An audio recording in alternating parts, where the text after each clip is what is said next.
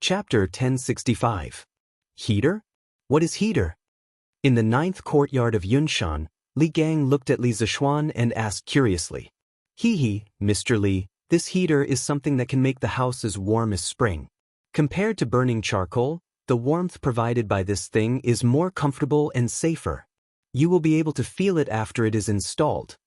As Li Zishuan spoke, he called for Pang Feiji to bring people to install the heater in Li Gang's house. These people were all experienced now and could do it without his command. Thank you, Yamacho. Li Gang was touched. Regardless of whether the heater was good or not, just the fact that Li Zishuan had brought people here and put in so much effort was enough to move him. Brother Xiao, can these iron pipes make the house warm? But it's clearly cold when I touch it. Li Zishuan had said that it was magical, so he ran over to touch the heater pipe, but Li Zishuan couldn't help but laugh. Of course it's cold now. And Ren, wait for a while. After they install it, you can touch it again. It definitely won't be cold. Then I'll touch it later. Compared to the Li residence, which occupied a huge area, the courtyard in Yunshan was not considered big. Therefore, Pang Feiji and the others used less than 2 hours to install the heater in Li Gang's house. Li Zishuan ordered, light it. Try to see if it leaks. Yes, Margaret. Pang Feiji went to light the heater with ease. After about half an hour, the heater finally started burning. Li Zishuan's people quickly entered the house to check the pipes. After a while, after confirming that all the pipes were fine, Li Zishuan said to Li Gang, Mr. Li, it's done. In the future, you just need to instruct the servants to put honeycomb coal in the boiler after a period of time, and it will ensure that the house is always warm. Now you and Enrun can go in and experience it. Although Li Gang had studied Confucianism all his life, he had been in Yanhuang College for so long. Even if he wasn't proficient in engineering, he could still understand some of the things related to engineering. When he saw Pang Feiji and the rest install the heater, Li Gang could roughly guess the operating principle of the heater. Yamacho's creativity is unprecedented. On behalf of Mai and Ren, this old man would like to thank the mountain head for his trouble. Li Gang politely cupped his hands and said, Mr. Li, don't be in a hurry, let's try it first. Li Zishuan extended his right hand and made an inviting gesture. And Ren, let's go. Let's go in. Li Gang pulled his son and walked into the house. While they were gossiping outside, the heater in the house had already heated up. Although it was not as warm as spring, they could still feel the warm air blowing against their faces when they walked in. Obviously, the inside of the house and outside of the house were two different worlds. Grandfather, this house is so warm. Li Anren exclaimed and said excitedly. This thing works too fast. Li Gang was also a little surprised. He turned to look at Li Zishuan, his face full of shock.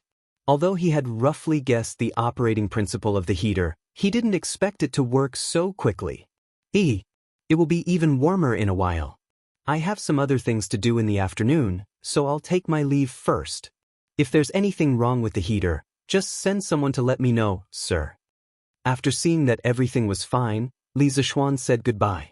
He still had to go to Plum Village in the afternoon to send warmth to the villagers. Okay, take care, Yamacho. Li Gang nodded. Brother Xiao, why don't you have a cup of hot water before you go?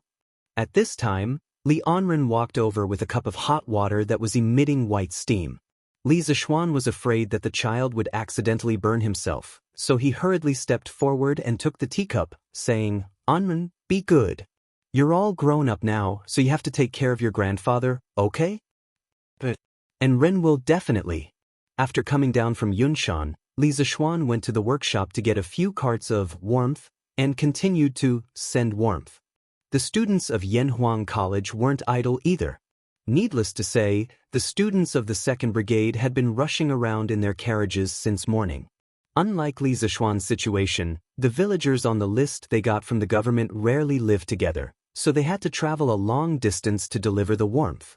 Naturally, it wasn't as convenient as Li Zishuan's method of delivering the warmth from door to door.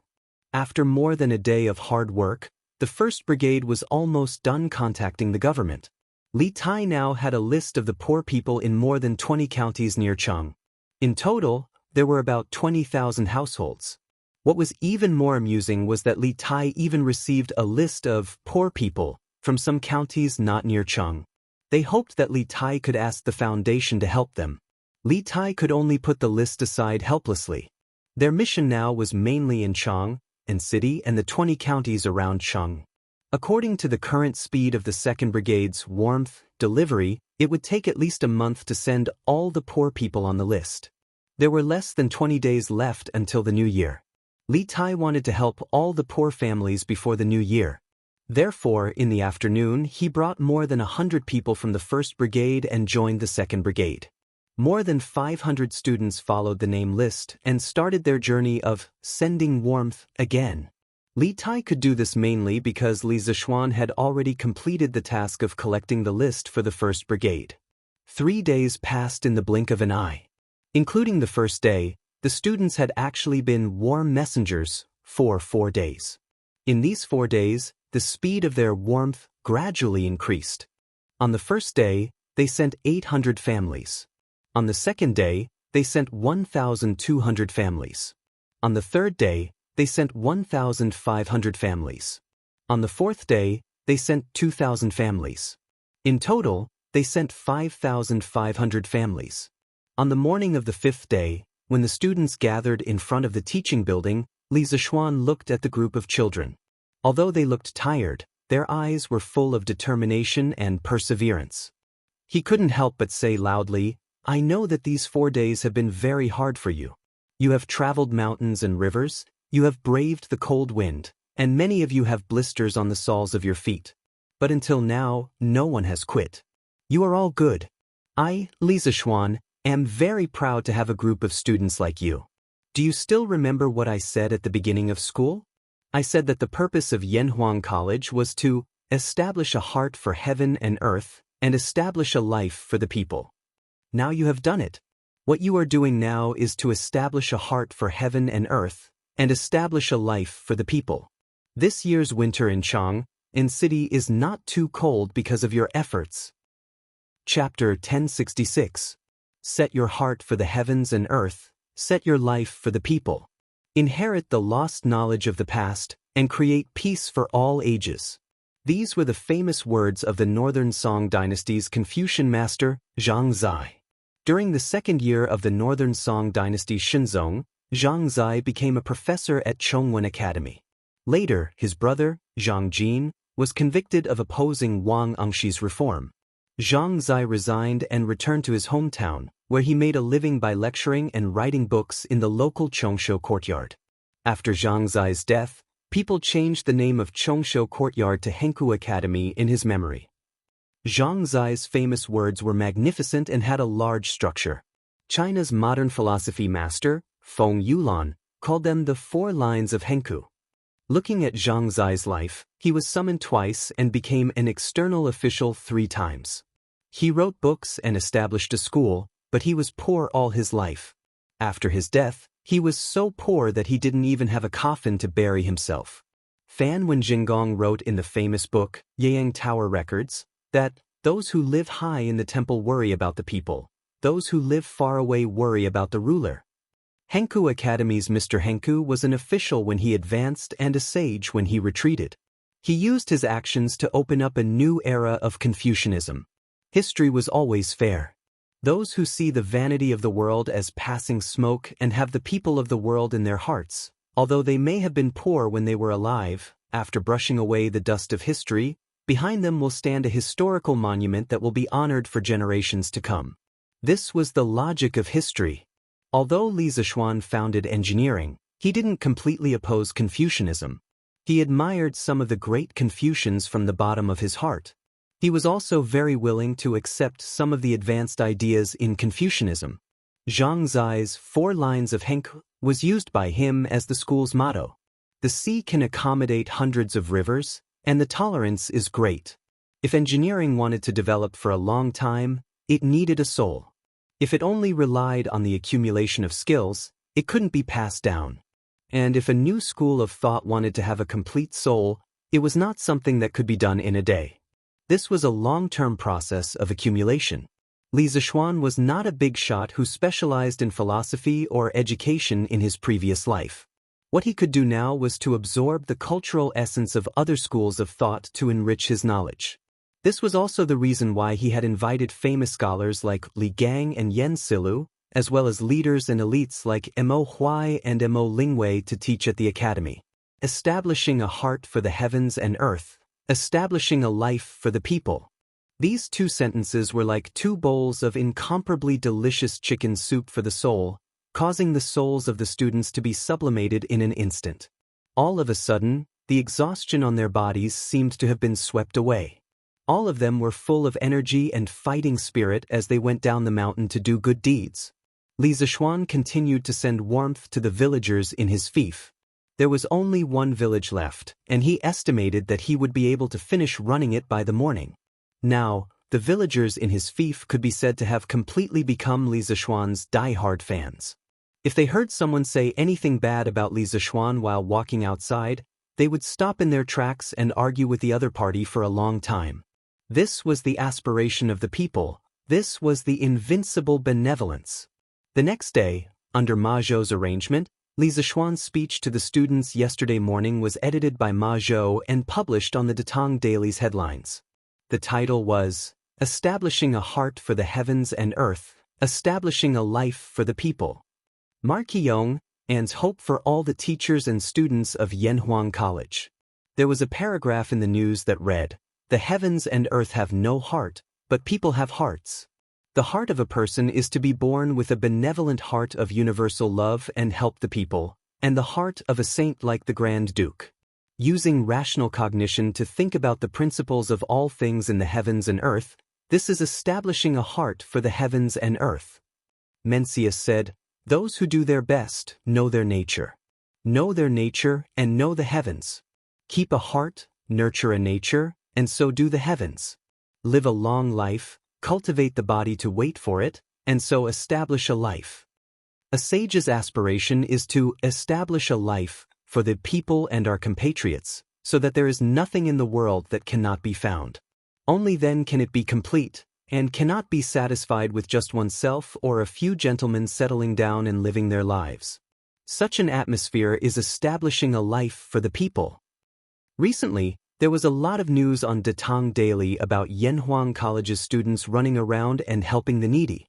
The people now had a good impression of Yanhuang College. After they saw this headline, although they didn't quite understand what Ma Zhou meant by writing a bunch of people, they felt that it was very awesome. This was probably what it meant to not understand clearly. But when the scholars saw this news, they couldn't remain calm. Establishing a heart for the heavens and earth. Establishing a life for the people. What great courage! What a broad-minded mind! In a 3-story house near the Imperial College, Kong Yingda was holding the latest issue of Datang Daily. His hands were trembling. Other than shock, there was also a trace of regret on his face. Establishing a heart for the heavens and earth. Establishing a life for the people? This person has such a big tone. Grandfather, who said this? A youth beside Kong Yingda raised his head and asked. Sigh. Kong Yingda sighed and shook his head without saying anything. At this point, there was no point in thinking too much. Li Zixuan was already walking further and further away from the Confucian school. This was a person who was gradually establishing a sect. In the past, Kong Yingda didn't particularly care about this new school of thought.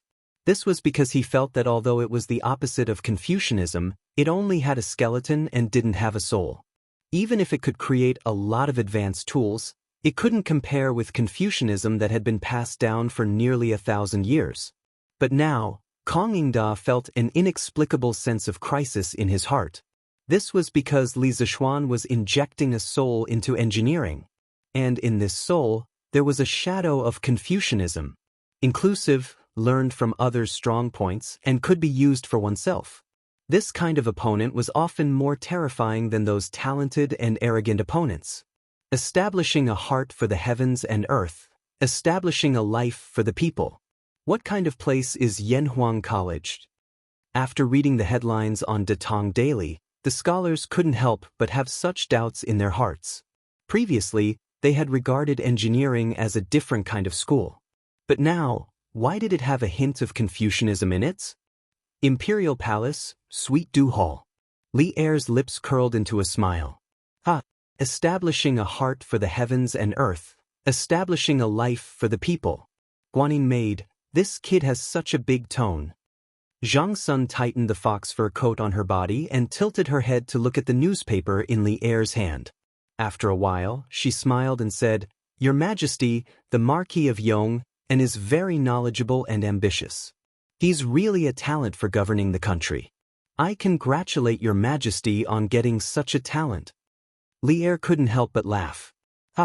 If that kid hears Guanyin maid praising him like this, his mouth will definitely be crooked from laughing. Chapter 1067. Husband, I've been looking at the Warm Tang Foundation's accounts for the past 2 days and found some problems. When it was almost noon, Han Yushi took an account book and found Li Zishuan in West Courtyard. There were only 2 alleys between Yongla Lane and an E Lane, where the Warm Tang Foundation's headquarters was located. Now that a group of top students from Yanhuang College had joined the foundation, the pressure on Han Yushi instantly disappeared. She didn't even need to do the accounting. This was because the people from Yanhuang College were very good at accounting. Compared to them, she was a layman. Therefore, Han Yushi didn't need to stay at the Warm Tang Foundation all day. Under normal circumstances, she only needed to go once or twice a day. Moreover, the 2 places were close to each other, so it wouldn't take long for her to go back and forth. Oh, wife, what problem did you find? Li Zishuan, who was leaning against the couch and reading a book, raised his head and asked in surprise. Han Yushi held the account book, bent down and said, Husband, look. The Warm Tang Foundation has received nearly 400,000 strings of cash so far, but according to the list Qin Ke got, the poor people we need to help only add up to about 20,000. If we spend 200 copper coins per household, it'll only add up to 5 or 6,000 strings of cash. Compared to the total amount of donations, this is just a drop in the bucket. Li Zishuan frowned. He really hadn't considered this problem at the time. Recently, he had let his wife and students manage the charity business under him, so he didn't know much about the 20,000 poor families. After thinking for a while, he muttered to himself in confusion, What's the matter? Could it be that what I said back then scared the county magistrates? Previously, when he assigned the task to Li Tai, he said that he had to instruct the county magistrates to draw up a list of the poor as soon as possible. They are not allowed to over-report or under-report. Otherwise, he will definitely settle accounts with them. Li Zishuan couldn't help but wonder if the county magistrates were following the principle of the less trouble, the better, and only reported the people who were too poor to live. He couldn't be blamed for thinking too much. The main reason was that the population of Chang, and city and the 20 or so counties around Chang, in city added up to at least 3 to 4 million people. It was impossible to say that there were only 20,000 poor people. Thinking up to this point, Li Zishuan opened his mouth and said, Wife, let Qin Ke bring a few people and negotiate with the various county offices. Order the county magistrates to compile a more detailed list of the poor commoners. As long as they can't afford to buy coal stoves or honeycomb briquettes, they must all be on the list. Not a single one can be left out. These few days, I will personally go to each county to check. If I find any missing people, I will report it to His Majesty. The Ministry of Official Personnel Affairs will also lower the results of their examination this year. The so-called examination was the examination of the achievements of the officials in China's ancient imperial court. It was also called the examination of achievements, examination of merits, etc. The examination of achievements originated from Yao Shun. It was followed by many generations and recorded in many historical books. During the Sui and Tang dynasties, the examination system was already very perfect. Especially with the establishment of the imperial examination system to elect officials, the examination system for officials was further perfected. It had a very positive effect on the improvement of the governance of the officials at that time. From the examination system established in the beginning of the Tang dynasty, civil and military officials and exiled officials above the 9th rank had to go through a small examination every year. Every 4 years, or 3 or 5 years, a big examination would be held. The contents of the examination were 4 virtues and 27 virtues. It could be seen that the examination was very detailed. Li Zishuan's move could not be said to be not ruthless. He directly grasped the weakness of the local officials.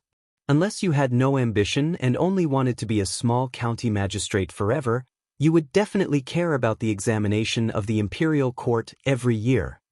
Husband, are you saying that the county magistrates all over the country underreported? Han Yushi blinked and asked. Li Zishuan grunted and nodded. I estimate that they underreported by at least 3 to 4 times. Of course, this is only one problem. Other than underreporting, I feel that we should slightly increase the aid given to the poor people. We can give them more clothes or food. After all, this autumn harvest has reduced the production of many places. Wife, what do you think? Yes. This concubine thinks so too. Han Yushi nodded excitedly. Li Zishuan smiled and said, even so, there will definitely be a lot of money left. But that's fine. This year, we will help the poor people around Chang'an City. Next year, we will help the people even further away. Besides, if there is a natural disaster in the future, the money from the Warm Tang Foundation will become life-saving money.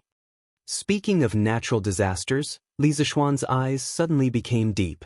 He was no longer the young boy who had just arrived in Chang and without any foundation. His status was higher and his ability was greater. Correspondingly, he could do more things and play a greater role. This natural disaster, I'm definitely going to take care of it. If Li Zishuan had only wanted to help his own family survive the locust plague, then he now wanted to help the entire Tang Empire survive the locust plague.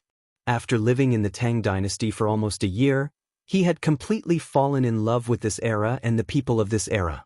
The Tang dynasty was a complex that Chinese people could never get around, and Li Zishuan was no exception. It was because of this that he had previously pushed for the imperial court's policy of reducing taxes by raising chickens, and the policy of exchanging grain with the south. Then I'll go to the foundation now to make the arrangements. Han Yushi did not know that Li Zishuan's thoughts had drifted far away. She responded and prepared to leave. Li Zishuan quickly pulled her back and said, Hey, it's already noon, let's go after lunch. Anyway, Qingke is probably not back yet. Husband, you're right. Then let's have hot pot for lunch. I think father, mother, and grandmother all like it. I like it too. I feel like the whole family is very happy eating hot pot together. After saying that, Han Yushi went to the kitchen to ask the cook to prepare. Now, Li Zishuan did not need to do it personally in the Li mansion to eat delicious hot pot. However, the mutton rolls still needed Li Zishuan to cut them personally. This was because there were not many people in Chang and who were as good at cutting as Li Zishuan. An hour later, in the main hall of the Li mansion, the whole family gathered together to eat hot pot. This time, Qing Yaojin did not join in the fun, but the 2 brothers came. What are you guys eating? It smells so good. Xiao Xian, are you there? Qingke, what a coincidence. You're here too? He didn't know if Li Chengqian and Li Tai had made an appointment, but they just so happened to meet at the entrance of the Li estate's main hall at this time. Chapter 1068. Greetings to Your Highness the Crown Prince, Your Highness King Wei. The people eating hot pot in the room were interrupted by the 2 people's exclamation. Yi Guozhong and old Madam Yi had never seen Li Chengqian before. After Yi Yuzhu whispered to them, they quickly stood up and bowed to Li Chengqian and Li Tai. No need to be so polite. No need to be so polite. This must be the previous head of the Yi clan of Nanyang, right? This one has heard of you before. Yi Guozhong was flattered and said, To be known by Your Highness the Crown Prince, this old man is honored. Li Chengqian quickly waved his hand and said with a smile, He. This one and the Marquis of Yong and are good friends, so head ye need not be so polite. Everyone continued to eat. Li Tai could finally get a word in. He licked his lips and said with a greedy expression, Yamacho, what is this eating method? It looks so satisfying. If it wasn't for Li Chengqian being here, Li Tai would have already sat down and started eating without a care for his image. However, in this situation he had to be reserved and restrain himself. Otherwise, Li Chengqian, as the eldest brother, would definitely scold him. Li Zishuan glanced at the little fatty who was about to drool and said, "Qingke, if you haven't eaten lunch, then come and eat with us." "He, haven't eaten. Haven't eaten. Then I won't be polite. Xiao He, I'll have to trouble you to bring me a pair of chopsticks." As expected, Li Tai unceremoniously moved a stool and sat next to Li Zishuan. For the sake of food, this guy's tone of speaking to Xiao He was 3 times more polite. He gave a dissatisfied humph because Li Tai had pushed her away from Li Zishuan. "While you're at it, help him get a bowl of dipping sauce," Li Zishuan added from behind. If there was no dipping sauce, this unlucky child probably wouldn't be able to take a bite. Then he remembered that Li Chengqian was still standing to the side, so he turned his head and asked, "Chengqian, have you eaten lunch? If not, why don't we eat together?" In this room, he was the only one who dared to invite Li Chengqian, the crown prince, to eat at the same table. The main reason was that he came from the modern era and didn't have much concept of hierarchy in his bones. Furthermore, he had always treated Li Chengqian and Li Tai as friends. "I haven't eaten yet. Let's eat together then." Li Tai was just about to say eat when he saw Li Tai dip some bean sprouts into the pot and dip them in Lan Er's dipping sauce bowl. Before Lan Er could react, Li Chengqian quickly put them into his mouth. Li Chengqian couldn't help but feel the gluttony in his stomach, so he quickly corrected himself. "Good. Then, Xiao He, go and help me get 2 bowls of dipping sauce and 2 sets of chopsticks." Li Zishuan nodded and instructed Xiao He. Xiao He took the order and left. At this time Lan Er screamed, "Smelly brother Qing, you stole Lan Er's dipping sauce." Yi Guozhong was so scared that he almost couldn't hold his chopsticks. Although Li Tai was Li Zishuan's student, he was still the king of Wei. How dare a little girl talk to him like that? Who knew that Li Tai's face didn't show any anger at all. Instead, he didn't feel ashamed and instead felt proud. With a shameless attitude, he said, "At most, I'll let Lan Er dip it back later." Li Tai was very happy to be mischievous. Lan Er pouted and said, Brother Qingke is so shameless." The sensible old lady quickly held Lan Er's hand and said, Come. Lana, be good. Grandmother still has more dipping sauce here. Use grandmother's." "Grandmother, you eat. Lana has more here." Lana very sensibly refused. Li Chengqian looked at Li Tai and shook his head helplessly. He didn't criticize him because he felt that although the current Li Tai was a little mischievous, he was more sunny than before. In the past, Li Tai would give people a cold and gloomy feeling. After a while, Xiao He brought 2 bowls of dipping sauce and 2 pairs of chopsticks. The 2 brothers, Li Tai and Li Chengqian, started to eat without holding back. Although they had never eaten hot pot before, they imitated Li Zishuan's family and ate with relish. "Oh, is this mutton? Why is it so delicious? I can't feel the smell at all. Wow, it's really mutton. Even the imperial chefs in the palace can't compare to this knife skill, right? When did your cook become so good, Yamacho?" Everyone in the Li family liked to eat meat. The 2 brothers immediately launched an attack on the mutton. After tasting the deliciousness of the hot pot mutton, the 2 of them immediately exclaimed. Li Zishuan glanced at the 2 brothers and said lightly, "What cook? I cut this myself. You 2 are in for a treat today." Li Tai couldn't help but give a thumbs up with his left hand and said, Yes. Yamacho is Yamacho. You're good at everything." Little Fatty didn't stop when he was flattering. His chopsticks were constantly moving back and forth between the mutton plate and the hot pot plate, as if he was afraid that he wouldn't be able to eat it if he was too slow. After tasting it, Li Chengqian didn't crave it as much. He wasn't a person who particularly valued good food, but he still found the way the family ate around a stove very interesting. After a while, he ate a lot. This meal was undoubtedly the most special meal Li Chengqian had eaten in the past 10 years. In the past, when he was in the Eastern Palace, he ate most of the time alone. Sometimes, he would eat with Li Heir and Empress Xiangsun, but at that time, the family was sitting upright and eating in a proper manner. There was a lot less flavor. In Li Zishuan's house, he truly felt the taste of home. Everything was so warm and harmonious. Little Xian, can you teach me how to make this hot pot? I want to bring it back and let Imperial Father and Imperial Mother try it. After the meal, Li Chengqian leaned comfortably on the armchair and asked directly. He had a fantasy in his heart. He imagined that his Imperial Father, Imperial Mother, Imperial Brother, Imperial Sister, and his Imperial Grandfather could also eat hot pot together like Li Zishuan's family. Li Zishuan didn't plan to use the hot pot secret to earn money. He smiled and replied, "Why not? Chengqian, when you return to the palace, send a chef over. My kitchen maid will teach him. As for this mutton roll that is as thin as a cicada's wing, you have to find someone with good knife skills. In my opinion, Steward Zhao is definitely up to the task." The dignified head eunuch, a martial arts expert in the Grandmaster realm, was arranged by Li Zishuan to be a chef. If Zhao Song knew, he would probably cry but have no tears. Li Qingqian didn't know whether to laugh or cry as he touched his nose and said, "We'll talk about it later. Steward Zhao is already very tired from being in charge of my Imperial Father's safety. How can I trouble him for such a small matter?"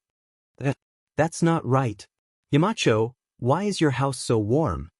Li Tai, who was lying on the armchair picking his teeth, seemed to have realized something was wrong and asked in surprise. Chapter 1069. Previously, when Li Tai and Li Chengqian entered the house, Li Zishuan and his family were sitting around a coal stove and eating hot pot. Although the two brothers felt that the house was very warm, they only thought that it was because there was a stove in the house. Recently, coal stoves and honeycomb briquettes had become very popular. They had seen it before, so they weren't very surprised. However, after the coal stove was removed, the temperature in the house didn't drop at all. It was still as warm as before. This made Li Tai feel strange. "That's right. Xiaoxian, is there a heater somewhere in your house? Why is it so warm?" After Li Tai's reminder, Li Chengqian also reacted. He sat up straight and asked, There isn't a heater in this house. Qingke, you've taken chemistry class before. You should know that a heater can poison people, right?" Li Zishuan shook his head and laughed. Li Tai rubbed his chin and thought for a moment. He nodded and said, "There is such a saying. However, if there isn't a heater in this house, why is it so warm? Yamacho, don't keep us in suspense." Li Chengqian nodded in agreement. He also looked at Li Zishuan curiously. Li Zishuan pointed at the row of heaters behind Li Tai and said, "There. Go and touch that piece of metal and you'll know why." When Li Tai heard this, he couldn't help but retract his hand. "You want me to touch a cold piece of metal in the middle of winter? Isn't that asking for my life? I'm very afraid of the cold." Li Chengqian saw Li Zishuan's solemn vow and felt that Li Zishuan wouldn't deliberately trick him.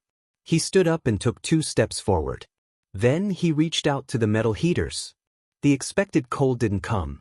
Instead, it was a very comfortable warmth. This warmth was even a little hot. What's going on? Not only is this lump of metal not cold, but it's also hot. This is really strange. Even though Li Chengqian was mentally prepared, he was still very surprised at this moment. This clearly went against common sense. Let me try." Hearing this, Li Tai immediately perked up. The little fatty walked to Li Chengqian's side and placed his white and fleshy palm against the radiator. Sure enough, what he felt was warmth and not coldness. His eyes lit up and he said excitedly, "Yamacho, I understand. It's because of this iron lump that your room is as warm as spring, right?" Lana rolled her eyes and said disdainfully, "What a lump of iron. This thing is called a radiator. There's a heater in it, so of course the house will be warm." Radiator? Li Tai was stunned. He didn't have time to fight back against Lan Er's disdain. He turned to Li Zishuan and said, "Yamacho, do you have any extra radiators? I want to install this in the imperial residence as well." Li Chengqian also nodded vigorously and pleaded, "Yes. Little Xian, this radiator is really useful. Do you have any more? I'll take it back and install it in the palace as well. During this winter, father, mother, and Changle all suffer. I was planning to raise money for father and mother to repair the palace. Now it seems that this radiator is enough." Li Zishuan originally made this radiator for his family to enjoy. He gave it to Li Gang out of respect for the old man's scholarly character. He also planned to prepare another set for the Qin family. He didn't expect that before he had time to prepare, the two brothers, Li Tai and Li Chengqian, came to ask for it. However, he couldn't not give it to them because he wasn't worried about whether Li Chengqian would suffer or not. He, who had transmigrated from the modern world, knew that Li Chengqian would sit on the throne for many, many years. However, it was different for Zhang Sun and Chang'e. These two extremely virtuous women also contributed a lot to the prosperity of the Tang dynasty. According to history, they couldn't escape the fate of death. According to historical records, one of them died in the 10th year of Jingguan at the age of 36. The other died in the 17th year of Jingguan at the age of 23. Li Zishuan admired Empress Zhang Sun and Princess Chang'e very much. He didn't want these two women to die early from illness. Empress Zhangxuan's influence on Li Chengqian didn't need to be mentioned.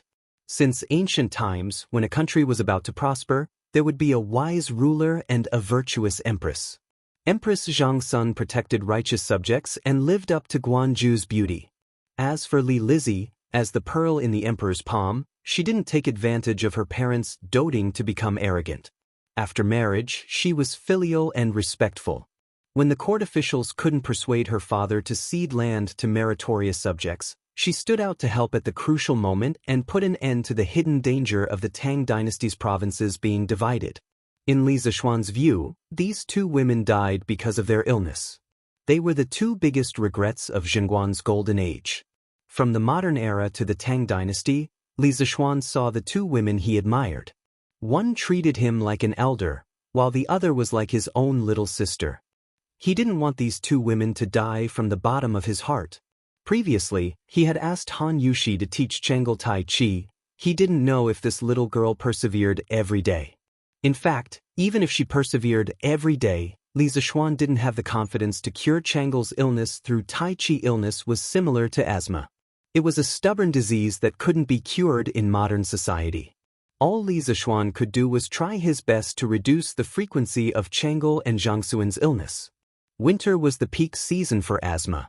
The cold air irritated the respiratory tract mucosa and could easily cause asthma. Therefore, the imperial palace also needed heating. Qingqian, this radiator needs to be customized with the heating pipe, and the heating pipe needs to be planned according to the specific size of the building. You can install heating in the palace, but you have to provide Faubert with some size data. Otherwise, if the heating is not suitable, it will easily cause problems. Li Zishuan said. This was considered to be an agreement to Li Chengqian and Li Tai's request for heating. However, unlike modern advanced production processes and technology, the heating pipe made by the workshop was custom-made and formed in one piece. With the workshop's current technology, it was still a little troublesome to make the modern air valve that connected the pipes. Therefore, if Li Chengqian and Li Tai wanted to install heating, it had to be custom-made. This was also one of the reasons why Li Zishuan didn't plan to use heating to make money. This was because the heating technology he made was relatively backward and not suitable for mass production. It wouldn't be too late to promote the heating business when the technology matured in the future. Li Chengqian was stunned. He said awkwardly, "If that's the case, I'll go back to the palace and ask father." The architectural drawings of the imperial palace were confidential. How could they be easily leaked to outsiders? Li Tai laughed and said, "Huh, then I'll go talk to Faubert in the afternoon and ask him to build a heating for me first." This guy didn't have so many scruples. As long as he could enjoy it, it was fine. Chapter 1070. Yongle Lane, Li Manor's main hall. After agreeing to Li Chengqian and Li Tai's request to install a heater, Li Zishuan thought for a while and said, "Maybe we can do this.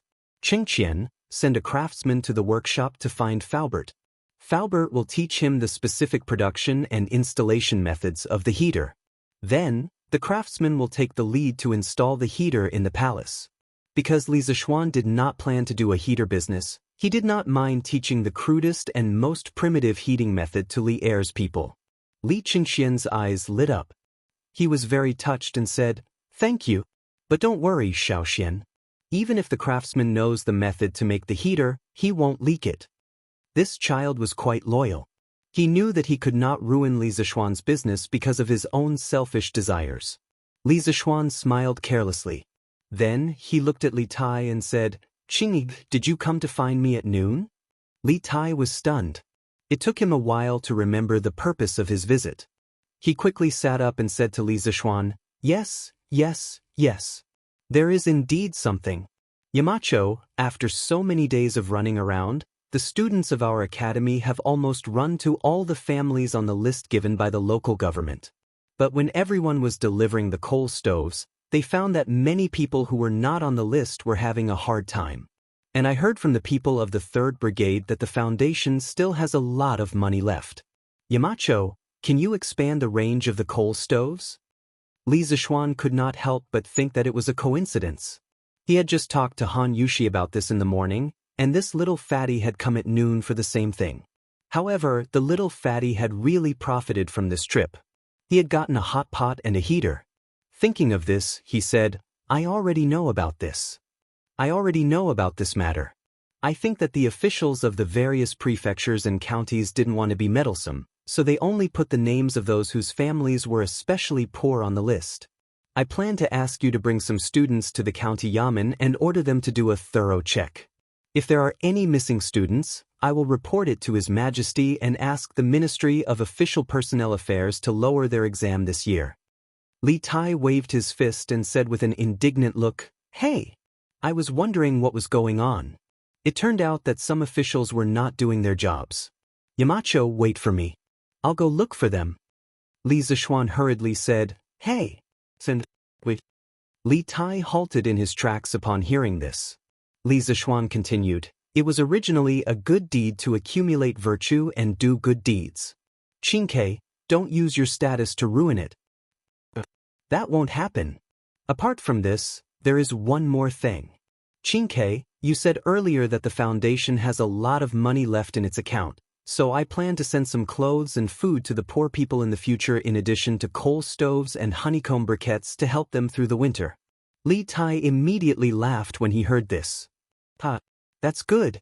Yamacho, you don't know, but there were many students who saw how pitiful those poor people were, so they gave some money to those people. These few days, not only did the students put in effort, but they also gave money." Li Zishuan couldn't help but praise the first batch of students from Yanhuang College. Their character was really not bad.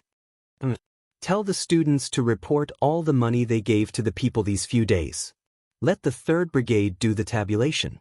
When this matter is over, I will return all the money to them." Li Zishuan waved his hand and said generously, "That's good. Yamacho, I'll go back to the Foundation first." After eating and drinking to their heart's content, Li Tai said his goodbyes and left. Li Zishuan looked at Li Qingqian. Li Qingqian looked embarrassed and said, "Ahem. If it wasn't for Qingge, I would have forgotten that I came here today to talk to you about something." Li Zishuan smiled and said, "What is it?" Li Qingqian said slowly, "Recently, when I was in the palace, I often heard news of Yanhuang College's students running around to help the needy. Father is usually very busy and may not have the time to pay attention to these things, but as the heir to the throne, he also wants to do something for this matter. Xiaoxian, do you still need manpower? The East Palace has 100 guards, 30 eunuchs, and more than 50 carriages at your disposal." He didn't come here to freeload today. This was his main purpose for coming to the Li family. However, he was attracted by the hot pot and the heater and forgot his purpose. Li Qingqian had already put it this way. How could Li Zishuan still have any reason to disagree? He smiled and said, "Sure. It just so happens that the tasks on the shoulders of the students will become heavier. Qingqian, the people in your East Palace will be assigned to Qingke later." One more person meant one more force. Moreover, the guards in the East Palace could be considered martial arts experts. One guard was almost equivalent to 3 students. After the warm people expanded, the Foundation just happened to be lacking manpower.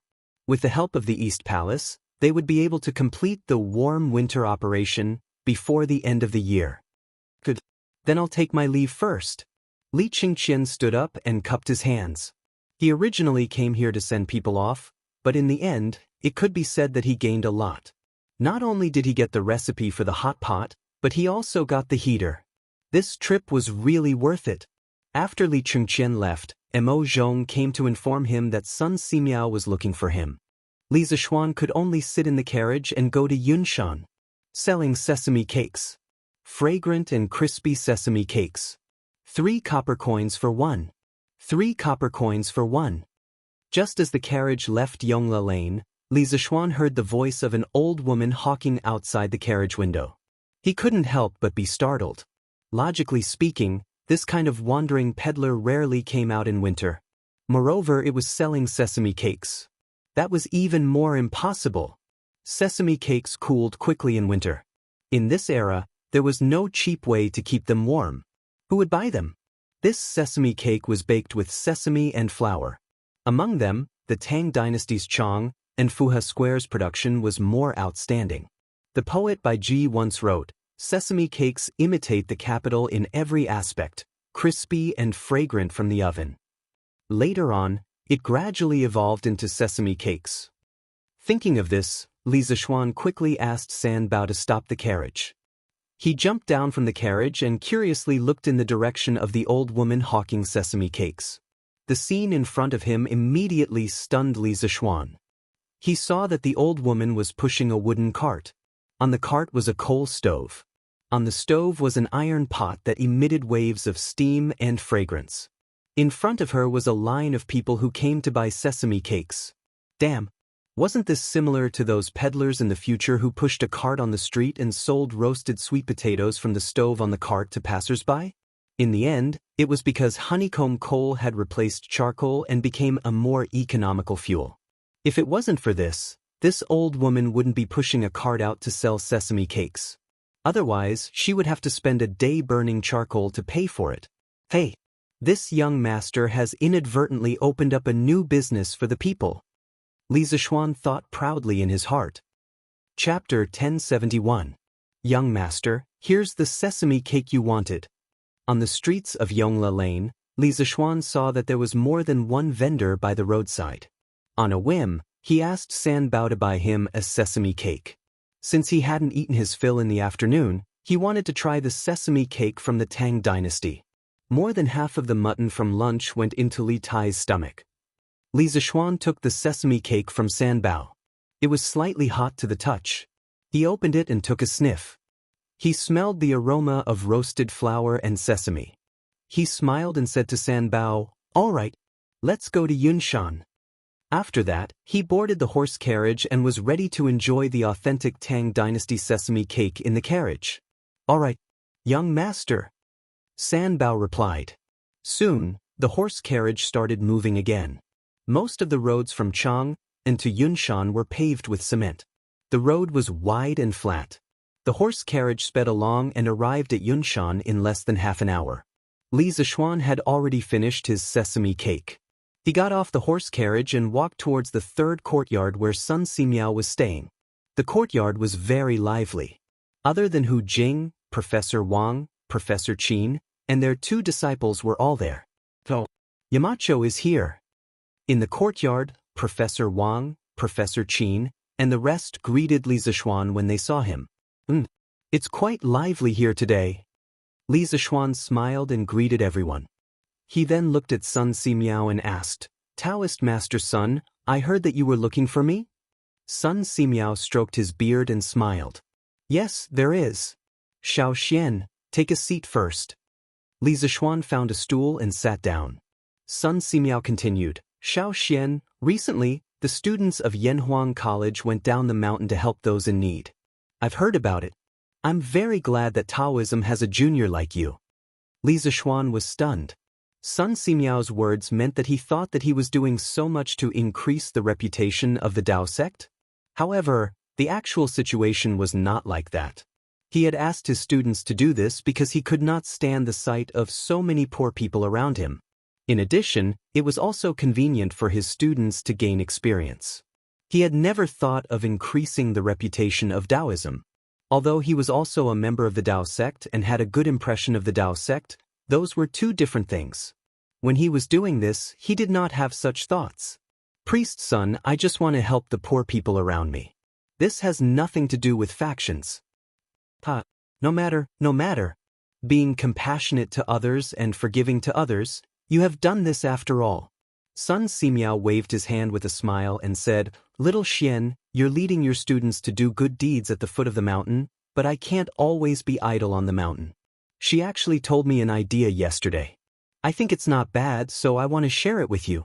Li Zishuan's eyes flashed. He smiled and said, Priest's son, you want to go down the mountain to provide free medical treatment for the poor people, right? Actually, free medical treatment had a long history. At the end of the Eastern Han Dynasty, there was a plague epidemic in Changsha. The governor of Changsha, Zhang Zhongjing, who was also known as the medical sage by later generations, personally sat in the court and provided free medical treatment for the people. Since then, doctors in ancient times were known as sitting in the court when treating patients. Sun Simiao nodded with a smile and said, That's right. I have the same idea. Little Xian, what do you think? Yamacho, now that the academy is on holiday, and we have nothing important to do at the academy, we would also like to provide free medical treatment with Dr. Sun. Just treat it as giving our 2 students a chance to gain experience. Professor Qin interrupted at this time. Li Zishuan frowned and thought for a moment, then nodded and said, No problem. Priest Sun, Professor Wang, Professor Qin, if you want to go down the mountain to provide free medical treatment for the people, I support. When the time comes, all the medical expenses will be covered by the Warm Tang Foundation. Also, the Academy's guards can go down the mountain with you, so you can take care of each other when the time comes. These people were all old antiques in the Academy. It was not an exaggeration to say that they were the living treasures of the Tang Empire. Li Zishuan was not at ease with them going down the mountain to provide free medical treatment. What if a few unruly pestered them endlessly and hurt them? Since this is little Xian's good intentions, then this poor Daoist will not decline. I plan to follow Brother Qin, Brother Wang, and the others to the 22 surrounding provinces and counties. I will also stay near the county government of each province and county for a day, so I hope that little Xian can help me spread this news in advance on De Tong Daily, so that the poor people who need medical treatment will not miss it. This last sentence was Sun Simiao's main purpose. He did not look for Li Zishuan for the medical expenses. He thought back to when he was wandering the world alone, with no one to sponsor him with medicinal herbs. Didn't he save so many poor people by himself? The main reason was that he now had 2 Xing Lin experts by his side to help him. He wanted to save as many poor people as he could, so he needed Li Zishuan to help him advertise on De Tong Daily. If not for this, he would have already brought Hu Jing down the mountain to provide free medical treatment. Li Zishuan smiled and said, All right, priest's son, tell me about your free medical treatment itinerary in a while, then I will ask Mr. Ma to put it in the most prominent position on De Tong Daily. As for the county yamen, I'll send someone to contact them. In my opinion, you might as well do a volunteer clinic in the county yamen. It's winter, and it's not a good idea to do a volunteer clinic on the streets. Sun Simiao waved his hands and said, No need. We can't delay the local government from handling the case. I have been living in the open all these years and I am used to it. Li Zishuan said, How can you do that? It is almost the new year, and the local government probably won't have any cases. Besides, didn't the medical sage do the same back then? It even became a story that was passed down from generation to generation. It's settled then. In Li Zishuan's opinion, if a godlike figure like Sun Simiao went to the counties to provide free medical treatment for the people, the county officials would be very happy. Because in their areas of jurisdiction, fewer people would die of illness, and for them, their political achievements would be much better. After settling this matter, Li Zishuan went down the mountain directly and went to the workshop to find Ma Zhou. Since he had promised Sun Simiao, he had to help advertise this free medical treatment in the newspaper. When he arrived at the workshop, Li Zishuan found Ma Zhou in the editorial department of De Tong Daily and told him about Sun Simiao's free medical treatment plan in detail. After hearing it, Ma Zhou agreed. In the end, Ma Zhou said with a smile, Marquis, something interesting has happened at De Tong Daily recently. What is it? Li Zishuan asked curiously. 2 days ago, the authors of Zhang Xiaohua's biography of a cultivator, and the long way to immortality came to find me. They said that they wanted to donate all the money they received this month and next month to the Nguyen Tang Foundation. From this, you can see how influential the Nguyen Tang Foundation is now. Chapter 1072. Oh, there's such a thing? Inside the Datang Daily editorial department, Li Zixuan was a little surprised after hearing Ma Zhou's words. He only knew that the Warm Tang Foundation's charity, Storm, had spread to the palace, to the homes of the civil and military officials, to the private merchants, and to the common people, but he didn't expect it to spread to the novel circle. This indeed showed that the Warm Tang Foundation's charity effect was very impressive. However, the authors of Zhang Xiaohua's biography of a cultivator and The Long Journey to Immortality, Chen Tianhua and Liao Feichen, were both students of Yanhuang College. It was very likely that they had been influenced by helping the poor in various provinces and counties, so they donated money to charity. This didn't really explain the problem. Outsiders might not know that Chen Tianhua and Liao Feichen were the authors of these two novels, but how could Li Zixuan and Ma Zhou, the two most powerful people in the Datang Daily editorial department, not know? Li Zixuan wouldn't criticize his students for writing novels while attending school to earn money, as long as it didn't affect their studies. Moreover, he had also written novels when he was in university in his previous life, but it was a flop. Otherwise, he wouldn't have had to worry about finding a job when he graduated. Tomorrow, put a paragraph at the top of Datang Daily Daoist to publicize Chen Tianhua and Liao Feichen's charity work. Tell all the authors that if anyone is willing to donate their rewards like them, Datang Daily will not take any commission and will donate the full amount. According to the rules, the editorial department will take a 50% commission for the rewards received by the authors. Li Zixuan thought for a while and said. Ma Zhou smiled and replied, yes. Li Zixuan chatted with Ma Zhou for a while. Just as he was about to leave, he suddenly remembered something and said, by the way, Brother Ma, the headline on Datang Daily today is very good. Brother Ma, you have a deep chest and a poetic mind. No wonder Mr. Li Gang has been praising you. Ma Zhou was stunned, then he waved his hand and said modestly, Marquis is overpraising. It's not that Ma Zhou wrote it well, but that Marquis said it well. Ma Zhou was enlightened and benefited a lot from those two sentences. Establish your heart for the heavens and earth, establish your life for the people. Ha! Brother Ma, you're too modest. I can't write that splendid essay of yours. Li Zixuan smiled and walked 2 steps with his hands behind his back. Suddenly, he stopped and said, actually, there are 2 more sentences after these 2 sentences. Oh, please enlighten me, Marta. Ma Zhou's eyes lit up like a hungry man seeing a peerless beauty. He stared at Li Zixuan with burning eyes. Li Zixuan sighed and said softly, the complete 4 sentences should be, establish your heart for the heavens and earth, establish your life for the people, inherit the lost knowledge for the past saints, and establish peace for all ages.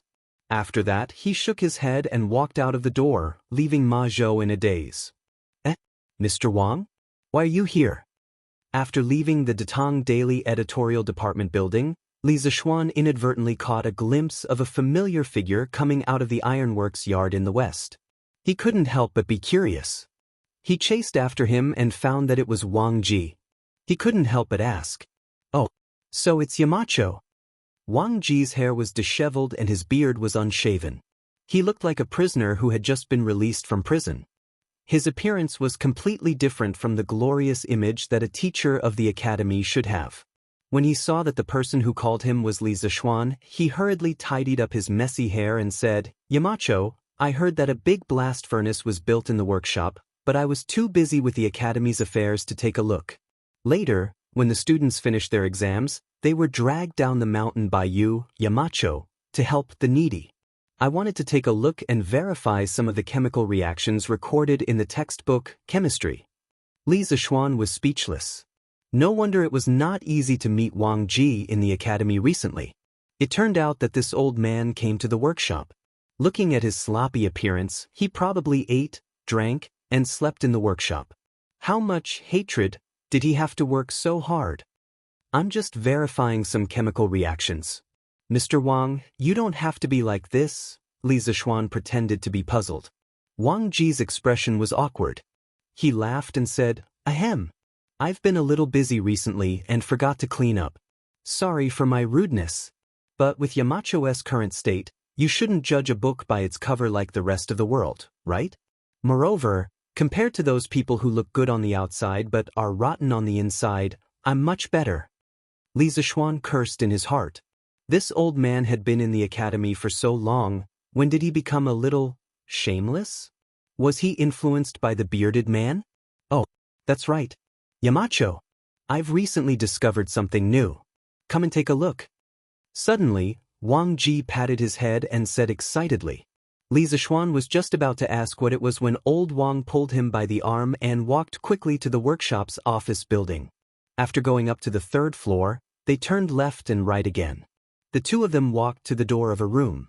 Wang Ji said as he opened the door, "This is a room that I asked Manager Fu to specially use to test some chemical reactions. Recently, according to the teaching materials, I found someone to help me burn some tools. I've been doing experiments in this room for the past few days." While they were talking, the door had already opened. Li Zishuan almost thought that he had transmigrated back to the modern world because the table in the room was filled with glass containers of various shapes, such as distillation bottles, beakers, measuring cylinders, test tubes, and so on. Also, Li Zishuan even saw an alcohol lamp. This old man really knows how to make a mess. At this moment, Li Zishuan really admired Wang Ji.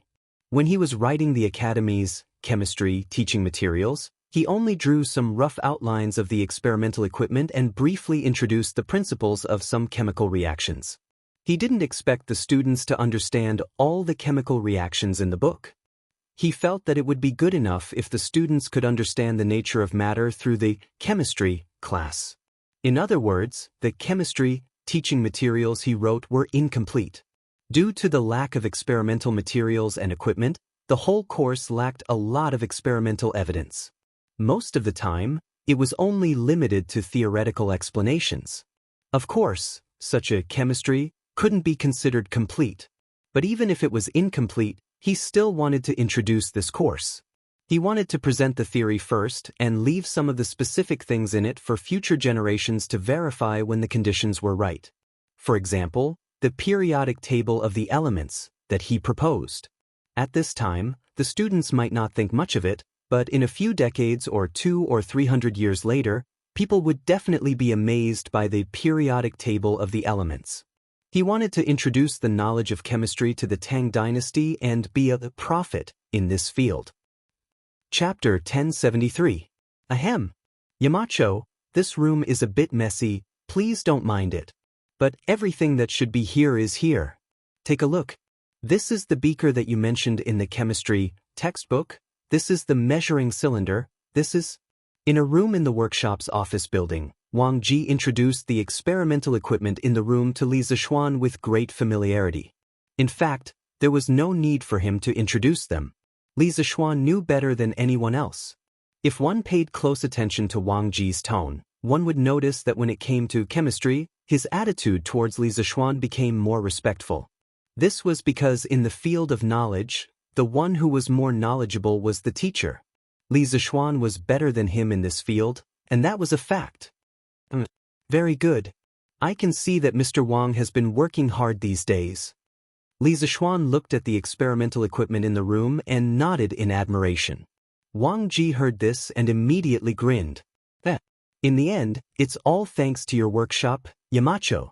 Without the help of those craftsmen, no matter how capable I am, I wouldn't be able to create so many things in such a short period of time. He was right. Li Zishuan was definitely the one who contributed the most. If he hadn't invented the method of burning colored glaze, Wang Ji wouldn't have been able to make any of the experimental instruments in front of him. Mr. Wang is too humble. Li Zishuan laughed and then asked, Mr. Wang, have you been living in this room for the past few days? This was because he saw a very simple wooden bed in the corner of the room. When he thought about how this old man in front of him was doing experiments day and night in this cold weather, Li Zishuan felt a little sad. A scientific worker shouldn't be treated like this. But this was Wang Ji's usual style. When Yanhuang College was first established and recruited the first batch of teachers, Wang Ji wanted to win the bet with Yen Silu and prove that he was worthy of the high salary of the college and the position of the head of the chemistry department. He crazily studied the chemistry textbook day and night for nearly a month and finally won the bet with full marks and proved his ability. After the exam, the old man fell into a coma for a day and a night. This showed that this was a stubborn old man, but at the same time, a very capable old man. This old man was sometimes very cruel to himself. This is fine, as long as there's a place to lie down, it doesn't matter where I sleep. Yamacho, you don't have to worry about me.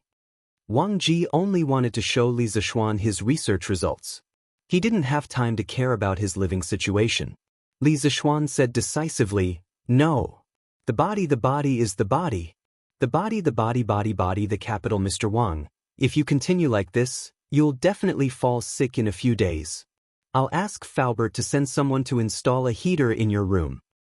Heater? What's a heater? Wang Ji, who was only focused on various chemical equations, obviously didn't notice that the workshop had recently produced several heaters, so he asked curiously. Let's not talk about this first, Mr. Wang. You'll understand when it's installed. Li Zishuan waved his hand and then got to the point. Mr. Wang, just now outside, you said that you recently discovered something new. What is it that made you so happy? Wang Ji immediately became spirited. He quickly walked to the experiment table and took a small glass bottle with a label.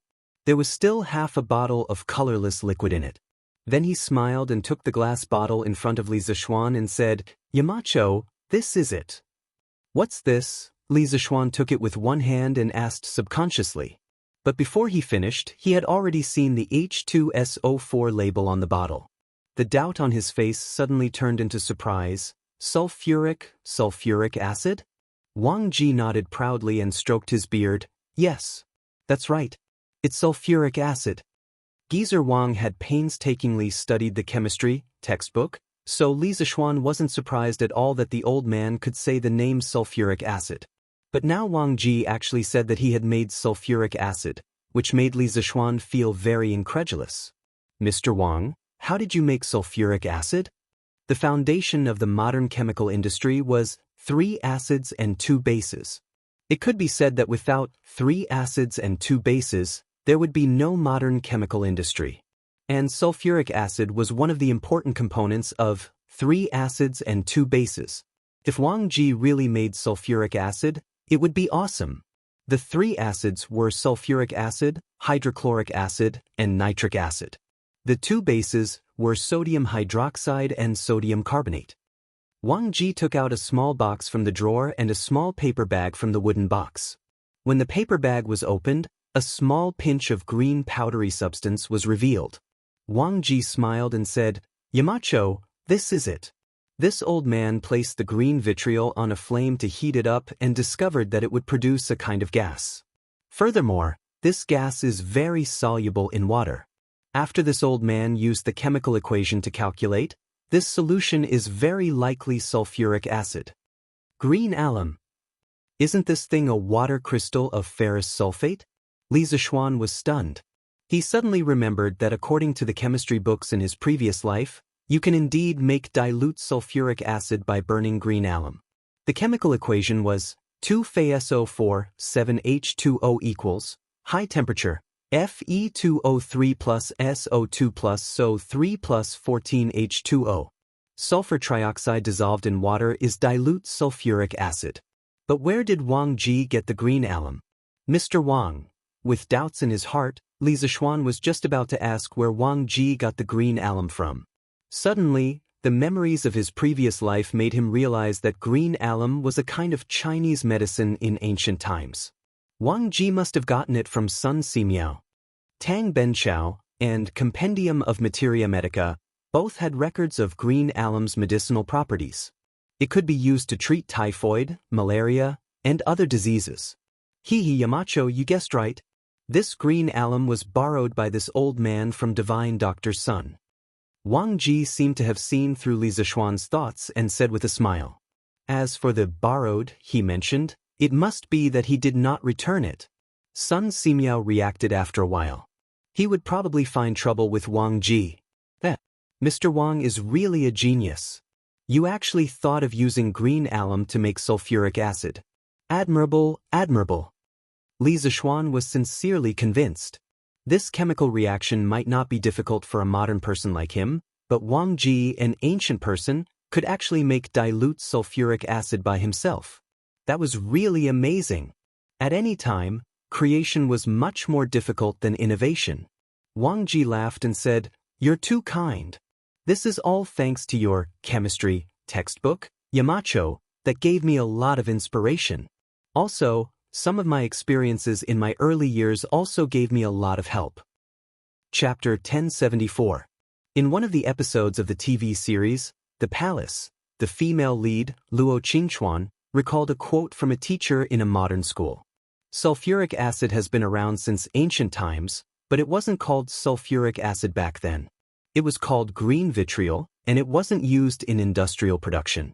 It was usually used to treat diseases like typhoid and dysentery. According to historical records, thieves in ancient times would burn the green vitriol collected from pharmacies and make it into a liquid. The liquid would corrode the walls of rich families and steal from them. Sulfuric acid had been widely used more than 1,000 years ago. Although green vitriol could be used to make sulfuric acid, there was something wrong with the description in the TV series. According to the Compendium of Materia Medica, green vitriol was a traditional Chinese medicine that could treat diseases like typhoid and malaria. However, green vitriol couldn't be burned, so it was definitely wrong to use it to make sulfuric acid. In the first chemistry laboratory, in Tang Dynasty, the latter half of Wang Ji's sentence made Li Zishuan curious. He asked, "What happened in your early years? What did you do in your early years, Mr. Wang?" Wang Ji blushed and said, "I used to be a Daoist priest in my early years, and I used to make elixirs." Li Zishuan widened his eyes and looked at Wang Ji as if he was looking at an alien. He asked, "Mr. Wang, you used to make elixirs?" He only knew that Wang Ji was good at writing and used to be a Daoist priest, but he didn't expect this old man to be an alchemist. The academy had really picked up a treasure, a ghost. The ghost? Wang Ji was embarrassed. He coughed and said, "Ahem. That's all in the past, Yamacho. Don't mention it again. Don't mention it again." Now that Wang Ji had studied chemistry, he finally understood how ridiculous his alchemy was. The elixirs he made were just poisonous pills. If it weren't for Li Zishuan asking about it today, he would definitely not have mentioned the matter of refining pills all those years ago. In his opinion, this matter should be considered a stain in his life. Li Zishuan pursed his lips into a smile and said, Then I won't mention it. Mr. Wang, please continue." Wang Ji glanced at Li Zishuan with hidden bitterness before he continued. "Back then, when this old man was refining pills, I once threw green vitriol into the furnace. As a result, a small piece of the furnace was corroded. A few days ago, this old man suddenly thought of this matter. Combined with the chemistry textbook that Yamacho wrote, I felt that the reason why the furnace was corroded was probably because the green vitriol was decomposed under high temperature, producing sulfuric acid." Li Zishuan had a complicated expression on his face. In his previous life, he had read a post on Tieba saying, "Why did Western alchemy develop into chemistry, while Eastern alchemy only left behind some illusory elixirs?" In fact, this conclusion was a little too one-sided. The alchemists of ancient China were not completely useless. They invented gunpowder, sulfuric acid, and discovered oxidation reduction, metal displacement, and acid-base neutralization reactions. For example, the Eastern Jin dynasty's alchemist Gu Hong successfully summed up the saying, "Cinnabar is burned into mercury, and when it accumulates, it becomes cinnabar." This was the first time that humans had used chemical methods to obtain a substance that was exactly the same as a natural product. It could be said to be a great creation. From the Han Dynasty to the Tang Dynasty, many alchemists recorded that copper could be replaced by iron in a sulfuric acid solution. This method was called the copper immersion method. It did not require high-temperature smelting to obtain copper powder. It was easy to operate, and the cost was lower. It was the world's earliest metal displacement reaction. In the Tang Dynasty, during the Kaiyuan era, The alchemist Gu Gongzi recorded in his Yellow Emperor's 9 Cauldrons Divine Pill Scripture, the 9th volume of the refining stone gallbladder essence extraction method. It was the dry distillation of stone gallbladder, CuSO4, 5H2O, to obtain sulfuric acid. This was the world's earliest documented sulfuric acid production case. Western alchemists, on the other hand, originally refined copper, iron, lead and other base metals into precious gold and silver to increase their wealth. In the Middle Ages of the West, alchemists believed that all metals were composed of mercury and sulfur. Mercury was the origin of all metals, sulfur was the common component of all combustible substances, and gold and silver contain the purest mercury and sulfur. Therefore, in their view, the difference between ordinary metals and precious gold and silver was mainly in the ratio and purity of mercury and sulfur. Using a kind of philosopher's stone, the nature of the metal could be changed, and the base metals could be transformed into precious metals. This kind of philosopher's stone was revered as the wise man's stone. It was sacred and had magical properties. Countless alchemists went through thousands of mountains and rivers, and tried their best to find the legendary wise man's stone. In this way, alchemists had been engaged in this kind of useless labor in the mineral, plant, and animal world for a long time. From the ancient Greek era to the Middle Ages, people spent more than 1,000 years on alchemy experiments. In the end, the dream of refining stone into gold did not come true. However, 1,000 years of pursuit did not make them give up their dream. Therefore, from this point of view, the alchemy of the Western Middle Ages represented the spirit of scientific inquiry. Perhaps this was why the alchemy of the West, after continuous development, finally found its home on the path of science, while the alchemy of our country and the Arab countries, although developed earlier, remained in the primitive form of chemistry. Looking at Western alchemy dialectically, it could be seen that Western alchemy, from the early days of blindly chasing stone into gold, developed to the later days of exploration and knowledge of natural substances, had ups and downs and finally died out. However, without the early alchemists' painstaking exploration, it was likely that there would not be modern chemistry. The 16th century English philosopher Francis Bacon once made a fair and reasonable evaluation of the contribution of alchemy to science. He said, "The painstaking perseverance of alchemists in searching for gold has led their descendants to many useful inventions and beneficial experiments, and indirectly led chemistry to the bright road."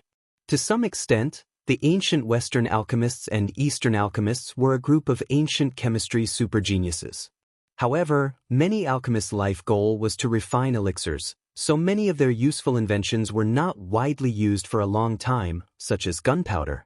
Now, Wang Ji had gradually evolved from a traditional alchemist to an alchemist who was constantly seeking knowledge. His life goal was no longer to refine elixirs, but to seek knowledge in exploration.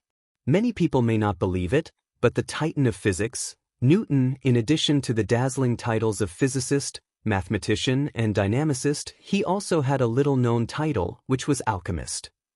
Yamacho, this old man has a question. When sulfur is directly burned, why can't sulfur dioxide continue to react with oxygen in the air to form sulfur trioxide? Chapter 1075. Sulfur burned in the air to produce sulfur dioxide. Wang Ji was wondering why he couldn't use the reaction between sulfur dioxide and oxygen to produce sulfur trioxide and sulfuric acid. Not only had he thought about it, but he had also done a lot of experiments recently, all of which ended in failure. Li Zishuan heard this and couldn't help but secretly praise Wang Ji. This old man was very talented in the field of chemistry. He could even comprehend by analogy. Mr. Wang, it's not that sulfur dioxide can't continue to react, but if they want to react further, they need a catalyst. This is mentioned in the 2nd volume of Chemistry. Using sulfur dioxide to produce sulfuric acid was the most commonly used method in modern industry. The raw material was pyrite, the main component was ferrous sulfide, which was calcined at high temperature to produce sulfur dioxide. Under the action of the catalyst and high temperature, sulfur dioxide formed sulfur trioxide, which was absorbed by 98.3% sulfuric acid to produce pyrosulfuric acid. Finally, water was added to produce sulfuric acid. Catalyst? What kind of catalyst can catalyze the reaction between the two? In the first volume of Chemistry, there was an introduction to catalysts, but Wang Ji didn't know what catalysts could catalyze the oxidation of sulfur dioxide. Platinum or vanadium pentoxide? Li Zixuan thought for a while and said lightly, Platinum? Vanadium pentoxide? Yamacho, where can I buy these two things? Wang Ji frowned and asked. Li Zixuan smiled helplessly and said, These two things aren't sold anywhere.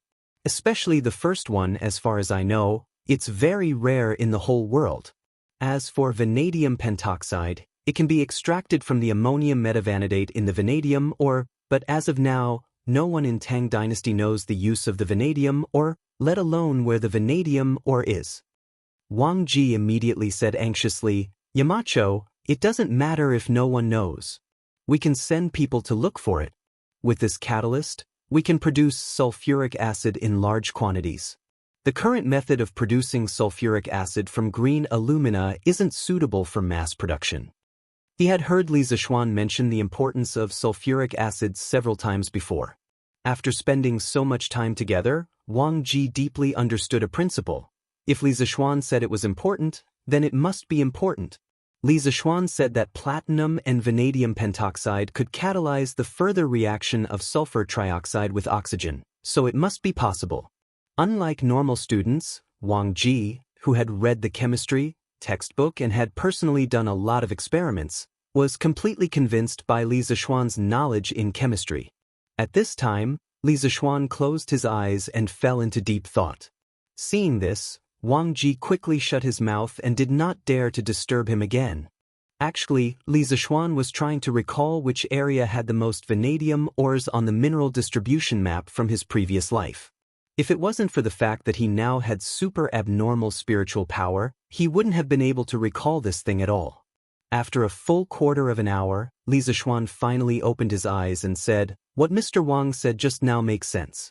The vanadium mine is very important to the workshop's future technological advancement. We must send someone to look for it. I've just deduced that there should be a lot of vanadium mines in the Jianan circuit.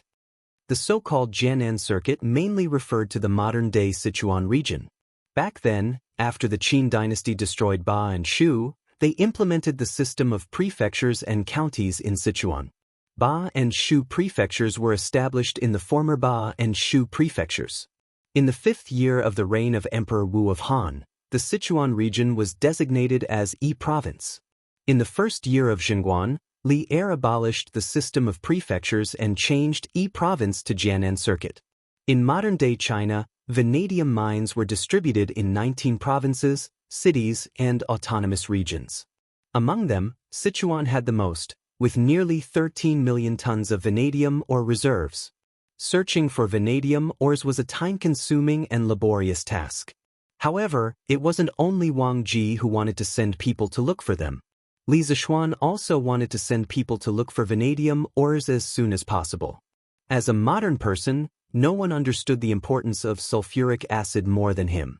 Putting aside the daily necessities derived from sulfuric acid like pigments, detergents, and cosmetics, for now, Li Zixuan felt that if the Tang dynasty could produce sulfuric acid in large quantities, it should first be used in fertilizers, metallurgy, and petroleum industries. These three industries were all inseparable from sulfuric acid. When the conditions were ripe, they could also use sulfuric acid to introduce batteries. With sulfuric acid, it would be much easier to manufacture electric scooters. Going off topic, the production of nuclear fuel for nuclear reactors, the preparation of titanium, aluminum, and other alloy materials used in reactors, as well as titanium alloys used in rockets, supersonic jets, and man-made satellites were all directly or indirectly related to sulfuric acid.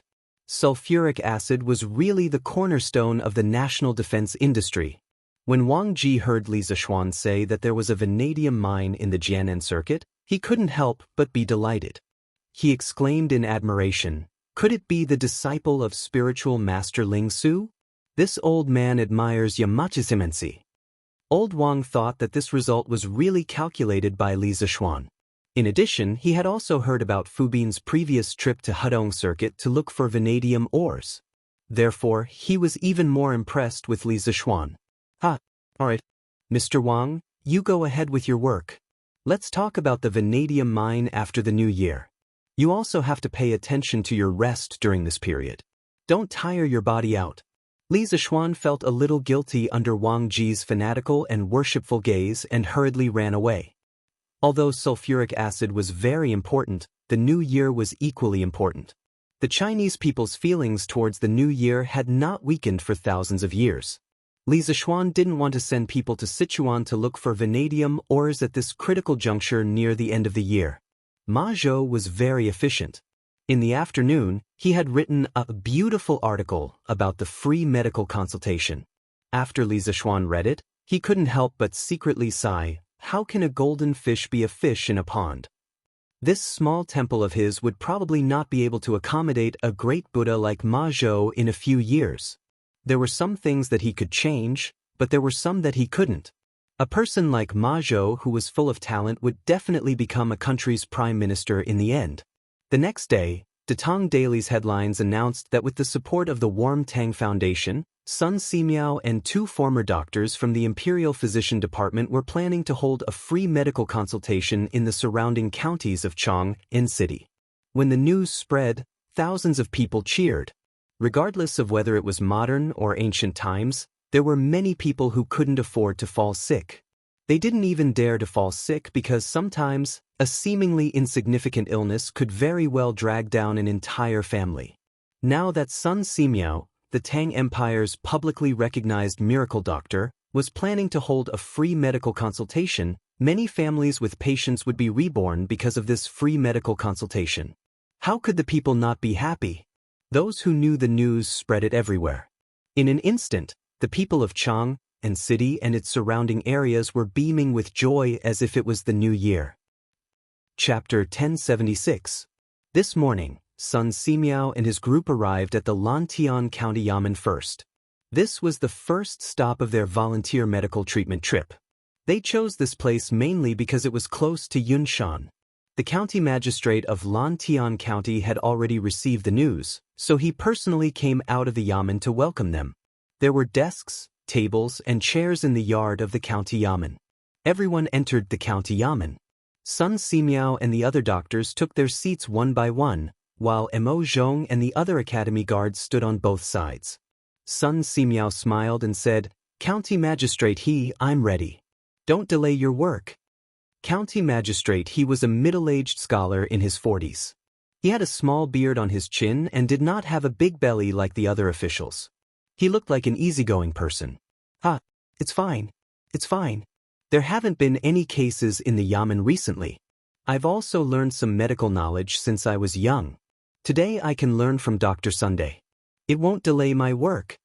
Li Zishuan had sent people to greet the county magistrates of the 22 counties in Chang and yesterday afternoon.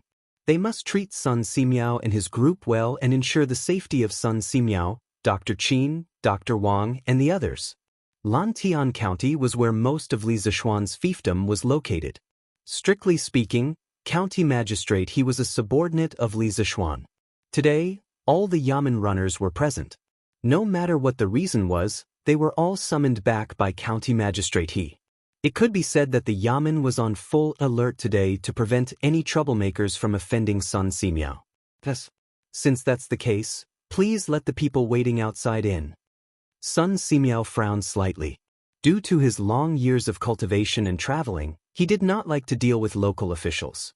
He was not used to County Magistrate He's enthusiasm. No problem. County Magistrate He answered and turned to the runner behind him. Arrest your son, let the people outside the Yamen line up and come in. After that, he gave the latter a look, indicating that he should be more vigilant and prevent any bad people from mixing into the crowd. Yes. Constable's son agreed loudly and nodded almost imperceptibly. Line up, don't squeeze. There was already a sea of people outside the Yamen. The commoners were squeezed into the crowd with their families. None of them wished to miss today's free medical consultation. If they missed it, it wouldn't just be a matter of waiting a year. Seeing that the officials of the Yamen were finally willing to let them go, the commoners cheered. The previously crowded and noisy crowd immediately lined up into 2 columns and began to enter the yamen for treatment. Elder, where are you feeling unwell? Divine Doctor Sun, this old woman's leg hurts day and night. Please take a look. Not long after, the free clinic officially began. In front of Sun Simiao sat a white-haired old lady. Behind the old lady stood a woman. She must be her daughter-in-law or daughter. Does it hurt here? Here. Right. Does it hurt here? Ouch, it hurts a little too. Sun Simiao stood up and walked to the old lady. He pinched a few spots on the old lady's right leg. After confirming the location of the injury, he sat back down and said, the main reason for this is that your body is too damp. Coupled with the cold weather, it's only natural that such symptoms would appear. I'll prescribe you a cream to remove dampness and remove cold. Apply it to your leg when you go back. The old lady and the woman behind her were overjoyed.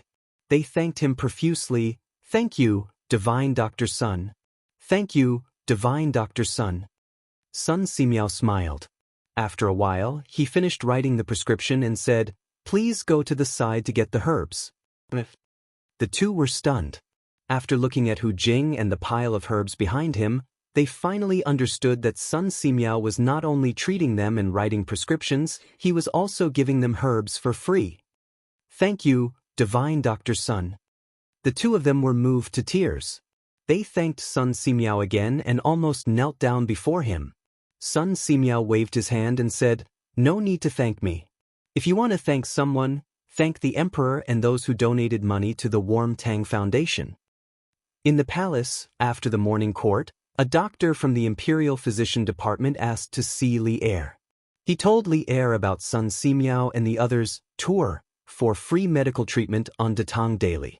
He also asked Li Er to allow the doctors from the Imperial Physician Department to join in. When Li Er heard the news, he immediately agreed.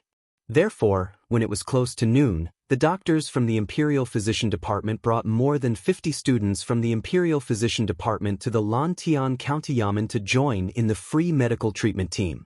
When the citizens heard the news, they couldn't help but kneel in front of the palace and chant, His Majesty is benevolent. At this time, seeing so many doctors entering the county yamen, the citizens who came later and were at the back of the line finally stopped worrying that they wouldn't be able to get their turn. Divine Doctor Sun, my wife caught a cold a few days ago. Today, her forehead suddenly became hot. Please give her some medicine to save her. In the afternoon, a middle-aged man carried a woman whose eyes were closed and whose face was red. He staggered to Sun Simiao and cried bitterly. Sun Simiao's eyes narrowed. He said, then quickly help her sit up. This poor Daoist will take her pulse. However, the man's expression changed. He said, Daoist son, my wife has a fever without a doubt. Why do I need to take her pulse? You can just give her some medicine to reduce her fever. Besides, men and women shouldn't touch each other. The so-called fever is what people in modern times call a fever. How dare you? Seeing that the man was becoming more and more outrageous, County Magistrate he finally couldn't help but scold him. At this time, County Magistrate he really wanted to take the man down and interrogate him. However, he also knew that there were many citizens here. If he were to take the man down rashly, it would likely cause panic. After thinking about it, he suppressed the anger in his heart and said, Where did you come from? How dare you speak so rudely in front of this official and divine Dr. Sun? Doctors don't differentiate between men and women. If you're afraid of treatment, why did you bring your wife here to see a doctor? The man lay on the ground and complained with snot and tears, Lord, it's not that I'm being nosy. It's just that my wife doesn't like to be touched by other men. Now, my wife's cold has worsened. Her fever hasn't subsided and she's unconscious. I beg Lord and Divine Dr. Sun to be kind and give my wife some medicine. I beg the two of you. Hearing him cry so miserably, many people in the yard began to whisper. Obviously, some of them had begun to sympathize with the man.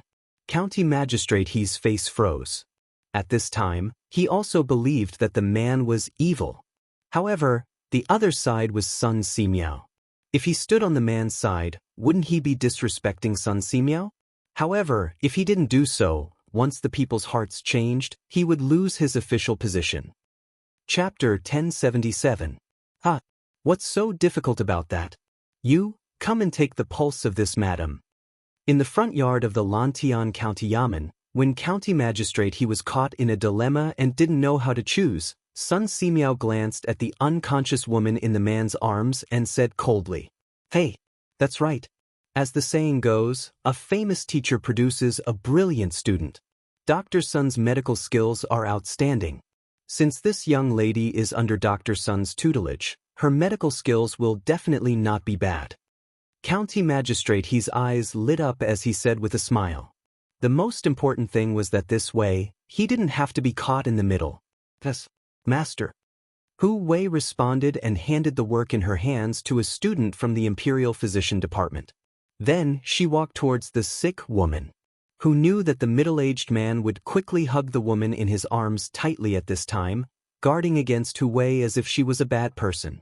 He said, "You're not allowed to come over. You're not allowed to take my wife's pulse." County Magistrate He's face darkened and said unhappily, "How can you be so ungrateful? Previously, you said that your wife doesn't like to touch the opposite sex. Dr. Sun and I both understand that. But now, this young lady is taking your wife's pulse. What are you objecting to?" The man's face was a little flustered at first, but then he forced himself to calm down and said, She's just a little girl who's still wet behind the ears. What does she know about medical treatment? I can't let her take care of my wife. Otherwise, when she's not good enough, she might diagnose my wife with other diseases. She's a righteous person. Letting her take care of my wife is like disregarding human life." "You presumptuous." County Magistrate He was so angry that smoke was almost coming out of his 7 orifices. He pointed at the man and secretly looked at Sun Simiao and Hu Wei's faces. Seeing that the two of them weren't angry, he couldn't help but feel relieved. Then he said sternly, "As far as I know, Miss Hu is Dr. Sun's last disciple. She has treated many people and can be said to have superb medical skills.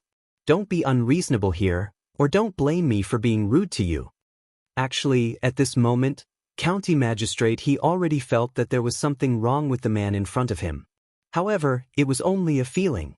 He had no evidence. Otherwise, he would have ordered the bailiffs to arrest him. Seeing that County Magistrate He's tone was not good, the man's voice suddenly weakened a little, but he still didn't want Hu Gong to check his wife's pulse.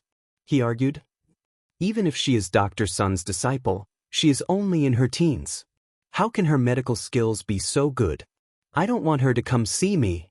Divine Dr. Sun, if you really have the heart of a bodhisattva, then please give me some antipyretic medicine. If you don't want to give me the medicine, I'll take my wife to the doctor in Chang'an City." Sun Simiao narrowed his eyes and remained unmoved. At this moment, Hu Gong smiled and said, "Brother, it's not that my master doesn't want to prescribe medicine for you, but as a doctor he can't prescribe medicine without personally diagnosing the patient. If my master prescribes medicine only based on your one-sided statement, then he is disregarding human life. Moreover, not all fevers are caused by a cold. As far as I know, heavy humidity, night sweats, internal injuries, blood and qi not flowing smoothly, and visceral dysfunction can all cause fevers. So brother, if you really want the best for your wife, then let me check your wife's pulse." As soon as she said this, Dr. Wang, Dr. Qin, and the other doctors of the Imperial Physician Department couldn't help but nod their heads. They secretly praised Sun Simiao's ability to teach his disciple, which was as good as his medical skills. However, the man wasn't in such a good mood at this moment. He still stubbornly said, "I don't care. What do you know about medical treatment as a little girl? What do you know about checking the pulse?" County Magistrate He flew into a rage and was about to order the arrest when Hu Gong beat him to it and said, "Brother, you keep saying that I'm young and don't know how to treat illnesses, then I have to introduce myself." Then she looked at the bustling commoners in the courtyard and said loudly, "Fellow villagers, my name is Hu Gong. Before April this year, I was just a blind girl who couldn't see anything. Fortunately, my master saved me and I became his disciple. Although I don't dare to say that I've saved all the people in the world, I've actually cured at least a few hundred people. In August this year, My master and I traveled to Liang province and there was a plague there. It was my master and I who helped the local medical officials and suppressed the plague. So, brother, tell me, do I have the qualifications to treat your wife? Hu Jing's beautiful face, coupled with her extremely clean voice, made the people present feel as if they had experienced a spring rain. Those who were in a bad mood also felt their moods lighten up at this moment. But this girl is amazing. She's been studying medicine for less than a year and she can actually cure a plague. Tisk, aren't you spouting nonsense? How can Dr. Sun's disciple be bad? I remember now. Isn't this the fairy doctor who was rumored in Liang province? Fairy doctor? That's her. Some of the commoners recognized Hu Gong and the crowd immediately exclaimed. When the middle-aged man heard the discussions and cheers, his face was as black as ink. He could no longer speak. Brother, if you don't believe me, then I'll treat you first. Hu Gong laughed. Treat me? I'm not sick. I'm going to bring my wife to Chang in city to seek treatment. Get out of the way. The man picked up the woman in his arms and was about to leave. Brother, your lips are purplish red, which means that your liver has been burning and your temper has been irritable recently. Are the 3 inches below your side often swollen and painful? And you don't have an appetite? Hu Gong blurted out. When the man heard that, his body trembled and he could not help but stop in his tracks. Hu Gong continued, other than that, your mouth and tongue have been dry recently. You've been eating less and your chest feels stuffy. This is very likely a symptom of depression. Ridiculous. What stingy atmosphere, I've never heard of it. This little girl is spouting nonsense again. The middle-aged man angrily rebuked. The few doctors present shook their heads. Hu Gong chuckled and explained, as the saying goes, the 5 viscera and 6 bowels, the major meridians and small meridians circulate endlessly day and night. It must rely on the qi in the chest to mediate. In the human body, there is a stream of qi in the chest that governs the breathing of the lungs. It supports the whole body and boosts the spirit. This is the qi, also known as the qi. Spirit, qi, and spirit. All 3 are indispensable. Clap, clap, clap. Good, good, good. Priest's son, you've taken in a good disciple. Dr. Qin, who was sitting at the back and watching the development of the situation, could not help but clap his hands and exclaim, You've been studying medicine for less than a year and you're so familiar with medicine. You have such talent in medicine. Even I am ashamed of my inferiority. Chapter 1078. Wow. The fairy doctor is indeed amazing. Why do I feel that this person is here to cause trouble? This person looks familiar. I think I've seen him somewhere before. The middle-aged man's ignorance was publicly slapped in the face by Hu. The commoners discussed animatedly while the middle-aged man's face turned green and white. He was about to fly into a rage out of humiliation. Constable's son, who was guarding the door, seemed to have thought of something. His expression changed as he instructed his subordinates. Then he quickly walked to County Magistrate He and whispered a few words into his ear. County Magistrate He was startled. Then his eyes spat fire as he scolded in a low voice, Bastard! Why didn't you say so earlier? Just as Constable's son was about to open his mouth to explain, he heard Hu say something earth-shattering, shocking everyone in the courtyard. Also, this big brother, your wife is only asleep. Why did you say that she's sick? Asleep?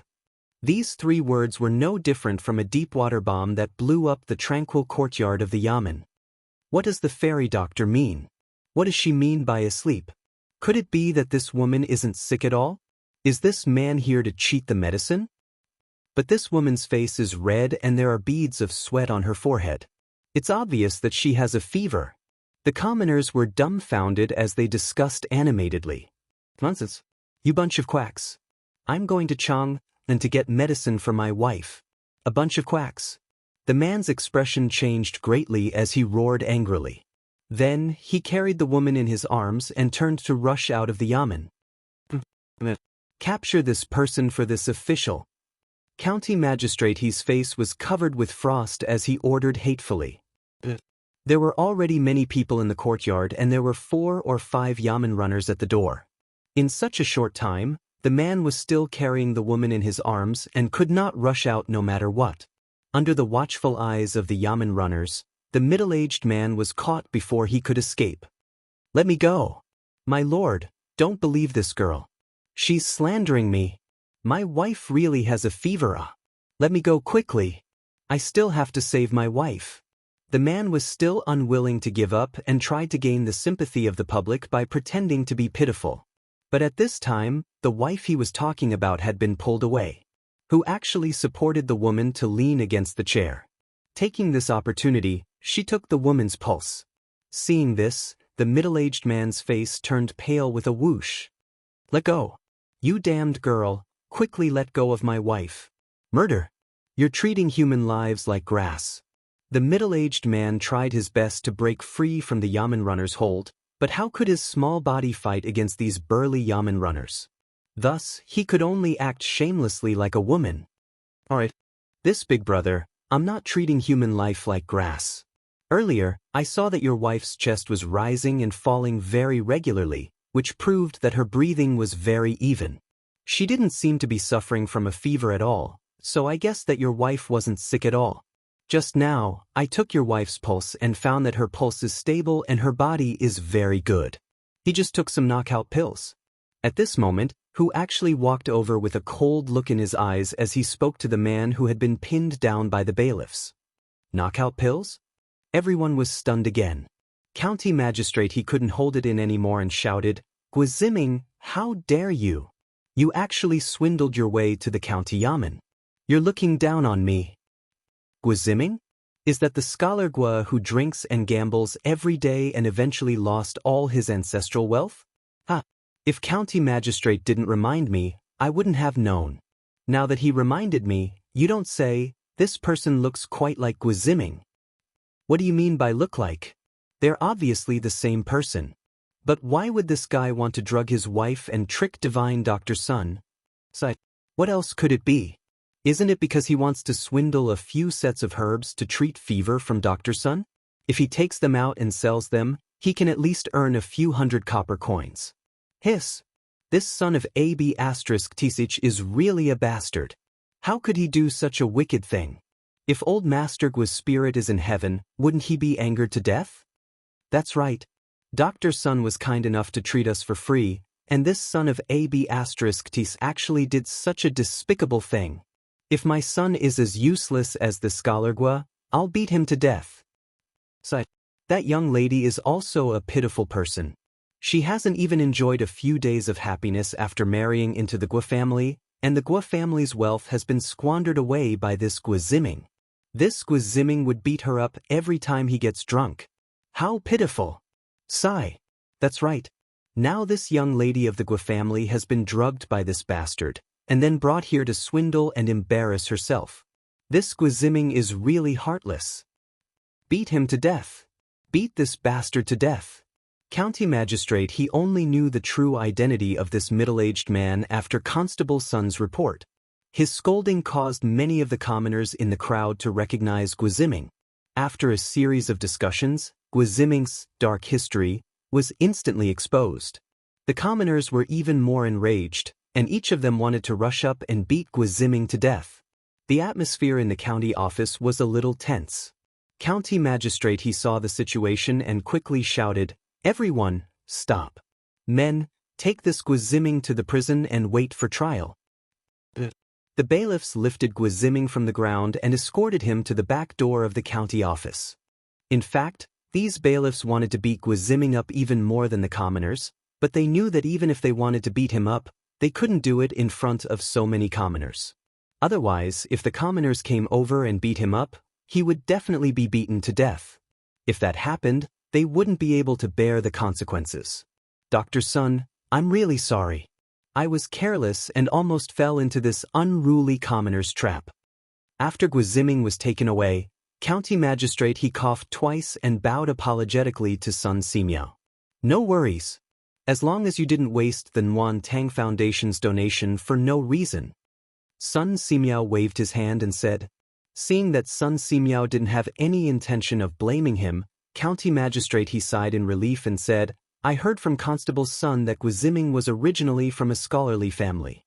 However, he later got addicted to alcohol and gambling. After his father passed away, he became even more uncontrollable and quickly squandered away all the family's wealth. Who knew that after squandering away all the family's wealth, he still didn't know how to restrain himself? Not only did he look for people to borrow money, he even swindled people into the county office. This is really outrageous. Hu Meng glanced at the woman lying on the chair and sighed faintly. It's just that I pity this sister.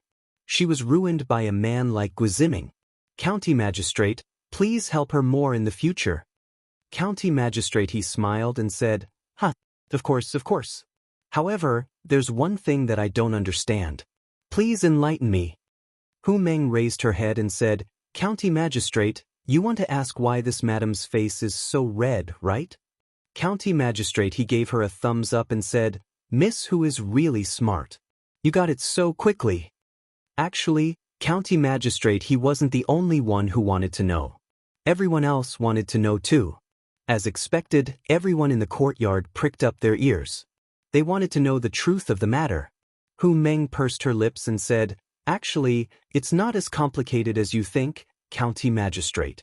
This madam's face is just a little more rouge. Rouge? County Magistrate, he choked and almost vomited blood. When the doctors and students from the Imperial Physician Department heard this, they were even more embarrassed. They had studied medicine for so many years, but they were almost fooled by Guiziming's little trick. Chapter 1079. The farce finally ended with Guiziming's arrest. The people continued to line up for medical treatment, but while they were lining up, many people didn't forget to condemn Guiziming. The news reached the Li residence. During dinner, Yi Guozhong sighed and shook his head. It's hard to predict people's hearts. This is what it means to predict people's hearts. Sometimes, you want to be a good person, but you will always meet people with ulterior motives. Li Zishuan was silent for a moment, then said, But in this world, there are always many good people. We can't give up the persistence in our hearts because of a few rats. Old Madame Yi laughed and clapped her hands. Xiao Xian said it well. I always believe that the heavens are watching everything that people do. Some evil is not unpunished, but it's not time yet. Some kindness is the same. Good and evil will eventually be repaid. This is the truth. Yi Fashion nodded and said, I agree with grandmother and cousin. No matter how evil others are, we just need to stay true to our hearts. Mrs. Li rubbed her nephew's head with a smile and said, All right. Don't talk anymore. It won't taste good if it gets cold. Everyone put down the topic and began to eat. After dinner, Li Zishuan and Han Yushi returned to the west courtyard, but they didn't go to bed immediately. Han Yushi took out an account book and began to flip through it. Li Zishuan stood at the side and watched. After a while, he frowned and couldn't help but say, Wife, we spent more than 7,000 strings of coins today? Yes. Why are you so surprised? Doctor's son brought a group of doctors from the Imperial Medical Department for a day and used so many herbs. Don't they need money? Han Yushi felt that her husband was making a fuss about nothing, so she said. Li Zishuan smacked his lips and sighed. Tisk, I know that herbs cost money, but I didn't expect it to be so expensive. This is more expensive than sending coal stoves and clothes. He couldn't help but sigh in his heart. It seems that whether it's in ancient times or modern times, seeing a doctor is quite expensive. At the very least, it's much more than the usual expenses of food, clothing, housing, and transportation. Han Yushi rolled her eyes at her man and said, This is still because Daoist's son and a group of imperial physicians tried their best to replace some of the expensive medicinal herbs when prescribing medicine. Otherwise, it wouldn't have been 7,000 strings of coins. Speaking of which, who had actually helped the Nuan Tang Foundation reduce their losses? Husband, this child is becoming more and more promising. Uncle Hu and Aunt Lu don't have to worry about them anymore. While Han Yushi was rejoicing over the recent emergence of talents in the Han village, Li Zishuan's focus was different. When he heard that Hu had actually helped the foundation save 2 or 3 strings of money, he was immediately surprised. 2 or 3 consecutive hits? Wasn't it just a few decoctions for febrile diseases? Is it that expensive? Speaking of which, in modern times, a cold medicine costs only $1, right? Now that he had finished 2 or 3 rounds of medicinal soup, what he was eating wasn't medicinal soup, but immortal herbs. Han Yushi pursed her lips gloomily and then said angrily, "Does husband think that fever is so easy to treat? It's very difficult for a normal doctor to treat it. In our Tang Empire, who knows how many people die from fever every year? Daoist Sun's medical skills are top-notch. The decoctions that he prescribes, not to mention the medicinal herbs, are worth more than 2 or 3 strings of coins." Li Zishuan instantly understood. In the past, he had heard that febrile diseases were considered serious illnesses for ancient people. If they were not treated well, they might even die. He didn't expect it to be true. After thinking about it, he thought to himself, "Looks like there's a problem with the medical skills of this era. A small prescription for a cold decoction hasn't been popularized yet. It's not good to keep it to oneself. Medical skills must be constantly exchanged to improve. Old Sun probably hasn't started writing his 1,000 gold prescriptions yet, right? I have to hurry him up and give him some advice while I'm at it. When the time comes, once he settles down to write his book, he won't have time to wander around. He can also leave behind a medical canon for all the doctors in Tang Empire. It's killing 2 birds with 1 stone. Hey, hubby. While he was lost in thought, Li Zishuan felt his arm being shaken twice. He took a closer look and realized that it was Han Yushi calling him. He came back to his senses. "Oh, my wife, what's the matter?" Han Yushi rolled her eyes and had no choice but to repeat herself. She said, "I'm asking hubby, you used Leather Knight to write a record of a mortal's journey to immortality in the newspaper. Now, do you want to donate some money?" "Hubby, what were you thinking about just now?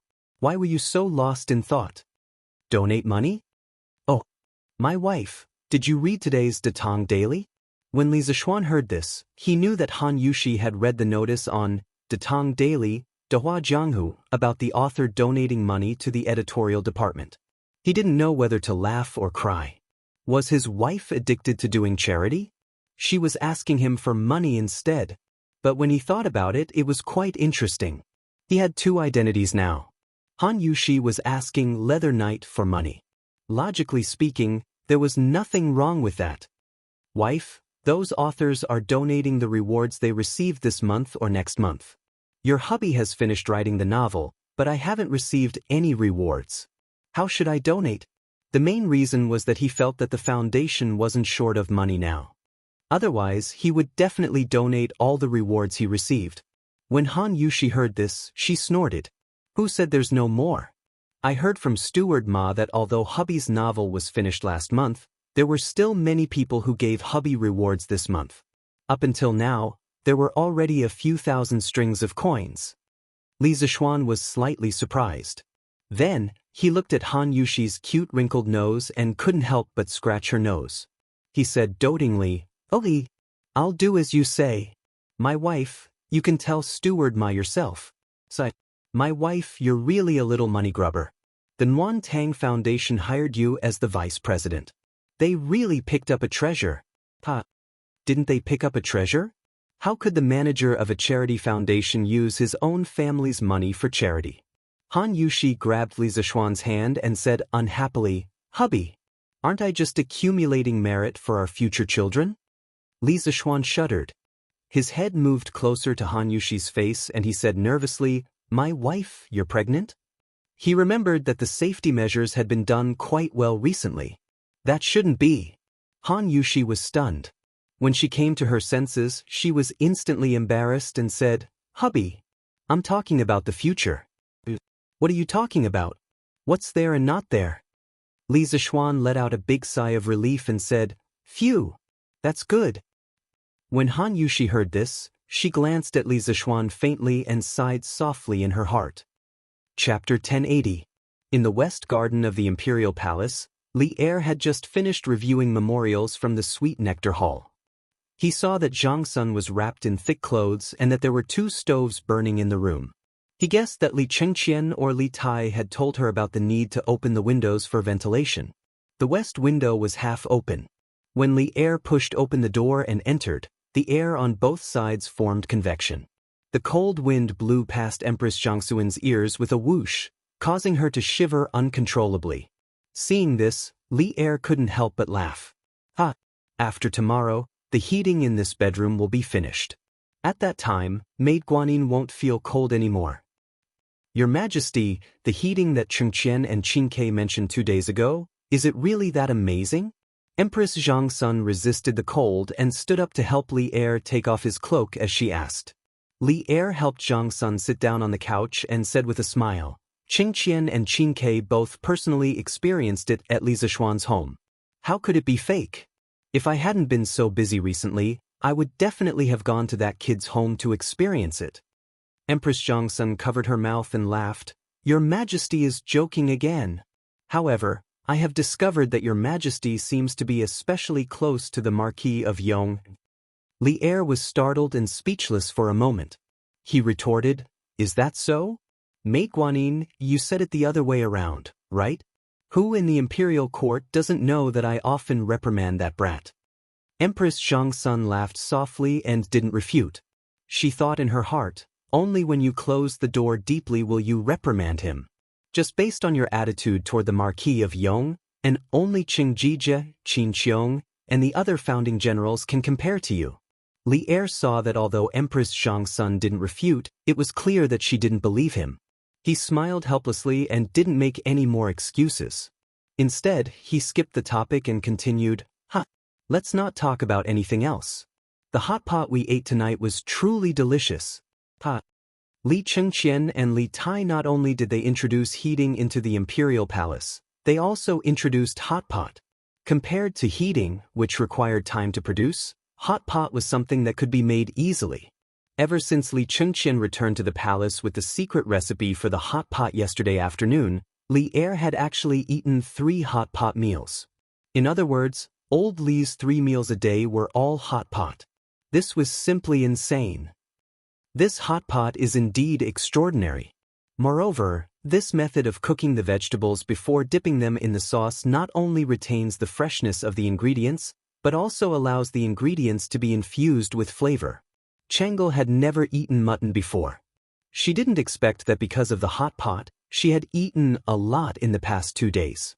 In this concubine's view, the Marquis of Yong and skill in gourmet cuisine is truly unmatched in the entire Great Tang. Speaking of hot pot, Empress Zhangsun couldn't help but sigh with emotion. The taste was only one aspect. The liveliness of eating hot pot with the whole family was what she missed the most. When Li Er heard that, his mood was great. It was only to hear him laugh loudly and say, then tell the imperial chef to prepare the ingredients every day. In the future, I will accompany Maid Guanyin to eat hot pot every day. When Empress Zhangsun heard that, she was secretly delighted. Suddenly, she opened her mouth and said, But in this way, won't Steward Zhao be burdened? Hearing her say that, it seemed that the great Grandmaster Zhao Song was actually doing as Li Zishuan had predicted. He was actually doing the work of cutting mutton. Li Er thought for a moment and said, Aren't there still 2 imperial concubines? When the time comes, they will take turns with Zhao Song. When Zhangsun heard that, she was speechless. In the entire world, only Li Er could be so extravagant to have a Grandmaster Master as a chef. Sun Simiao's tour of free medical treatment had improved the people's impression of the Warm Tang Foundation. The next day, even more people went to the Warm Tang Foundation, especially the people who had been treated at the Lantian County Yamen yesterday. They had received free medicine from Sun Simiao and the other imperial physicians. Today, they all came to express their sincerity. In the past, when the people in the family fell ill, they would usually go to the temple to pray to the gods. If the family recovered, they would go to the temple to fulfill their vows. What they were doing now was similar to praying for blessings and fulfilling vows. The only difference was that they were not doing it at the temple, but at the Warm Tang Foundation. The people could not afford to donate large amounts of money, but they were a group of people who knew how to be grateful. Sun Simiao and the others were treating them for free. Even if they could not afford to donate tens or hundreds of strings of coins, they would still donate tens or hundreds of coins to ease their hearts. Moreover, They felt that donating here was more meaningful and genuine than going to the temple to fulfill their vows.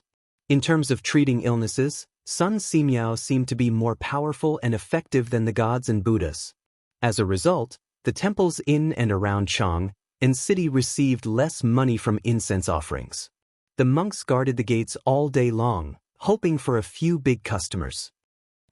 Did you guys notice? On the merit monument, all the famous families in Chang and city have come to donate money, but why didn't I see the Chui family donating? In front of the Warm Tang Foundation, someone pointed at the huge monument and asked in confusion. Back then, not long after the Warm Tang Foundation was established, Li Zishuan ordered the craftsmen to build a huge monument in front of the gate. It was called the Merit Monument, and it was used to record the names of those who had donated more than 1,000 strings of coins to the Warm Tang Foundation. The person had only said it casually, but as soon as he said it, many people subconsciously searched for the Chui family's name on the monument. After a few minutes, the people were not surprised to find that there was no one related to the Chui family on the monument. Therefore, they were instantly enraged. Even poor people like them were willing to donate money to the Warm Tang Foundation, but why was a top family like the Chui family doing nothing? There really is no Chui family.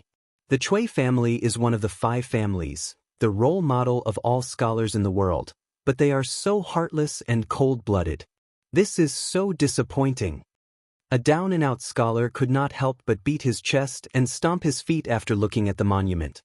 Originally, the 5 surnames and 7 hopes had a very high reputation in the minds of scholars.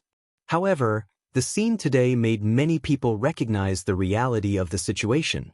The Chui family was also stingy, cold-blooded, and heartless. What bullsh** T Chui family? They are one of the 5 families. How stingy! That's right. The Chui family's young masters and young mistresses have hundreds of servants. They live a luxurious life, and they can't even bear to donate 1,000 strings of coins. His Majesty and Her Majesty have already donated a few thousand strings of coins. Bah! After donating, I will go to the Chui family's gate and spit on them. I want to go too. The Chui family is rich but heartless. They will suffer retribution. Originally, it was just a curious question, but in the end, it quickly turned into a public rage. Moreover, this rage would soon burn the Chui clan's headquarters in the capital. Chapter 1081. Most of the people who came to donate money today came from Lantian County. They should have gone back from Yanxing Gate in the east of Chang and city, but they did not do so. After they donated money, they did not go to the east gate. Instead, they went south. A group of people went straight to Dunhua Square. Dunhua Square was where the Chui family's stronghold in the capital was located. Bah! The Chui family is rich but heartless. Bah! The Chui family is cold-blooded and heartless. Bah! The Chui family is heartless. Bah! The Chui family is shameless. Usually, people would often hear jokes about how one spit from each person could drown you. The Chui family now had a real experience of being baptized by the people's spit. Although the Chui family's threshold was high, and even if all the people in Chang and city spit at them, the Chui family had been standing for thousands of years. When had they ever suffered such humiliation? A 1,000-year-old family was also very concerned about their reputation. Unruly people. A bunch of unruly people. Chase all those unruly people away. If they don't want to leave, beat them up. In the backyard of the Chui family, Chui Shanfu's wife, Wang Shi, roared angrily. Her husband, Chui Shanfu, had been sent to Lingnan by Li Er. She was not in a good mood this month. Now, those unruly people in her eyes were causing trouble in front of the Chui family. How could she not be angry? Madam, do you want to wait for grandfather to come back? The butler of the Chui family asked carefully. His surname was Wang, and he had married with Wang Shi. He was considered Madame Wang's direct descendant. The Chui family's grandfather, Chui Junchuo, had gone to a manor in the south of Chang and city to recuperate because of the cold weather in Chang and city. Although it was cold there was a natural hot spring there. No need. Even if grandfather is at home, he will not allow these unruly people to cause trouble in front of the Chui family. Wang Shi's eyes flashed with a trace of ruthlessness.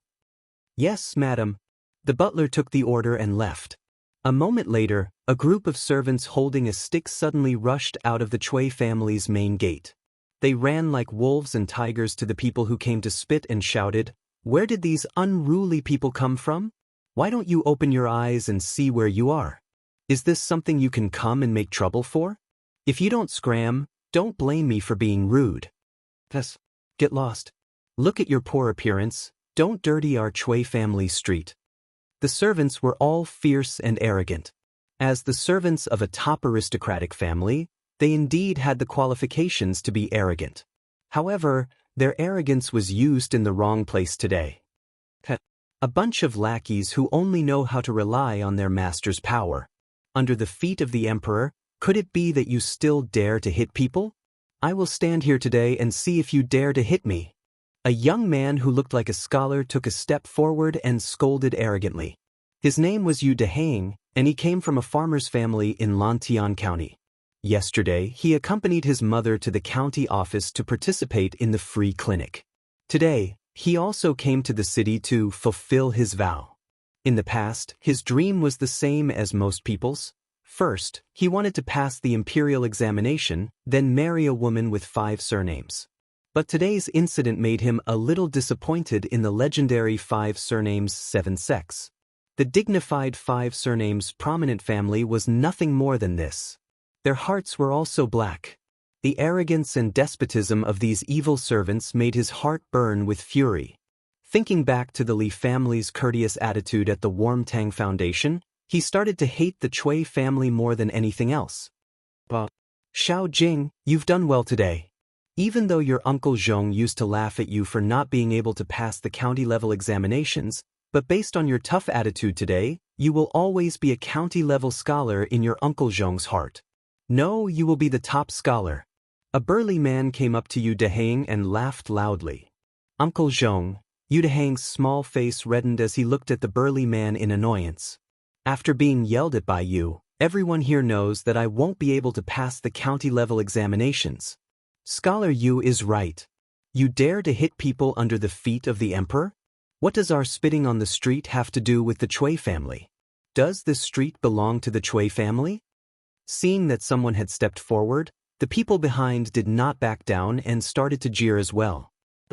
Refusing a toast only to be forced to drink a forfeit. Madam has ordered that if these unruly people don't leave, take a stick and beat them away. The leader of the servants shouted angrily and then took the lead to hit Yu Dehang with the stick. Io.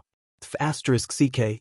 You bunch of dog slaves, how dare you hurt people on the street? See if I don't fight with you. Go.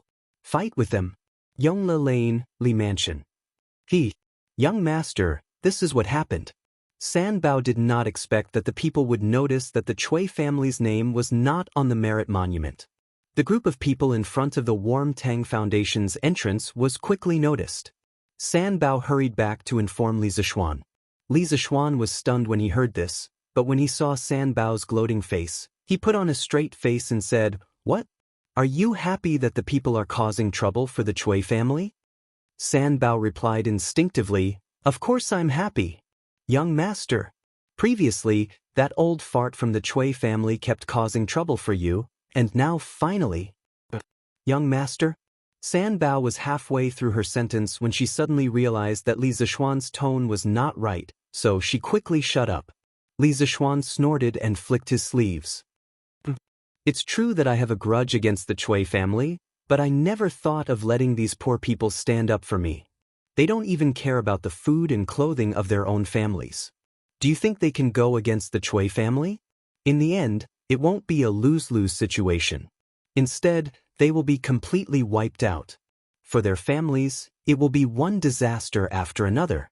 Li Zishuan's purpose in establishing the Warmtang Foundation was to help the poor. However, if the people were to fight against the Cui family, the ones who would be hurt would be the poor people like them. In that case, wouldn't he be helping the poor for nothing? If it were a transmigrator, they would definitely be secretly happy at this moment and might even be secretly adding fuel to the fire. This was because smart people love to kill with a borrowed knife, eliminate dissidents, and reap the benefits of others. However, Li Zishuan, as a transmigrator, did not want to be such a smart person. He did not want to use the weak knife of the people to fight against the giant rock that was the Cui family. Some people often said that a general's success was built on thousands of bones. However, Li Zishuan knew that he could not be so cold-blooded. Clap, clap, clap. Good. Xiao Xian, I am very happy that you can think this way. Yi Guozhong, the crazy eavesdropper, suddenly appeared out of nowhere. He clapped his hands and sighed. The grudges between the Cui family and the Li family are all between them. In this matter, no matter what, we cannot drag the people into it. Chapter 1082. San Bao, get the horse ready. I want to go to the Cui family. Yongle Lane, Li family. After understanding the situation, Li Zishuan shouted at San Bao. San Bao became nervous and said worriedly, Young master, it's dangerous for you to go alone. San Bao, get the rest of the family to go with you. Li Zishuan said crossly, When I, the young master, am in danger, what can you all do if you go? Stop talking nonsense and get big white out. Young master, San Bao's martial arts may not be as good as yours, but San Bao has thick skin and a lot of meat. He can block arrows for you. San Bao said unwillingly. Get lost. I'll beat you up if you keep talking nonsense. Li Zishuan was touched, but he still scolded him mercilessly. San Bao had no choice but to leave. Yi Guozhong sighed and said, Xiao Xian, I won't stop you if you want to go to the Cui family. But don't act rashly. The Cui family has been standing strong for thousands of years. Their background and hidden strength is not something you and I can imagine. So don't fall out with the Cui family unless you have no other choice. Li Zishuan frowned and said, Grandfather, don't worry. I know the severity of the situation. Just as he finished speaking, San Bao brought the horses over. Pang Feiji walked over and cupped his fists. Marquis, let me accompany you. Li Zishuan waved his hand and said, No need. I'm just going to take a look. You stay here. After he finished speaking, he mounted his horse and rode out of the mansion. Behind him was Li Jingma and his wife, who had rushed over after hearing the news.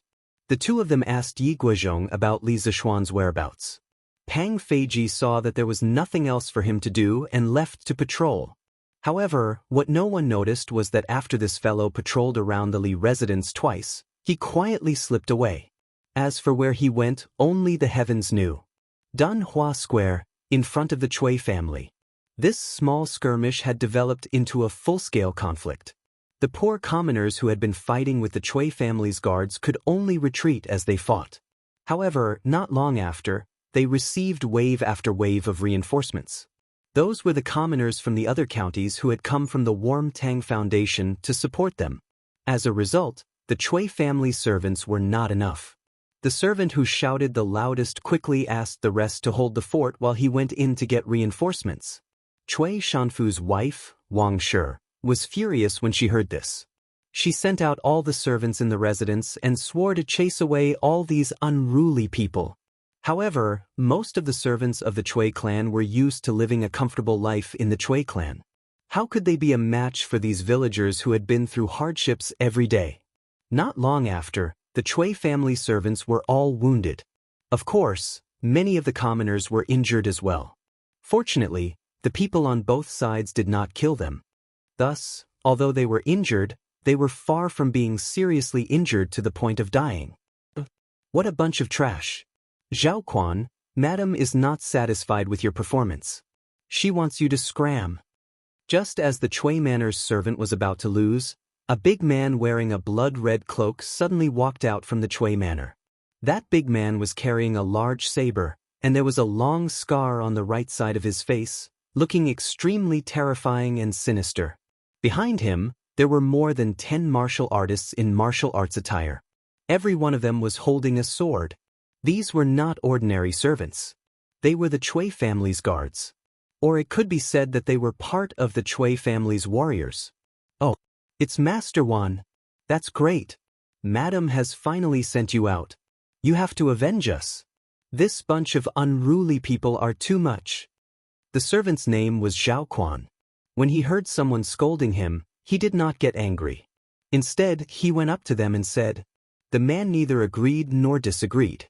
He stretched out his hand and pulled Zhao Quan behind him. Zhao Quan could be heard grumbling in dissatisfaction, "You can't even beat a bunch of bumpkins. You're really a disgrace to the Cui family. Scram.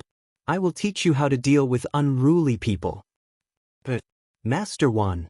The morale of the Cui family's servants rose by a lot. On the other hand, those commoners who came forward to spit, when the scarred-faced big man walked out with a knife, most of them instantly became timid. After all, they could spit and kick people. But using a knife to kill and fighting to the death was not their forte. Moreover, even if you gave them a knife, they would not dare to go up and chop people. How is it? Do you want to scram yourselves, or do you want me to use my knife to send you scram? That martial artist surnamed One walked over with a big knife and said with a light smile. When the commoners saw his arrogant look, their faces were filled with anger. But now that things had come to this, they were obviously not the Cui family's guards' match. So even if they were pointed at and scolded, most of the commoners did not dare to say anything. But it was easy to meet with accidents in life. There were still some people who were not afraid of power. Stop trying to scare people here. I don't believe that in broad daylight, you bunch of dog slaves dare to use a knife to commit murder. The little scholar Yu Dijin stood out at the crucial moment. At this time, he seemed to have a backbone. After Yu Dehang said that, the commoners all felt that it was reasonable. This was the foot of the emperor. If the Cui family's martial artists really dared to go to the extreme, then the Cui family's future in Chang and would definitely not be good. That's right. Isn't it just holding a knife? You bunch of slaves dare to kill people? Many commoners followed behind Yu Dehang and started to jeer.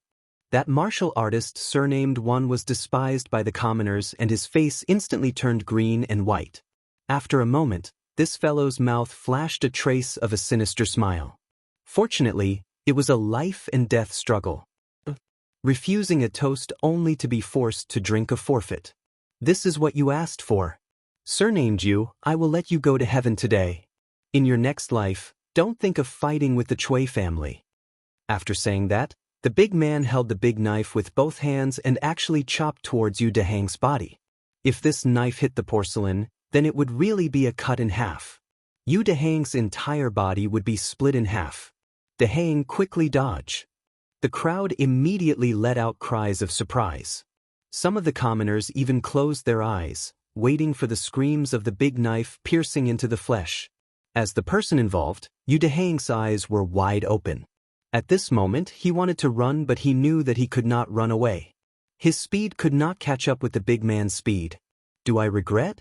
Yu Dehang asked himself in the last few breaths of the statement. I don't regret. I, Yu Dehang, am worthy of the heavens and earth, worthy of my conscience. Thinking of this, Yu Dehang also closed his eyes and quietly waited for the arrival of death. Chapter 1083. Keng. Just as Yu Dehang was waiting for death with his eyes closed, he suddenly felt a gust of wind by his ear, followed by the sound of metal clashing. Following that, he heard a man's voice beside him. In broad daylight, who gave you the guts to hurt people on the streets? No matter how stupid Yu Dehang was, he knew that he was saved. He opened his eyes in joy and saw a man younger than him, holding a cold gleaming long sword, blocking the heavy blade of the warrior surnamed Wan. Following that, the man lightly waved the long sword and the warrior surnamed Wan was sent flying far away. With a pung sound, like a sandbag, he slammed heavily into the Cui family's dark red iron gate. Master Wan! Master Wan! Are you all right? The Cui family servants and warriors were shocked as they surrounded him and asked with concern. Hey! I'm fine. The warrior surnamed Wan pushed away the surrounding people who were trying to help him and walked in front of Li Zishuan. With a ferocious face, he said, Where did this little kid come from? How dare you meddle in the Cui family's business? Are you tired of living? If you know what's good for you, kneel down and kowtow to me. Maybe I'll let you die with dignity. Noisy! The young man frowned. No one saw how he made his move and the warrior surnamed Wan was sent flying again. No one knew if the young man did it intentionally or not, but the warrior surnamed Wan crashed into the same spot again. The Cui family's main gate suffered 2 consecutive heavy blows and finally could not take it anymore. With a loud boom, the Cui family, which had been glorious for close to 1,000 years, was smashed down for the first time. In front of the Cui family's gate, the people who were watching the show, the people who participated in the fight, the Cui family servants and warriors were all stunned. Everyone only had one thought at this moment: crazy, crazy. The Cui family's main gate was smashed down by someone. This was a slap to the Cui family's face. He's What? You said this young man is Mark Yong'an? How is that possible? It's really Mark. I've seen him many times. I can't be wrong. Oh my God. The Marquis of Yong, and actually smashed the Cui family's main gate. Bullshit. Don't you know how to F***king talk? It was clearly that warrior surnamed Wan who smashed the Cui family's door. What does it have to do with the Marquis of Yong? These words were spoken by Yu Deheng. Being in the eye of the storm, no one could understand the shock in his heart at this moment. Originally, he thought that he was going to die, but at the critical moment he was saved by a young man who fell from the sky. Especially when he found out that the young man who saved his life was Li Zishuan, one of the most popular nobles in the imperial court, he felt his soul tremble. Because the name Mark Yong, and was even greater than the heavens in Lantian City. There were tens of thousands of people in Lantian City, and no one had not received Li Zishuan's kindness. But when he heard that Li Zishuan had smashed the Cui family's main gate, he subconsciously quivered. Although he worshipped Li Zishuan, but he knew that with Li Zishuan's current power, he was definitely not the Cui family's match. Hence, he came up with an idea to help Li Zishuan get off the hook. This idea seemed very childish, but Yu Deheng could only think of such a childish idea in a short period of time. Because he was anxious to correct others, he couldn't help but swear. Hey, Deheng is right.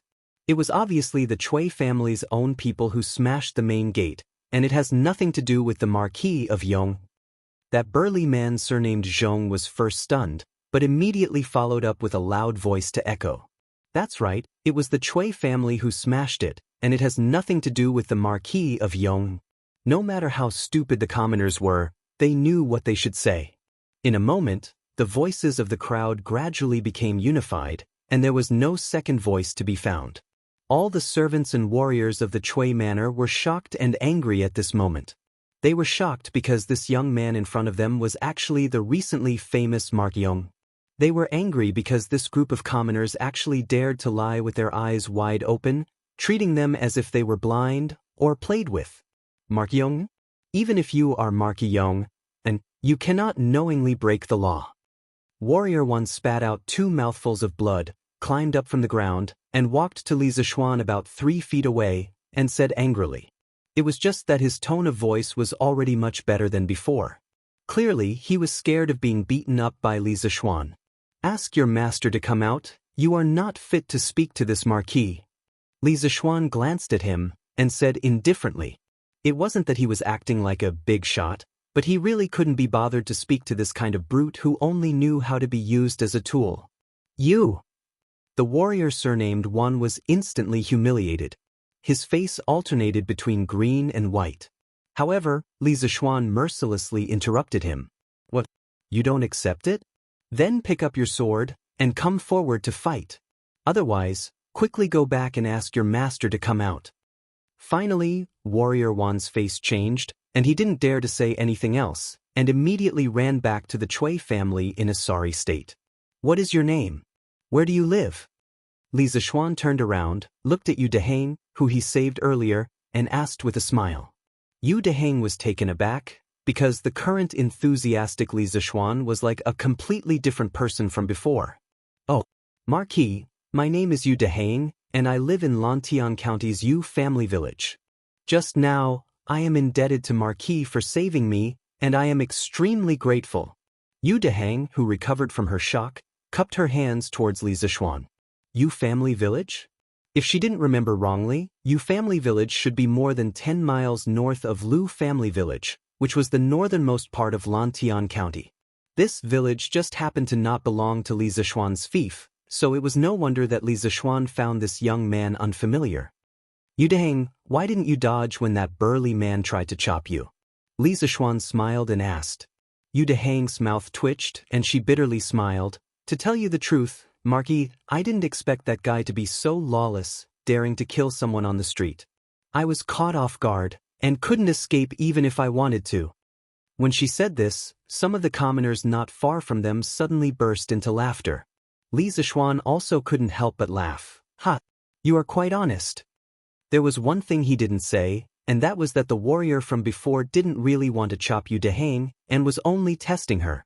When his wind-chasing sword caught the warrior's blade, he understood, and it was because of this that he spared the warrior's life.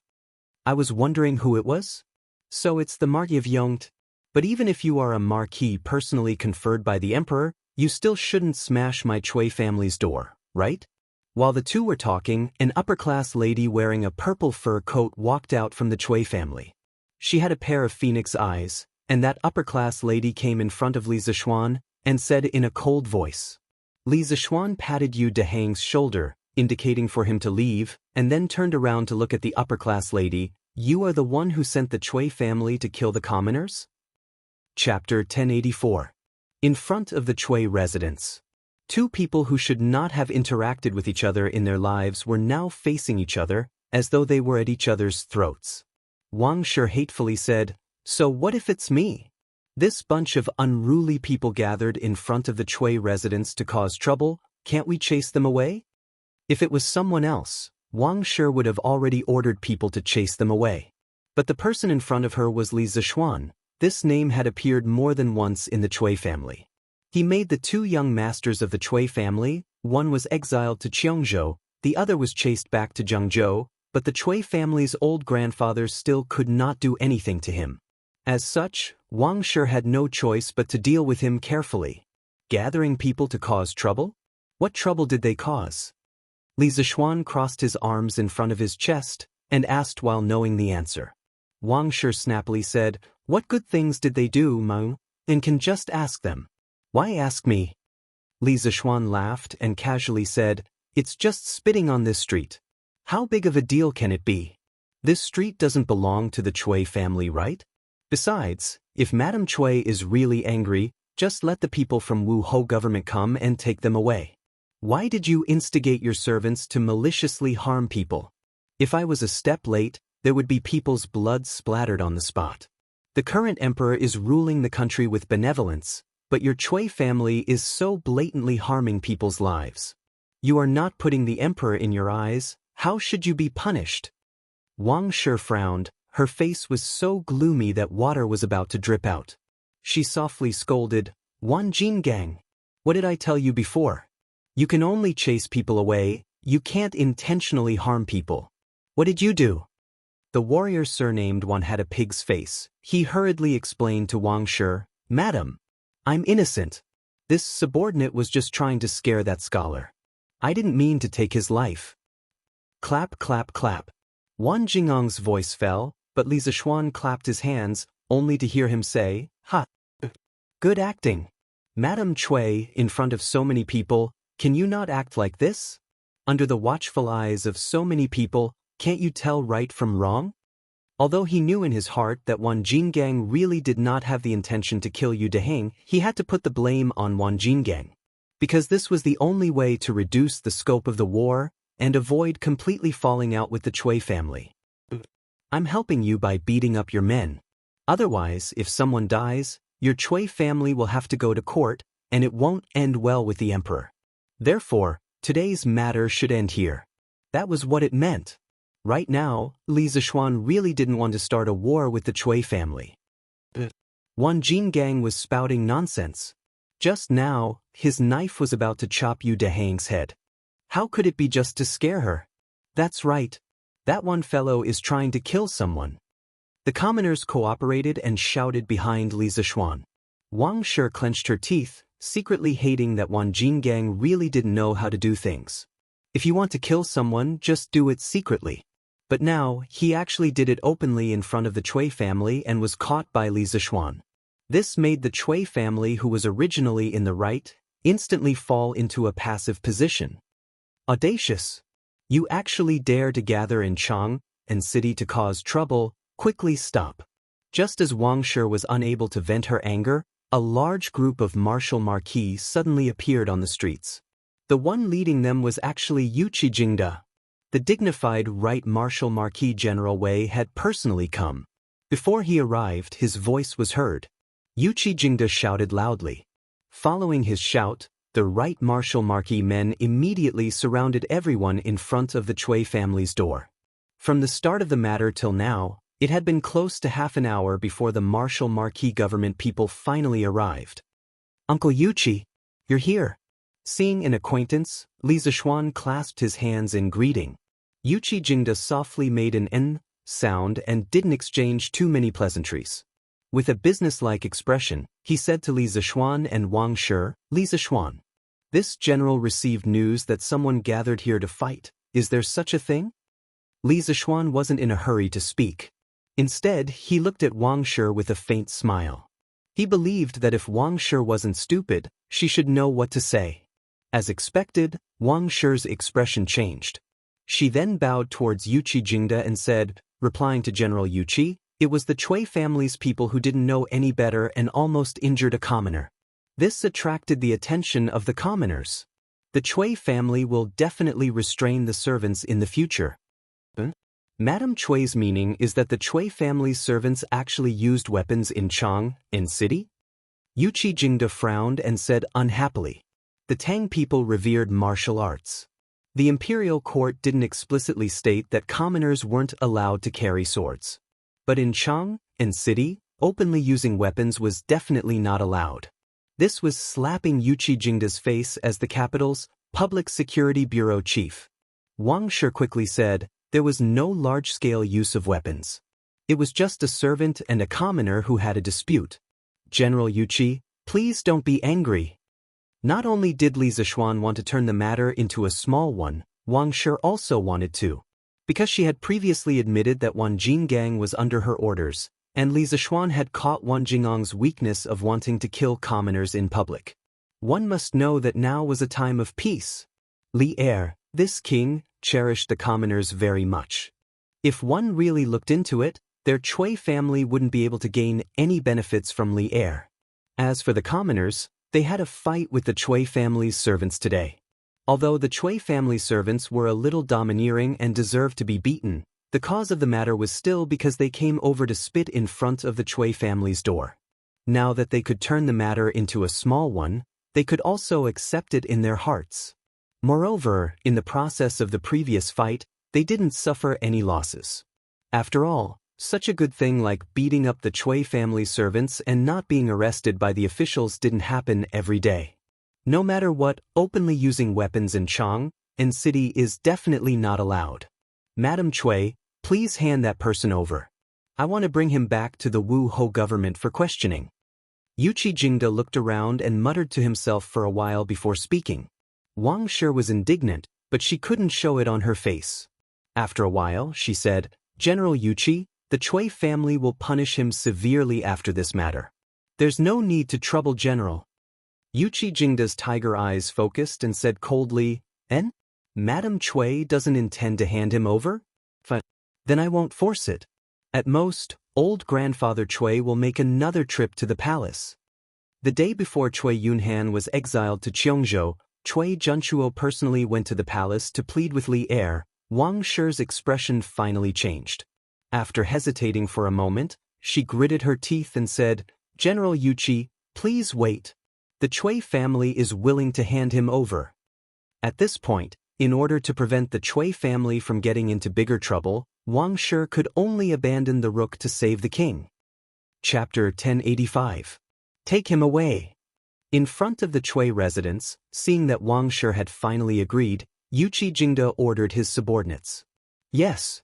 2 soldiers of the Right Martial Marquis Guard immediately went forward to capture Wan Jinggang. Facing 2 master-level experts, Wan Jinggang did not dare to resist and obediently allowed himself to be captured. The rest of the commoners, quickly disperse, or else we will take all of you back to Wu Ho governments. Yuqi Jingde turned around to look at the commoners and said loudly, "Disperse! Disperse!" The commoners had already started fighting. They had also seen the commotion, and after hearing Yuqi Jingde's words, they all dispersed.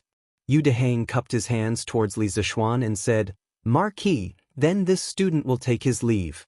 Li Zishuan nodded and smiled, and next time don't be so straightforward, you won't be so lucky every time. Yu Dehang said awkwardly, "This student will remember Marquis' teachings. Today's soul-stirring encounter might be unforgettable for his entire life." It was also the first time he truly understood Li Zishuan. This was a talent in both civil and martial arts, a true dragon and phoenix talent.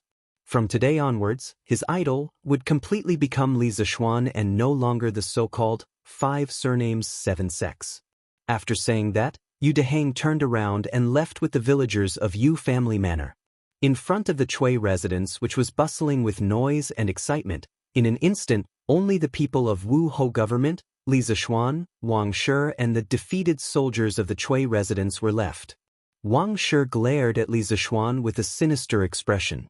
Just as she was about to say something, she heard Yuqi Jingde say, "Xiao Xian, quickly enter the palace. His Majesty has something to summon you." Wang Shi opened her mouth and secretly hated Yuqi Jingde for being such a busybody. Otherwise, the conflict between her and Li Zishuan would not have ended so easily. "All right. This nephew will enter the palace right away." Li Zishuan was both happy and worried. He was happy that he was able to escape so quickly, which was far beyond his expectations. Before he came, he had already made preparations to be pestered endlessly by the Chui family, but he didn't think that things would go so smoothly. In the end, it was still because Yuqi Jingde was strong enough. Today, if the right Marquis Fu had been replaced with anyone else, Wang Shi probably wouldn't have given face. As for his worries, he was worried that Li Er had summoned him to the palace because of what had happened today. He had to think of a good excuse on the way there. "Hee, Dehang, you're really lucky. You were actually saved by Marquis, and you can even talk so much with Marquis. You're the #1 person in our village." A group of villagers walked out of Yanxing Gate, the east gate of Chang'an City. Someone in the group sighed with envy. Yu Dehang smiled and said, "Uncle Zhong, please don't say that. I was so scared that I almost wet my pants. Besides, Marquis didn't come just to save me. He should have come to save all of us. If Marquis didn't come to intervene today, Uncle Zhong, do you think that Madame Chui of the Chui family would spare us?" After she finished speaking, the commoners fell into silence. After a while, the burly man surnamed Zhong sighed and said, "AI. Marquis is a good person. I, old Zhong, have lived for decades and have seen many officials, but no matter if it's the previous dynasty or now, there is no official who loves the people as much as Marquis. The only pity is that our Yu family manor is too far north. Otherwise, it would have become Marquis fief long ago." As soon as he said that, many people agreed with him regretfully. Old Zhong is right. If our village could also be annexed to Marquis fief, that would be great. To meet such a master, don't talk about being an ox or a horse. Even if he wants me to go through water and tread on fire, I will do it. Why would Marquis want you to be an ox or a horse? Marquis is very good to the commoners in his fief. Yu Dehang shook her head and said, "It's useless to say more. Marquis fief is now considered to be one of the top nobles in the Great Tang. If he wants to expand his fief, Marquis will have to make more contributions. Let's quickly go back." Imperial Palace, Lizheng Hall. Li Er came here after the morning court to enjoy the newly installed heating in the Imperial Palace with Zhang Sun. In the end, someone came to report that a large group of commoners had started fighting with the Chui family servants in front of the Chui residence. He frowned slightly and didn't say anything because he believed that Yuqi Jingde would be able to handle it himself. But not long after, the Imperial Guards came with another piece of news, saying that Li Zishuan had gone to the Chui residence and injured the Chui residence's guards. Only then did Li Er order Yuqi Jingde to think of a way to resolve the conflict and summon Li Zishuan to the palace. "Your Majesty, this concubine is thinking that the commoners suddenly went to the Chui residence to cause trouble. Was it because someone was secretly instigating them?" Empress Zhang Sun frowned and asked. Is Guanyin trying to say that Li Zishuan was secretly instigating the commoners to cause trouble in the Chui residence? Empress Xianxia nodded lightly and said, "This concubine did suspect that. After all, the Duke of Yong's attitude towards the aristocratic families has never been good. Previously, the Snake King's assassination was directed at the Chui family. If not for your Majesty's mediation, I think he would have already killed his way to the Chui residence." Li Er held his chin and thought for a moment before shaking his head and saying, "No. If this kid really wanted to use the commoners to deal with the Chui family, he definitely wouldn't have rushed to the Chui residence alone. So, this kid sometimes has a heart of steel, but sometimes he's indecisive. This is a taboo for a commander." As intelligent as Li Er was, he immediately understood the crux of the problem. However, towards Li Zishuan's foolish action of not retreating behind the scenes and taking advantage of the situation, instead taking the lead and rushing to the front to confront the Chui family head-on, Li Er felt resentful towards Li Zishuan for not living up to his expectations. Although he did not intend to touch the Chui family at this juncture, he was still very happy to borrow the strength of the commoners to cause some trouble for the Chui family and reduce the Chui family's reputation among the commoners. However, because of Li Zishuan's momentary soft-heartedness and worry that the commoners would be injured, he rashly acted. Everything was ruined. If he wanted to form such an advantage in public opinion next time, it would not be easy. Your Majesty, humans are not saints. How can they be perfect? This concubine feels that this flaw of the Duke of Yong is his true nature. It also shows that he values relationships and righteousness. Only such an upright official cannot be used by foreign countries and can achieve great things for the Great Tang. After hearing Li Er's words, Empress Xianxia pondered for a moment and quickly understood the crux of the matter. She smiled faintly and said, "Your Majesty, the Duke of Yong has arrived at the Sweet Dew Hall." At this moment, an eunuch entered the hall and cupped his hands towards Li Er. "He's finally here." Li Er's spirit jolted. He said to Empress Xianxia, "Guanyin's servant, please take a seat here. Zhen will go and teach that fellow a lesson." This official pays his respects to your Majesty. Within the Sweet Dew Hall, Li Zishuan was dressed in casual clothes and bowed towards Li Er. Yuqi Jingda had spoken to him in a hurry, so Li Zishuan did not return home to change into his court attire. Instead, he rushed straight to the palace. "Dispense with the formalities." Li Er's emotionless voice came from above. Li Zishuan straightened his body and raised his head. He saw Li Er sitting on the seat of honor, glaring at him like a tiger watching its prey. "You're getting more and more daring. You actually dared to smash the Chui family's door. If Chui Junchuo joins forces with the Shandong landowning households to deal with you, let's see how you deal with it." Li Er's face was expressionless, but Li Zishuan could hear a hint of blame in his words. "Replying to your Majesty, no matter what the outcome is, this official does not regret what he has done today. The Chui family's matriarch instigated the family's warriors to use weapons against the common people. If this official had come one step later, there would have been casualties. This official does not regret it," Li Zishuan said in a low voice. Li Er sighed. He stood up with his hands behind his back and walked down from above. "You're also a smart person. You should understand that right and wrong is no longer important. Now that you've smashed the Chui family's door, the Chui family that has stood tall for 1,000 years has been disgraced by you. Do you think they'll let this go? The scholars who rely on the Shandong landowning households account for almost half of the scholars in Great Tang. If the Chui family is determined to take revenge on you, these scholars will spit at you and tarnish your reputation. At that time, who would dare to come to your Yanhuang College? Who would want to learn from your engineering? Who would want to buy things from your workshop?" Li Zishuan furrowed his brows. He had only thought that the Chui clan would send some assassins to take revenge on him. He had never thought that they would use public opinion to tarnish his reputation. However, he was not afraid. When it came to creating public opinion, no one in the Great Tang was better than him. "Your Majesty, this world belongs to your Majesty, not the Chui family. It's hard to say if the Chui family can unite with the other landowning households, but even if the landowning households of Shandong work together, this official is not afraid of them. This official knows that your majesty will support this official, and the common people will also support this official. Li Zishuan clasped his hands and said in a clear voice. Li Er glared at this guy in annoyance. He thought to himself, am I so easily tied to the same boat as you? In your dreams. But thinking about it carefully, he had to be on this pirate ship even if he did not want to. Because the royal family and the aristocratic families were destined to never walk together. Empty words are useless. Do you have any countermeasures now? Li Er paused and said. Li Zishuan clasped his hands and said, Your Majesty, this official does not have any countermeasures. Different situations call for different measures. The Chui family has not made a move yet. Even if this official has a countermeasure, it is useless.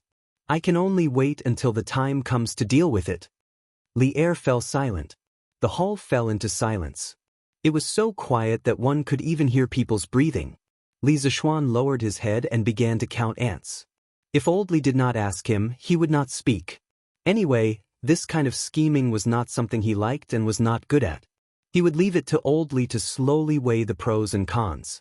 After a long time, Li Er raised his head and said, Before the Turks are destroyed, I do not want the aristocratic families to fall into chaos. Do you understand? Li Er knew very well that today's matter could not be blamed on Li Zishuan. However, if Li Zishuan and the Chui family went to war, he would have to make a choice and help Li Zishuan deal with the Chui family. However, when that time came, other than the Wang family of Taiwan, the other aristocratic families would definitely join forces. This would be very disadvantageous for Li Er. For the Tang Empire, it would also be an extremely serious internal friction. Li Zishuan's heart moved. He replied, This official obeys the decree. Good. Li Er nodded his head in satisfaction. Then he smiled casually and said, The heating that you taught the general is very good. You should be rewarded, but now that you've made such a big mess for me, forget it. You can go back first. Remember what I said to you. It was not that he did not want to reward Li Zishuan, but it was mainly because Li Zishuan had just destroyed the Chui family. If he gave him a reward, wouldn't it be a blatant mockery? If the Chui family were to get angry at this time and fight to the death, the imperial court would be in trouble. Li Zishuan curled his lips and thought that Li Er was stingy. However, after thinking carefully, he could understand Li Er's difficulties. Thus, he did not say anything and left. Papa! I'm so angry. I'm so angry. Li Zishuan is too much. In the backyard of the Chui residence, Wang Shi smashed a vase in exasperation and roared angrily. The maids and servants in the house all lowered their heads and did not dare to breathe loudly. After a while, seeing that everything that could be smashed on the table and cabinet had been smashed, the old butler of the Chui residence came forward and cupped his hands. Madam, please calm down. Anger is harmful to the body. Bang! Calm down? This Li Zishuan first forced Xianji back to Zhengzhou, then caused Yunhan to be sent to Cheongzhou. Now, he actually came to destroy the Chui residence. In all these years, when has the Chui family suffered such humiliation?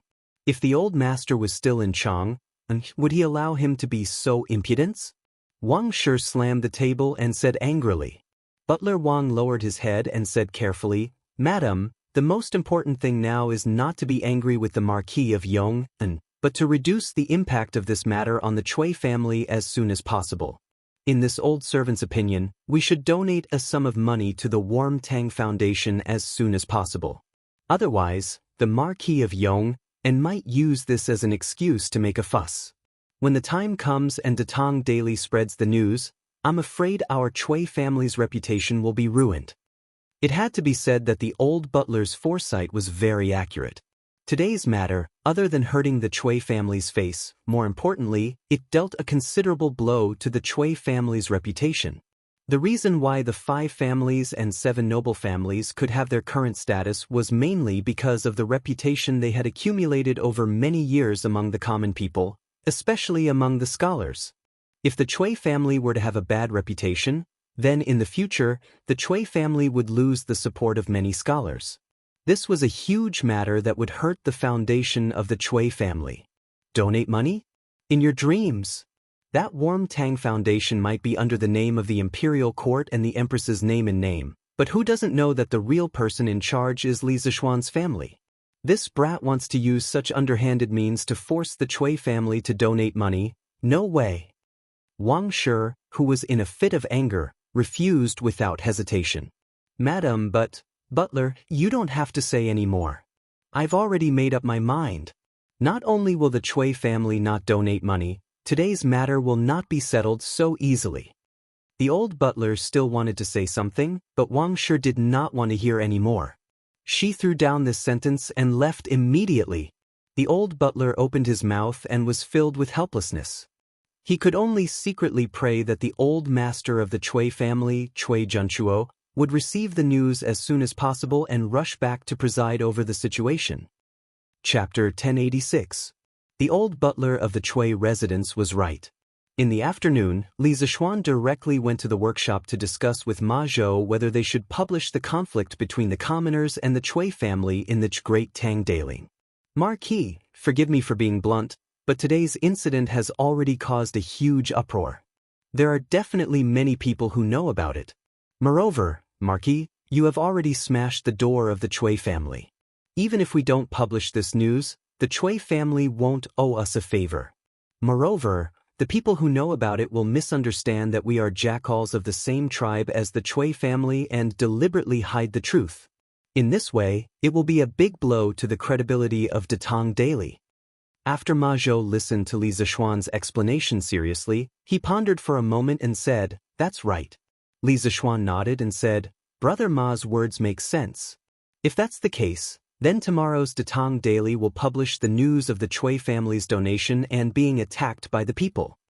Ma Zhou's eyes flashed with excitement. He was born in a poor family and didn't have a good impression of the aristocratic families. If Li Zishuan wanted to fall out with the aristocratic families, he would definitely support it from the bottom of his heart. Hearing this, he hurriedly said, "Yes, Marquis." Li Zishuan thought for a while and added, "But there's one thing you have to pay attention to. The news has to be realistic. We only need to report the facts and not exaggerate." Li Zishuan had listened to Li Er's previous words. He also felt that the current Tang Empire should be united against the outside world and not have too much internal friction. If they were to exaggerate and smear the Cui family in the newspaper, it might expand the conflict and damage the credibility of Datang Daily. Ma Zhou replied, "I understand. If the Cui family wants to take revenge on us, what do you think we should do?" The conversation between Li Zishuan and Ma Zhou lasted until the sky turned dark. As the future prime minister of the Tang Empire, Ma Zhou had a lot of unique ideas in terms of strategy. After this conversation, Li Zishuan had some ideas about the future path of the battle with the Cui family. At night, Li Zishuan stayed in the Yunshan residence. At 9:45 p.m., the study in the residence was still lit by candlelight. Suddenly, a big hand appeared outside the pitch-black door of the study. The big hand knocked on the door and then a voice, "Marquis, I have something to report." Judging from the voice, it was Pang Feiji. Silence. After a while, Li Zishuan's voice came from inside the room. "Come in and talk." Pang Feiji pushed the door open and entered. He saw Li Zishuan half leaning on the armchair with an unknown book in his hand. He took out a small booklet from his sleeve and handed it to Li Zishuan. "Marquis, you asked me to investigate whether the Cui family had done anything illegal. After a few months of investigation, I found some things. Marquis, please take a look." At that time, Cui Yunhan brought a group of students to the Li family to cause trouble. Coincidentally, Li Zishuan had just destroyed the 7 cultivators sect. Under the combination of the two, Li Zishuan felt that the Cui family might be behind the 7 cultivators sect. Cui Yunhan innocently took the blame and was exiled to Cheongzhou. The eldest son of the Cui family in Qinghe, Cui Xuanji, was also sent back to his hometown in Zhengzhou by Cui Junchuo. Li Zishuan originally wanted to kill Cui Yunhan. However, Li Er didn't allow him to kill Cui Yunhan for the sake of the overall situation. He could only send Pang Feiji to secretly investigate the Cui family's illegal activities. After such a long time, Li Zishuan had almost forgotten about it. He didn't expect Pang Feiji to suddenly bring it up today. His gaze hardened as he looked deeply at Pang Feiji. Then, he took the booklet from Pang Feiji's hand and flipped through it. In the first year of Wuda, when the world was just settled, the Cui family cooperated with the local government in Zhengzhou and took over 30,000 mu of land from the local people. This caused thousands of people to have no land to farm and become homeless. In the 7th month of the 3rd year of Wuda, the current emperor killed Wang Shichong in Luoyang. Due to the war, Luoyang city was severely damaged and lacked order. The Cui family took the opportunity to take over 40% of the shops in Luoyang city and forcibly expropriated 70,000 mu of land from some of the people at a low price. Countless people in Luoyang city sold their sons and daughters. The Cui family took advantage of the situation and robbed them. They didn't spend a single copper coin and took away nearly 100 beautiful women from the people. From the 4th year of Wuda to the 9th year of Wuda, the Cui family's direct descendants and branch descendants had been taking over the land in Hunan province. Sometimes, there were even cases of people bullying people. There was evidence that a total of 16 poor peasant girls were raped. Most of these girls couldn't bear the humiliation and committed suicide. Due to the Cui family's power and the fact that the victims' families didn't report it, the local government turned a blind eye and allowed the Cui family's descendants to continue their evil deeds. Reading up to this point, Li Zishuan's face was filled with unconcealable anger. Pang Feiji, who was standing beside him, could even feel that the air in the study room had become colder. Murderous intent. Pang Feiji, who used to be a servant in Wu Ho government, knew that this was the murderous aura of an expert. He had felt it before when he was beside Yuqi Jingda. He didn't dare to look directly at Li Zishuan's face and quickly lowered his head. In the 9th year of Wuda, after Cui Shanfu got drunk, he took over a servant named Nianyu. After that, Nianyu became pregnant with his child. When Cui Shanfu found out, he wanted to take her as his concubine. When Wang Shi heard the news, she was furious and ordered people to tie up the servant, Nianyu, and torture her to death. According to some rumors from the servants of the Cui family, every night that year, the cries of women and the cries of babies could be heard. After that, the Cui family even specially invited an eminent monk to perform 2 rituals.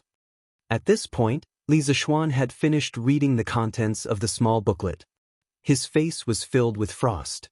After a long silence, he opened his mouth and asked bitterly, "What is torture?" Pang Feiji was shocked because Li Zishuan's voice had become hoarse. It sounded like a demon from the abyss. In this cold and quiet night, it was so horrifying. Inexplicably shivering, Pang Feiji hurriedly cupped his fist and said, "Remarquee, this torture is to turn a person into a human swine. First, they chop off the limbs, dig out the eyes, inject copper into the ears to make them deaf. Then, they pour poison down the throat and cut off the tongue to make them unable to speak. After that, they still have to cut off the nose, shave their hair, and finally throw them into the latrine to let them die slowly. Bang!" Just as Pang Feiji finished speaking, Li Zishuan couldn't take it anymore. He angrily slammed the table and stood up, saying coldly, "What a Cui family! What a vicious and venomous woman!" Pang Feiji instantly felt a bone-piercing chill. Then, he saw the table beside Li Zishuan turn into a pile of powder. Chapter 1087. Swine, or swine, was a pig. Human swine was a form of torture that turned people into pigs. Different from death by dismemberment, human swine was a form of punishment used in court battles. The ancients often said that no poison was a great man, and the most poisonous was a woman's heart. In the imperial palace, there had always been a lot of fights between concubines. Once a woman with no sense of security gained power, her revenge would be more ruthless than a man's. Human swine was invented by Empress Lu. When Liu Bang became the emperor, he gradually stopped favoring the old Empress Lu and started favoring the peerless beauty Madame Qi. Empress Lu didn't dare to do anything because Liu Bang was in power. After Liu Bang passed away, Empress Lu took power. Her jealousy couldn't be erased, so she sent people to catch Madame Qi, beat her severely, dug out her eyes, cut off her limbs, shaved her hair, and finally threw her into the toilet. Even so, Empress Lu was still not satisfied. In the end, she called her son, the Hui Emperor, to see the human swine. The Hui Emperor had never heard of the name human swine. He was very curious, so he followed the eunuch out of the palace and went to see it. The eunuch took him to a toilet, opened the door, and said to the Hui Emperor, "The human swine is in the toilet." The Hui Emperor looked into the toilet and saw a human body. It had no hands, no feet, and no eyeballs. There were only 2 bloody holes. The body could still move a little. It opened its mouth wide, but no sound could be heard. After looking at it, he was shocked and scared. He couldn't help but shrink his body and ask the eunuch, "What is it?" The eunuch didn't dare to say. When the Hui Emperor returned to the palace and forced the eunuch to say it, the eunuch said, "Madame Qi." Before the eunuch could say anything, the Hui Emperor was so scared that he almost fainted. Not long after, he passed away. Maki calmed down. In the study room of the Yunshan residence, Pang Feiji looked at the wooden table that had turned into sawdust. His pupils could not help but shrink. Ever since he had followed Li Zishuan, he had never seen Li Zishuan so angry. Pang Feiji, who was trembling with fear, hurriedly cupped his fists and comforted him. "Humph! Calm down, calm down." Asked the mother and son who were tortured to death whether they could calm down or not. People say that the big families are the most ruthless, but I didn't expect the Chui family to be so ruthless and dirty. They were born as human beings, yet they are human beings in vain. Li Zishuan's face was full of anger. At this moment, he really regretted not killing Wang Shi earlier in the day. That servant girl named Nianyu was originally a victim, but in the end, she still had to suffer a second persecution from Wang Shi. Moreover, this kind of persecution was really not something a human could do. It was too light to describe Wang Shi as a venomous woman. Earlier in the day, Li Er had told him to bear with it and wait for the Great Tang to resolve its external threat before dealing with the aristocratic clans. But at this time, Li Zishuan really couldn't take it anymore. He felt that the longer he endured, the more the maidservant who was cruelly killed by Madame Wang in the netherworld would be able to rest in peace. Hell was empty, and the devils were in the human realm. Li Zishuan couldn't tolerate a demon like the Wang Consortium, nor did he want to. Marquis, the Chui family has a deep foundation and has many connections with other families. You have to think twice. A complicated look flashed across Pang Feiji's eyes. He cupped his fists towards Li Zishuan and said, Li Zishuan suddenly realized that something was wrong. He turned around abruptly and stared at Pang Feiji with a burning gaze. He stared at Pang Feiji for a long time until Pang Feiji was at a loss for what to do. Only then did he open his mouth and say, "Feiji, this information, with just the people in your hands, could you have found it?" A trace of undetectable panic flashed across Pang Feiji's eyes. "Marquis, if you think that I have treated you well, please tell me the truth." Li Zishuan turned around and said coldly with his hands behind his back. Pang Feiji's body trembled. The words that were about to leave his mouth could no longer be said. After a moment of silence, he said in a low voice, "I am guilty. This information was found out by me with the help of the right Marquis household." "Then when did you find out about this?" Li Zishuan said expressionlessly. It had been almost half a year since the last time he ordered Pang Feiji to find out about this information. He did not believe that Pang Feiji just happened to find out about this information in these few days. "But I found out about this 3 months ago." Pang Feiji's expression changed. He hesitated for a moment and finally gritted his teeth and said, 3 months ago." Hearing this, Li Zishuan's eyes flashed with a strange light. He turned around and looked directly at Pang Feiji. He asked word by word, "Then why didn't you tell me about this 3 months ago? What are your intentions?" Pang Feiji's face instantly turned pale. He hurriedly knelt down on one knee and said, "Mari, I am guilty. I am asking you why you didn't tell me about this earlier. Don't King kowtow and beg for forgiveness and pretend to be pitiful." Li Zishuan was in a fit of anger. Seeing Pang Feiji like this, he was burning with rage. He could not help but violently smash the book in his hand towards Pang Feiji's head. Pang Feiji could have dodged, but he did not. The book that was originally not heavy, under the influence of Li Zishuan's angry strike, instantly left a big bump on Pang Feiji's head. "But Pang Feiji opened his mouth but did not say anything. It was Uncle Yuchi who ordered you to do this, right? The room was silent for a long time. Li Zishuan suddenly opened his mouth.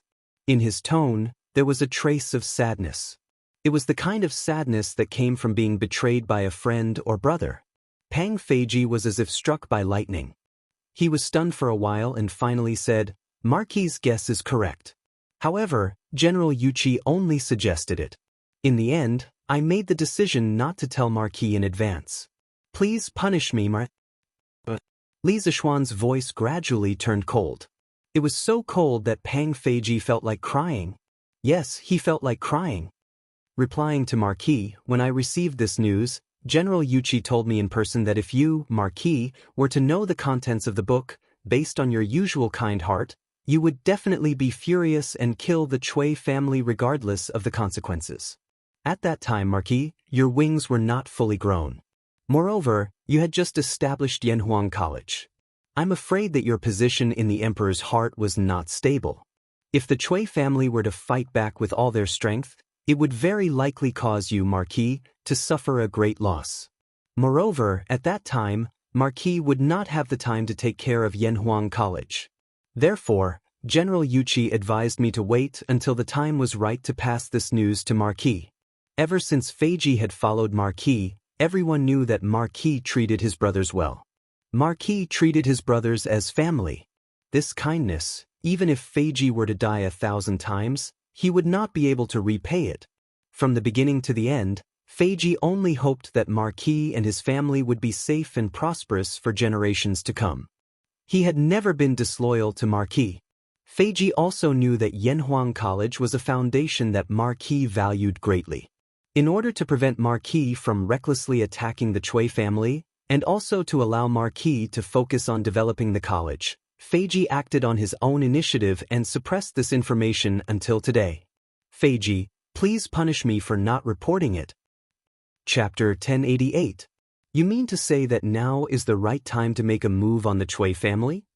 Pang Feiji's words of loyalty touched Li Zishuan, but at the same time, he was also a little angry. Superiors didn't like their subordinates to make decisions on their own.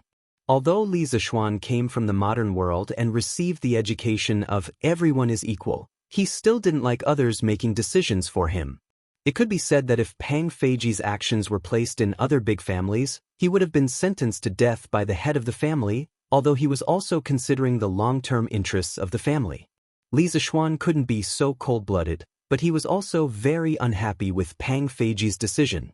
The main thing was that when he thought of the servant girl who was turned into a human swine by Wang Shi, his heart was filled with anger. Marquis, it's the people who offended the Chui family today that made me feel that the Chui family is currently divided.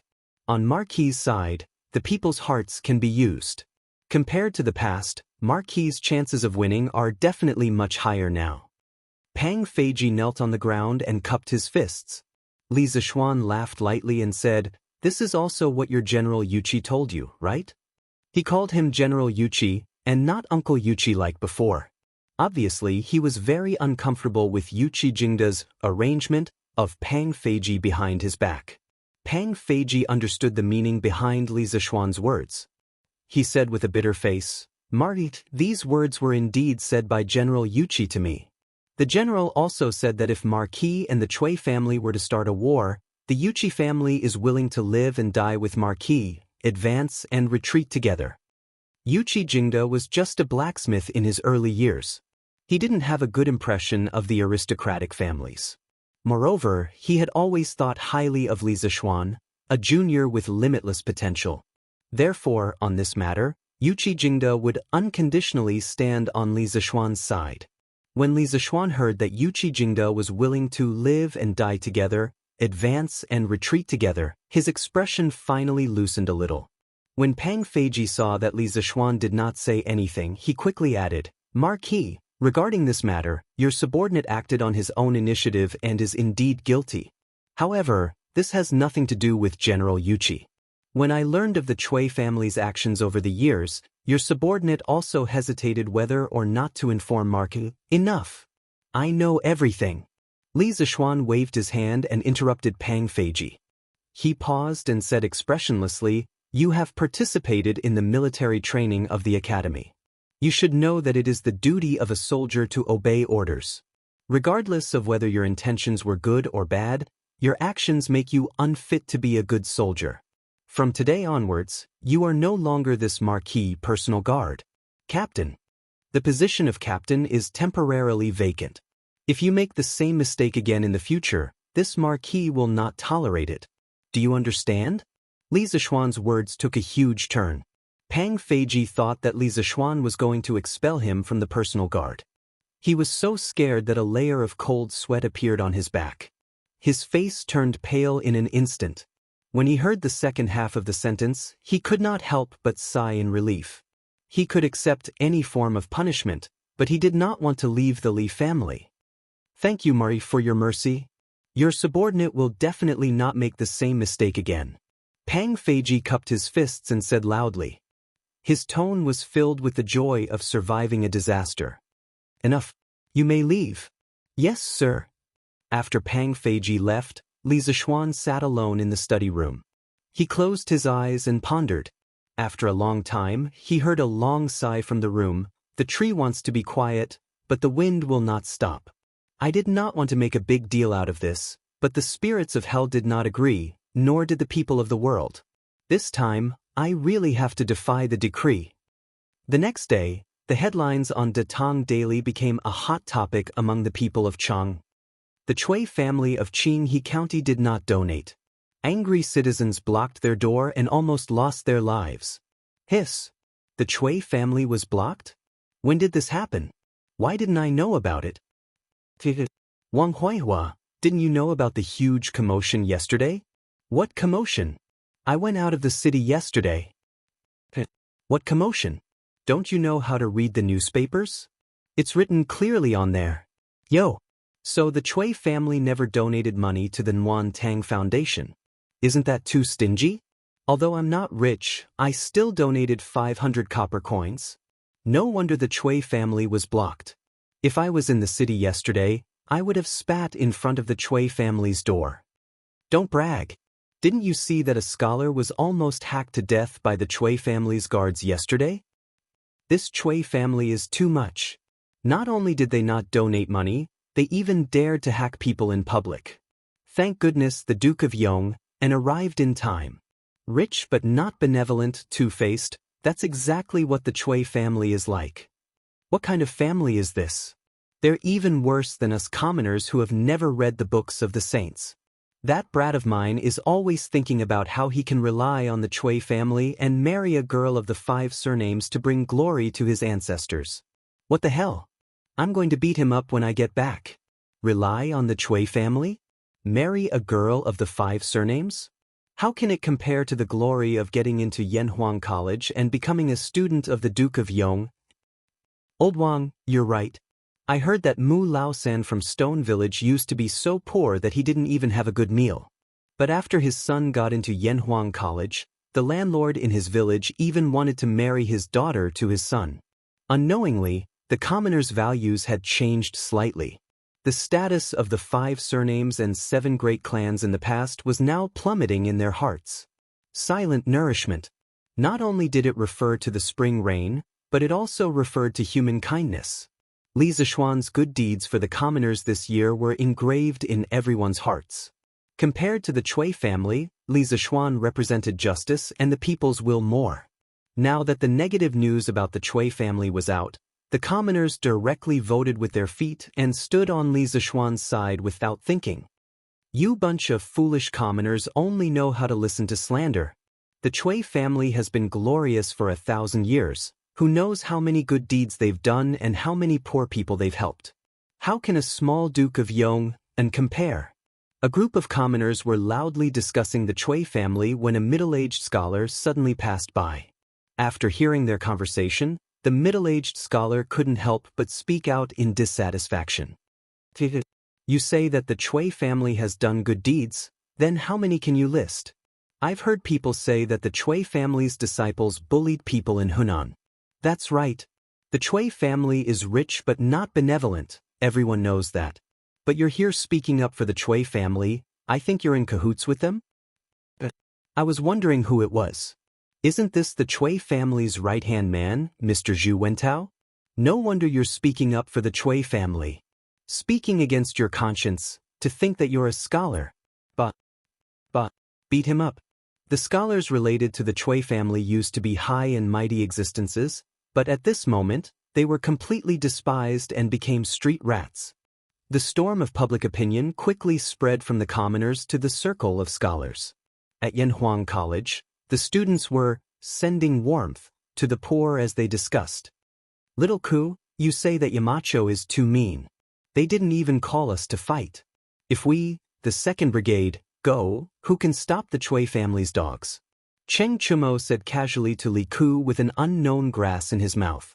They had all read the newspaper when they were eating in the morning. Speaking of which, what this guy said made some sense. Since the 2nd Brigade's mission was to transport coal stoves, honeycomb briquettes, and clothes, when they were selecting members, they had picked some strong and healthy students. Compared to the members of the other brigades, the 2nd Brigade's members were undoubtedly much stronger. Li Ku rolled his eyes. After being together for a long time, he knew that Cheng Chumo had a violent gene in his bones. He said angrily, "Cho Nyo, don't you understand what Yamacho is trying to do? He doesn't want anyone to get hurt, or else he wouldn't have gone personally. Of course, he wouldn't let us go. Sigh. Yamacho smashed the Chui family's door this time, and I feel that the Chui family will not let this matter rest. Yamacho is probably in trouble. I didn't expect the Chui family to be so arrogant." Sun Zifen patted his horses but inside. Cheng Chumo pursed his lips and said, "Zifen, do you only know what kind of people the Chui family is? I heard that Chui Shanfu had caused trouble for Yamacho more than once. Luckily, he was sent to Lingnan, or else he would be impeaching Yamacho in court." Sun Zifen spat out a mouthful of saliva and said, "Bah, what bullshit 5 surnames and 7 sex. I used to want to marry a girl with 5 surnames to bring glory to my ancestors. Now, I only want to marry a girl with 5 surnames to be my concubine, hee hee." Li Ke laughed, "Ha. Zifen, aren't you afraid of biting your tongue?" In a restaurant in Chang'an City, a few young people were sitting together and eating while discussing. "Brother Wang, this Chui family is too much. They are rich and heartless just because they have 5 surnames, and they even killed people on the street. They have no respect for the law, and we, the disciples of the saints, should hate them." That's right. The Chui family has been glorious for thousands of years, and they are the leader of the scholars, attracting countless talents to join them. But their current actions are not worthy of their position, and they are hated by everyone. I heard that Brother Chow wants to join the Chui family in a few days, so I have to go and persuade him. Yes, that's right. That's right. Anyone who associates with such a Chui family will be despised by the world. I have a good friend who joined the Chui family 2 years ago, and I have to persuade him to leave the Chui family. As the saying goes, repent and be saved. That's right. People like us who have diligently studied the books of the sages should be deeply righteous. At this moment, no matter whether these scholars supported the Chui family or not, they all expressed their opposition to the Chui family's actions without exception. This had nothing to do with the academic faction, because the sacred knowledge they studied also taught them to be kind to others. Inside the Chui mansion, the old housekeeper was holding the latest issue of Datong Daily, and said to Wang Shi worriedly, "Madam, this is bad. Mark Yong and really published yesterday's incident in Datong Daily, and now the people in the city are saying that the Chui family is rich but heartless." Wang Shi took the newspaper, and her expression suddenly changed. She said coldly, "This kid is really despicable, and he only knows how to stab people in the back. Since he is heartless, then don't blame me for being heartless. Housekeeper, tell the gentleman in the residence to immediately write articles attacking Li Zishuan. I want to completely ruin this kid's reputation." The old housekeeper said anxiously, "Madam, this old servant thinks that the best thing to do now is to donate some money to the Warm Tang Foundation, so that we can stop the people's mouths. Otherwise, the Chui family's 1,000 years of reputation will be destroyed." "Shut up." Wang Shi's expression suddenly became ferocious, and she roared, "Shut up. Let the Chui family give money to that kid? Don't even think about it. Last time, the Chui family was tricked by that kid, and until now, we still haven't earned back the capital of 3,000 strings of coins. You want me to donate money? No way. In my opinion, you should be the one to shut up. At this moment, an old but energetic voice came from outside the house. Wang Shi's face turned pale, but the old housekeeper's eyes lit up with joy. He quickly turned around and bowed. Greetings, old master. Greetings, father. Wang Shi took a few deep breaths and bowed as well. That's right, the person outside was the Chui family's old master, Chui Junchuo. The old man received the news and rushed back from the manor outside the city early in the morning. If I didn't come back, would the Chui family have been ruined by you? Chui Junchuo walked into the house, and with the help of a maid, he sat on the sandalwood chair at the head of the table. Then, he glared at Wang Shi and said angrily. Wang Shi quickly bowed and said, Father, please calm down. This is all because of Li Zishuan. It has nothing to do with me. Bang. Chui Junchuo slammed the table. Although he was old, he slammed it hard. Wang Shi was so scared that she didn't dare to say another word. Then let me ask you, why did you order Wan Jin Gang and the others to kill the people yesterday? The capital is under the feet of the emperor. Who gave you the courage to use your weapons? Do you think the Chui family is still the Chui family from 10 years ago? Also, why didn't you send someone to donate money to the Nguyen Tang Foundation after the people left yesterday? Is that money more important? Or is the Chui family's reputation more important? Why don't you ask around and see if the other families are secretly laughing at us? You short-sighted thing. Shanfu marrying you is really a misfortune for the Chui family. These words were a bit harsh. Wang Shi could order people around all these years because she was the Chui family's legal wife. Now that she heard Chui Junchuo's words, her face immediately turned pale. Father, I know my mistake. I know my mistake. Please calm down. Oomph. Chui Junchuo snorted and hurriedly took 2 deep breaths. It was obvious that he was tired after saying so much. At this time, he ignored Wang Shi and looked at the old housekeeper. Wang Yong, go to the accounts room and withdraw 2,000 strings of coins. Donate it to the Nguyen Tang Foundation now. The old housekeeper hurriedly replied, Yes. Grandfather. Chui Junchuo looked at Wang Shi and was silent for a while. Then he said, Let's put aside the grudge between the Chui family and Li Zishuan for now. When the storm calms down, I will settle the score with him. You stay at home obediently and don't ruin things. Father. Chapter 1089. Marquis, this person's mouth is very tight. From yesterday until now, he hasn't said anything.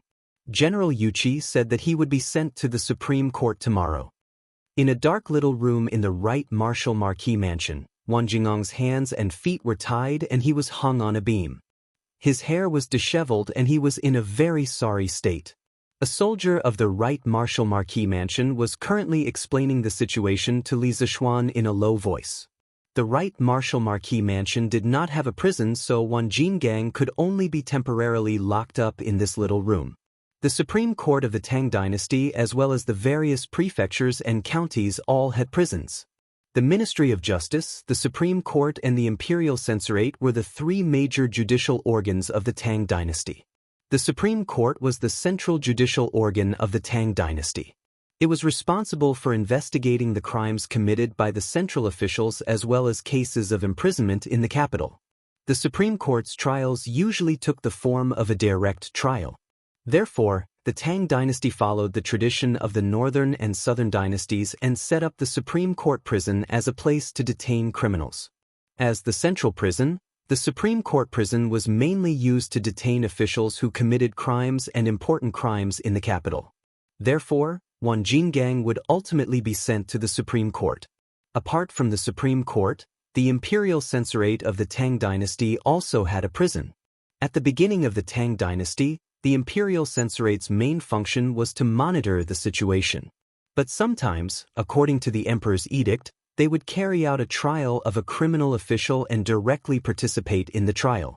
On the other hand, the Ministry of Justice, as one of the 3 departments, was not an independent judicial organ.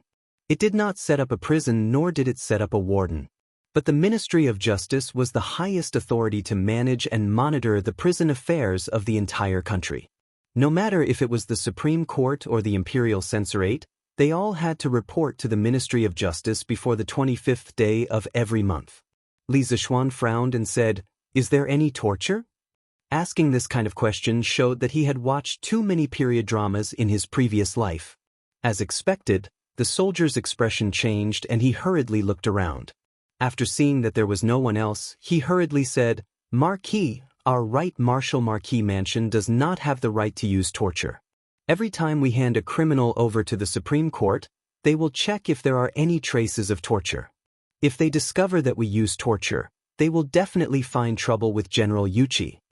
Wang Jingang, who was hung on the beam, had a mocking smile on his face. It was obvious that this fellow had nothing to fear. "Go get a wooden bucket. Then send someone to fetch a syringe from this marquis's estate. Just tell Steward Wang directly, he will definitely understand." Li Zixuan's face turned cold as he instructed the soldier. The soldier did not understand and asked, "Marquis, what do you want the wooden bucket and the needle for?" Li Zixuan smiled coldly and said, "Since I can't torture him, then I'll give him acupuncture. Don't worry, this wound is smaller than an ant. The people of the Supreme Court won't be able to see it." The soldier still didn't understand. "Marquis, why are you giving this guy acupuncture?" A devilish smile appeared on Li Zixuan's face as he said, "This person's body has blood vessels everywhere, and these blood vessels carry the blood of the human body.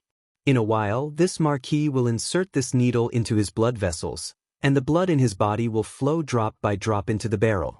When the barrel is full, he will only have one breath left, and no one will be able to detect the wound.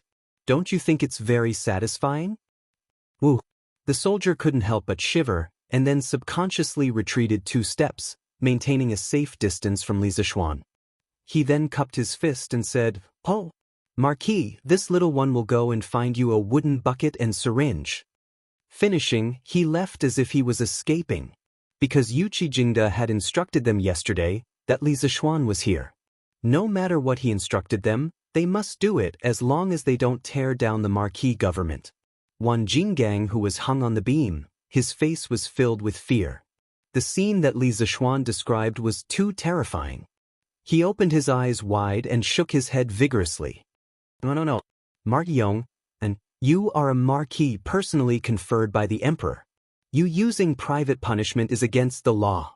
When the time comes, the Cui family will not let you off." "Cui family?" Li Zixuan sneered and looked at Wang Jingang with ridicule. "You are now just an abandoned son of the Cui family. Do you think the Cui family will care about your life and death?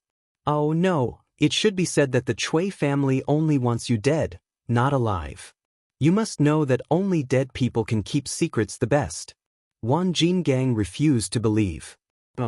"I was recruited into the Cui family by the old grandfather. When he returns to Chang, he will definitely think of a way to save me." "Old grandfather? You mean Cui Junchuo? Where is he now?" Li Zixuan's gaze congealed as he asked. Wang Jingang suddenly came to his senses. He seemed to have confessed without being pressed. He immediately shut his mouth and did not say another word. Li Zixuan saw the situation and sneered. "Looks like you still haven't recognized the reality. In a while, I will let you bleed to wake you up." Wang Jingang clenched his teeth. "Let me bleed then. Do you think the amount of blood Wang Jingang, have bled these few years is not enough?" He was obviously strong in appearance but weak in reality. Li Zixuan was too lazy to talk nonsense with him. After a while, the soldier from earlier brought a wooden bucket and placed it next to Wang Jingang. Li Zixuan ordered, "Use a black cloth to cover his eyes.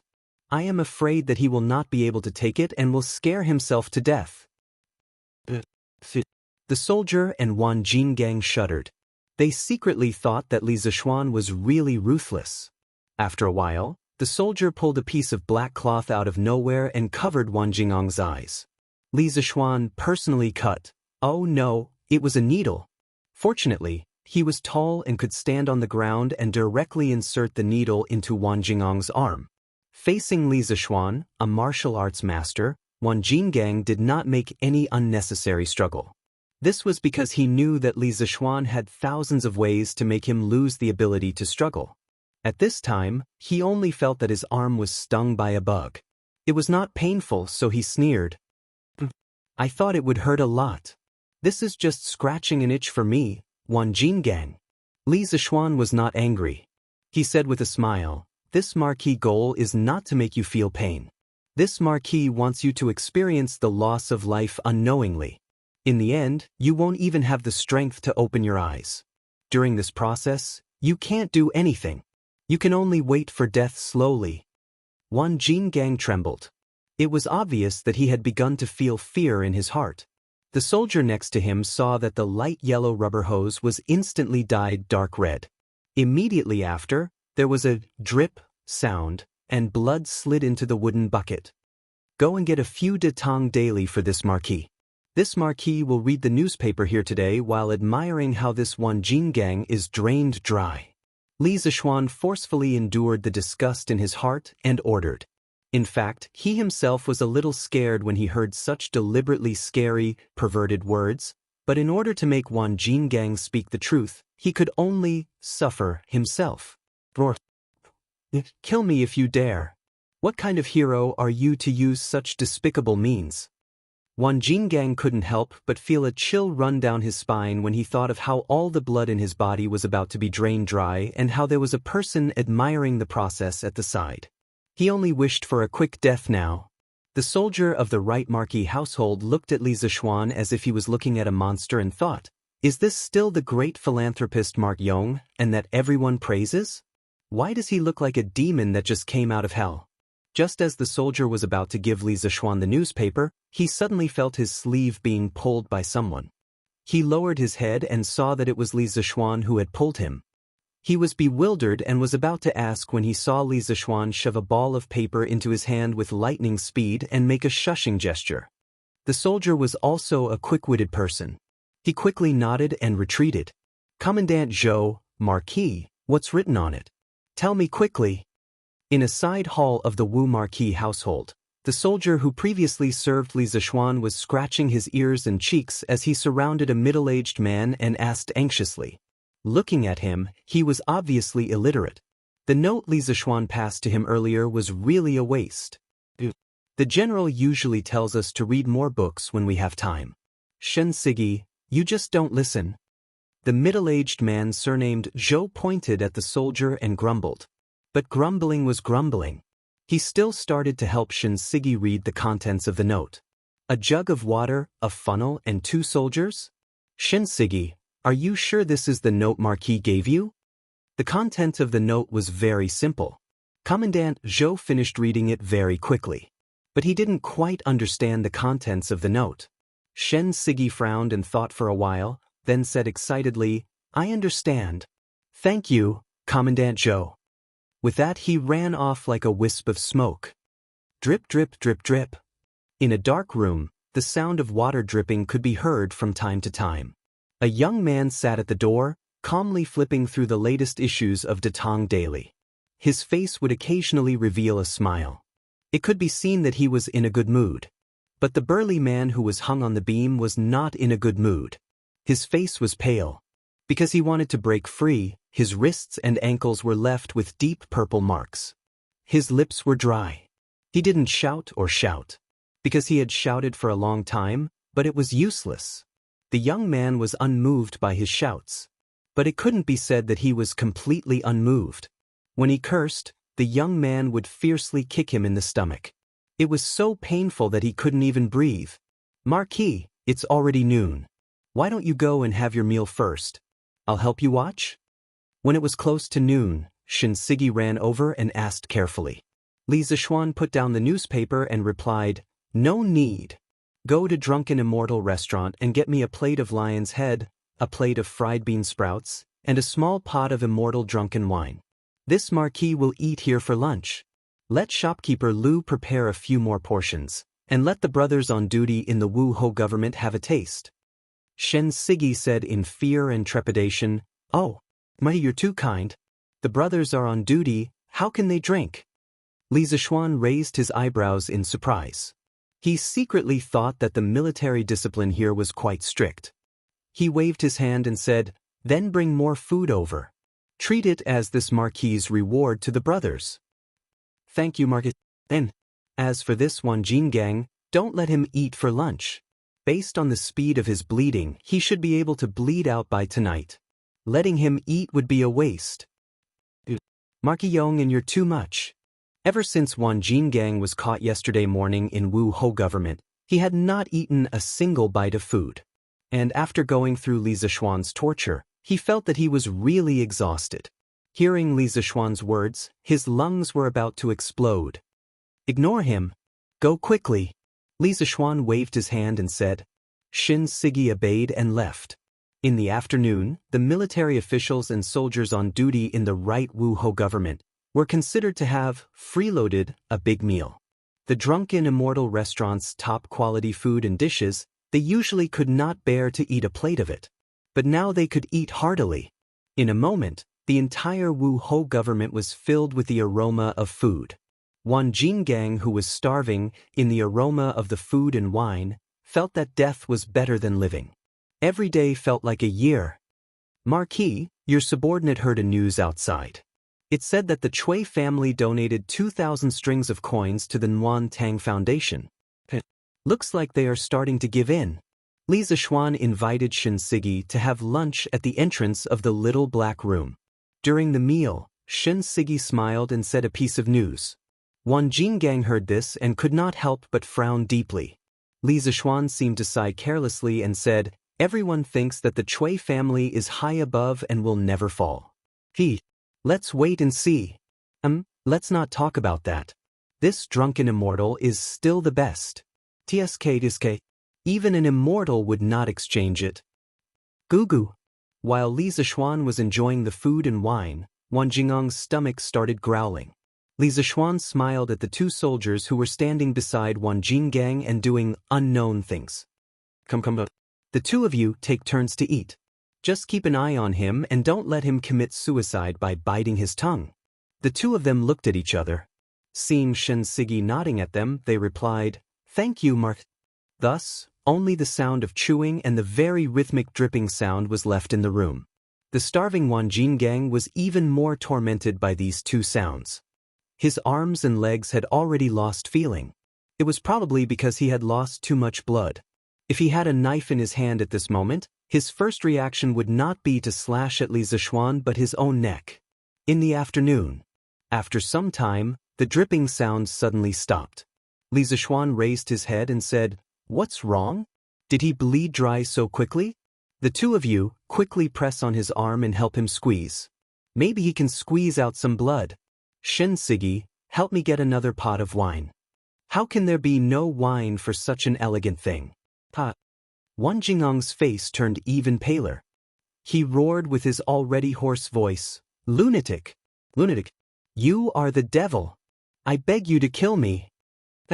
"You want to die? How can it be so easy? Your blood hasn't been drained yet." Li Zishuan laughed. Chapter 1090. Hearing Li Zishuan suddenly ask for wine, Xianxia was stunned at first, but after seeing Li Zishuan give him a meaningful look, he instantly understood and hurriedly left to carry out the order. Not long after, Xianxia brought over a pot of wine for Li Zishuan, and the other two martial marquis had already used all their strength to press down on Wang Jingang's arm. Immediately, the ticking sound in the room rang out again, and Wang Jingang's nightmare began again. "Kill me! I beg you to kill me! If you're a man, then give me a quick death. I beg you!" His mouth kept repeating these words in a low voice. The heavens had pity on him. He had walked the Jianghu for so many years. What kind of injuries had he not suffered? He had long seen through life and death, but this kind of waiting for death, this kind of torture to his soul and his body, he really could not stand it. At this time, a quick death to him had already become an extravagant hope. Phew. The contents of these few newspapers are a little lacking. 5 in the afternoon, the sun was setting in the west. Li Zishuan stood up, sighed, and said as if he hadn't had enough. "Wang Jingang, this marquis will give you one last chance. If you are willing to speak honestly, this marquis will give you a way out and ensure your safety. If you are not willing to speak, then this marquis will leave now, and tomorrow the people of Wu Ho government will send you, who is on your last breath, to the Supreme Court. Tsk. I reckon that by that time, you will become a dried corpse. Do you know what is a dried corpse? Just like a dried fish. Li Zishuan looked at Wan Jingang and said in a cold tone. After a day of torture, Wan Jingang's spirit was already on the verge of collapse, and Li Zishuan's last words was the straw that broke the camel's back, causing his face to be filled with fear, and he shook his head vigorously and said, "No. I don't want to become a dried corpse. I don't want to become a dried corpse. I'll speak. What you want to know, I'll tell you everything." Li Zishuan laughed, and his heart heaved a sigh of relief. He sat down again and said, "Good. A wise man submits to circumstances. If you had cooperated earlier, you wouldn't have suffered so much, right? Pull out the needle first, otherwise I will really turn into a mummy," Wan Jingang said with trembling lips. No rush. This Marquis knows what to do. Answer a few of my questions first. You ask away. What did you do before?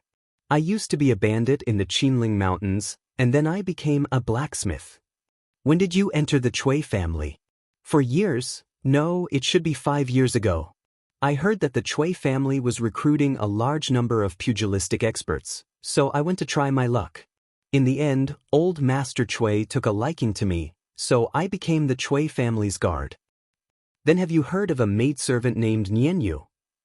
Hearing this question, Wan Jingang was stunned.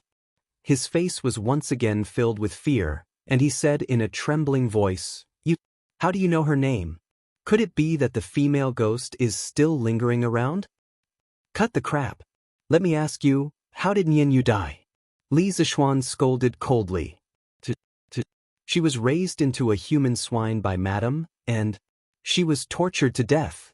Wan Jingang said the answer with a trembling voice. Sure enough. Li Zishuan heard, and the cup in his hand was crushed into pieces with a bang.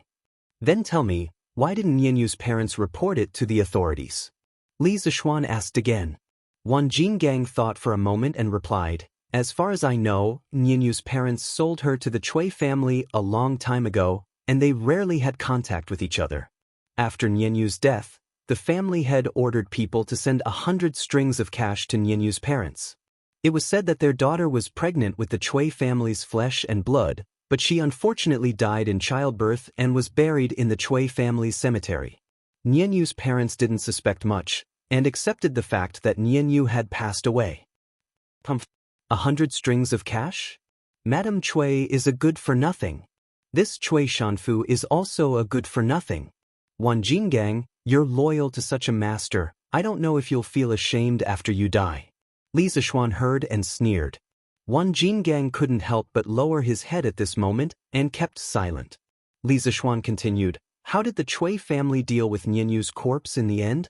I presume that with the couple's behavior, they definitely wouldn't bury her in the Cui family's cemetery, right? There was no answer to this question in the information provided by Pang Feiji. Marquis guessed correctly. Nianyu's corpse was buried in the 10-mile slope outside the city. Wan Jingang replied. Are you sure?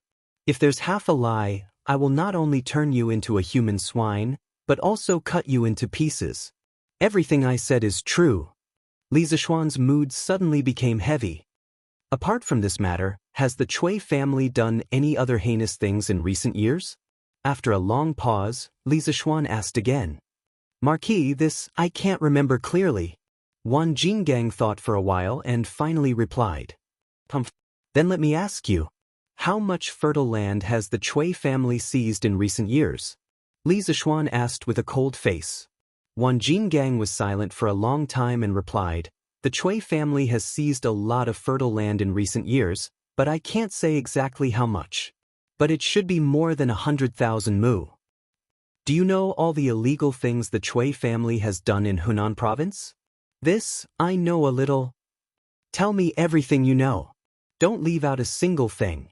The interrogation went on until the 3rd quarter of the evening. The Cui family's old debts were gradually dug out. Although these were not all of the Cui family's evil deeds, but what Wan Jingang said was enough to shock everyone. encroaching on land, kidnapping women, forcing women into prostitution, oppressing the poor, and even robbing and killing people. The Cui family, who had been glorious for thousands of years, actually did all of these things in the dark. It was not an exaggeration to say that they were full of evil. Humph! If the Cui family is not destroyed, the heavens will not tolerate it. If the Wang family is not destroyed, the wronged souls will not be appeased. Shen Sigi, bring it over and let him sign it. Li Zishuan had always had a fire in his heart. Following Wan Jingang's narration, the fire in his heart burned brighter and brighter. But he did not lose his temper here. He wanted to wait until the Cui family was destroyed, then he would release it completely. When Wan Jinggang confessed, Shen Sigi quickly found a document from the Wu Ho government. So, Wan Jingang's confession was recorded. After all, there were no tape recorders or cameras in this era. They could only use pen and paper to record the criminal's confession.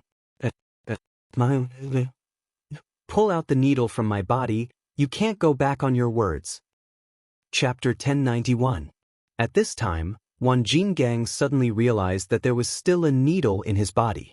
If this continued, wouldn't his blood be sucked dry? Pull out the needle from his body, then take this bucket of blood out. Don't scare him to death. Then get him to sign his name. Li Zishuan felt that it was funny. Just the sound of water droplets could scare this guy to this extent. He had been in the martial arts world for so many years. That's right, the dripping sound in the room was actually the sound of water droplets. At first, the needle was indeed inserted into Wan Jingang's blood vessels, but after Li Zishuan secretly stuffed a note into Shen Sigi's hand to get a pot of water and a funnel, the dripping sound in the room became the sound of water. The two soldiers guarding Wan Jinggang said that they were helping to watch over Wan Jinggang to prevent him from biting his tongue to commit suicide, but in reality, they were just taking turns to hold the funnel filled with water. The funnel they were using had a large amount of water at the bottom, so the dripping speed was about the same as the dripping speed of blood. This was also the main reason why Li Zishuan asked someone to cover Wan Jingang's eyes. Only then would he be willing to confess. In the middle, there was a situation where the dripping sound stopped. That was because the water was used up, so Li Zishuan had Shen Sigi go out and bring back a pot of wine. Inside the room, they pretended to think that Wan Jingang's blood had dried up, so they let the two soldiers guarding him go up and squeeze out the blood to further impact Wan Jingang's psychological defenses. Under Li Zishuan's direction, the four of them worked together to complete a textbook psychological warfare drama, completely breaking Wan Jingang's psychological defenses. There were no obvious injuries during the whole process, so the Supreme Court wouldn't be able to find any. Holding the confession that Wan Jinggang had signed, Li Zishuan left the room and returned home. As for Wan Jinggang, who was in the house, he was also a little confused. He stared at the little red dot on his arm and muttered, "Huh? Why is there so much blood on my arm? Why is there still blood on my arm? Strange, did Mark Yong and show mercy?" Shen Sigi and the other two soldiers knew the truth of the matter. Hearing this, they tried their best to hold back their laughter and quickly left this temporary prison cell. They were afraid that if they stayed here for too long, they wouldn't be able to hold it in anymore. As for the outside world, it was actually quite lively. The Cui family brought 2 carts of copper coins to donate to the Warm Tang Foundation, causing a huge commotion. Some people praised the kind Cui family for finally coming back, while others mocked the Cui family behind their backs for being forced to donate some money as a face-saving project. But no matter what, the Cui family's reputation among the common people had finally stopped falling. Grandfather, the Marquis of Yong, and stayed in the Right Martial Marquis residence for an entire day and just came out. Dunhua Square, Cui study. A black-clothed warrior walked in silently and cupped his fists at East County Duke Cui Junchuo. Marquis Tang? You're saying that Li Zishuan stayed in Marquis Tang for an entire day. Cui Junchuo's squinted eyes immediately widened. He stared at the warrior and asked, "It's absolutely true, grandfather." Right, Marquis Tang? If I'm not wrong, that kid should have gone to interrogate Wan Jinggang, right? With his relationship with Yuqi Jingda, he should be able to move freely in the right Marquis Tang. Wang, sure, this stupid woman. She actually allowed Yuqi Jingde to bring Wang Jinggang away. So stupid. Cui Junchuo's face showed a trace of anger. If he was present yesterday, he would not have allowed things to develop to such a stage. At the very least, he would not have allowed Yu Qigong to bring a living Wang Jinggang away. Wasn't this giving people something to hold against him? Grandfather is worried that Marquis Yong and will torture Wang Jinggang and get hold of the Cui family's weakness? The black-robed warrior said in a deep voice. Cui Junchuo shook his head and said, right, Marquis Tang only has the power to capture people and not the power to interrogate. No matter how good Yu Qijingde's relationship with Li Zixuan is, he will not agree to torture Wang Jinggang. I'm only worried that after Wang Jinggang is handed over to the Supreme Court in 2 days, he might say something that should not be said. At this critical juncture, if such a situation occurs, the Cui family will most likely be consigned to eternal damnation. The black-robed warrior was silent. Obviously, he knew that the Cui family's disciples had done many dirty things in the dark. Grandfather, Qi Li is willing to make a trip to Marquis Tang tonight to shut Wang Jinggang up. After a long silence in the house, the black-robed warrior cupped his fist and said. A cold light flashed past Cui Junchuo's eyes. Following that, he muttered, Qi Li, your movement technique is outstanding. Logically speaking, sneaking into Marquis Tang shouldn't be a problem. But just in case, bring Mei Lian along as well. But remember, if there is an ambush in Marquis Tang, retreat immediately. Do you understand? Qi Li obeys. After the black-robed warrior left, Cui Junchuo squinted his eyes. Half leaning on the couch, he pondered for a long time. Suddenly, he opened his mouth. Wang Yong. This old servant is here. The Cui family's old housekeeper walked in from outside the door. It could be seen that Cui Junchuo valued him highly. Otherwise, he would not let him serve by his side. Tomorrow, inform all the retainers in the residence to start writing articles to defame Li Zixuan. No matter if the content is true or not, write it first. Cui Junchuo said in a low voice. He could send people to assassinate Wang Jinggang, but he could not send people to assassinate Li Zixuan. Because if he did that, the Cui family would become the enemy of the entire kingdom. By then, the group of people in the capital would definitely not be able to leave Chang and city. So, towards Li Zixuan, he could only use the literary method to settle it. The Cui family had been in control of the world for thousands of years. There were hundreds and thousands of scholars who relied on the Cui family. In Cui Junchuo's opinion, if he wanted to defame a person, it would be very easy. He originally planned to carry out this plan in 2 days. However, Li Zixuan's actions today made him feel a sense of crisis. So, he had to bring forward the plan. This old servant has something to say. Wang Yong hesitated for a moment before he said, Speak. The old housekeeper cupped his hands and said slowly, recently, the people have been spurning the Cui family. The public opinion is fierce. Many retainers in the residence have thought of leaving the Cui family. Taigong, what do you think we should do? Cui Junchuo's face was frosty. He snorted coldly. A group of ingrates. The Cui family has raised them for so many years. How can they leave just because they want to? Tell them that if they leave the Cui family, this old man will not let them have the chance to stand out in this lifetime. Aristocratic families were merciless. They were even more merciless to those who betrayed them. At this moment, Cui Junchuo finally tore off his hypocritical mask in front of the world, revealing the ferocious fangs under the mask. Is Taigong. Chapter 1092. I didn't expect Xiao Xian to be so talented in interrogating criminals. I'm really curious now, is there anything in this world that can stump him? Yuqi Manor. Yuqi Jingde listened to his subordinate's report on Wu Hou Manor's situation during the day. He stroked his beard and laughed. In the morning, after Yuqi Jingde finished his morning court, he went straight home. He didn't go to Wu Hou Manor in the afternoon because he wanted to give Li Zixuan enough time to interrogate Wang Jinggang. On the matter of Pang Feiji concealing information, Yuqi Jingde knew that Li Zixuan would have a knot in his heart. He wanted to give Li Zixuan some time to resolve the knot in his heart. So even though he knew that Li Zixuan was in the right Wu Hou Manor today, he didn't show his face. I thought that Marquis was really going to drain Wan Jingong's blood. I didn't expect Marquis to use such a brilliant method. This subordinate prostrates himself in admiration. Shin Sigi couldn't help but sigh. This is why Xiao Xian can become a marquis at such a young age, while you, Xinyi, are still a small Sigi at your age. Yuqi Jingde had just learned a new interrogation method and was in a good mood. He made a small joke with his subordinate. That is Mark Yong, and is the literary and martial star of the heavens. How can I compare? But this move of Marquis, I've learned it. In the future, when I meet a disobedient criminal, I'll scare him like this. Anyway, the people from the Supreme Court won't be able to find any flaws. Xinyi scratched his head and chuckled. Yuqi Jingde smiled and didn't care much. He walked 2 steps with his hands behind his back and suddenly said in a serious tone, "Shen Sigi, listen to my order." Xinyi quivered and quickly cupped his fist. "I'm here."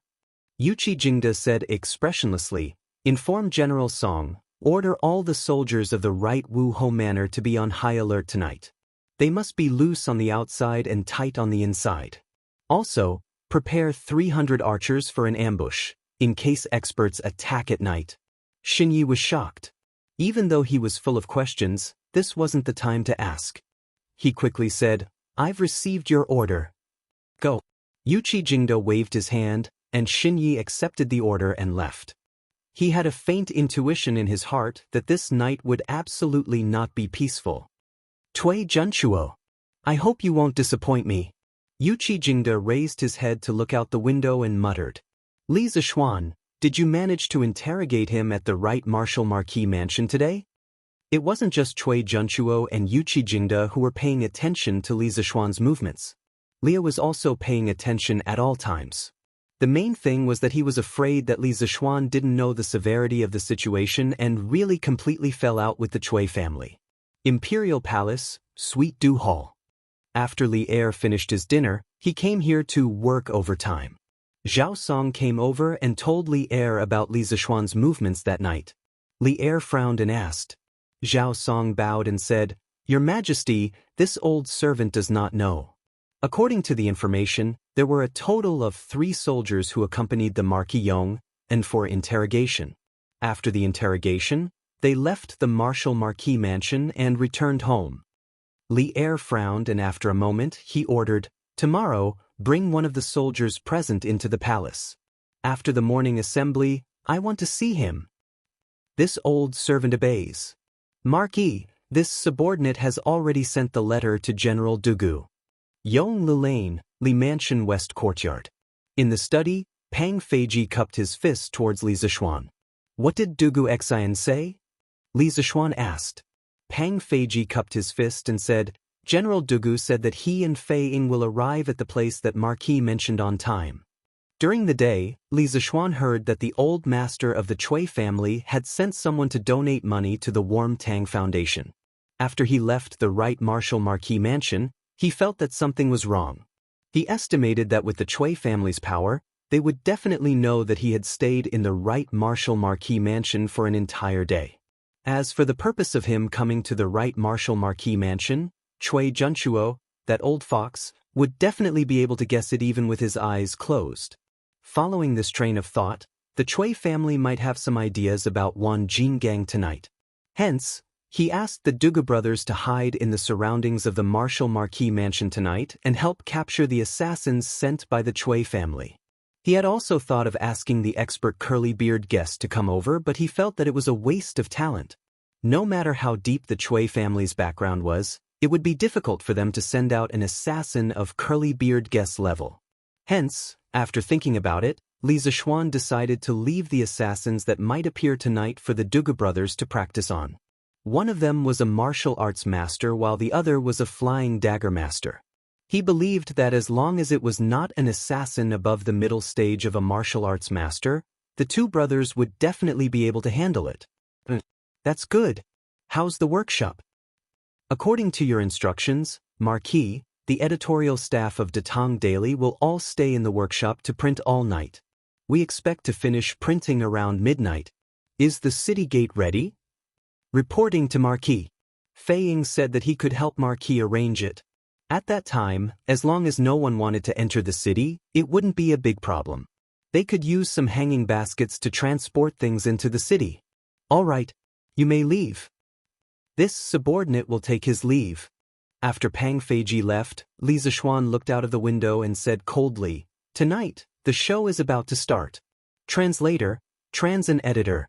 Trans in the night was dark and the wind was strong. Most people in Chang and had already fallen asleep except for the playboys in P Square. Swish swish. Two black shadows dashed out from Dunhua Square. They ran along the roofs of rows of houses, avoiding the patrolling Wu Ho mansion while dashing towards the right Marquis mansion.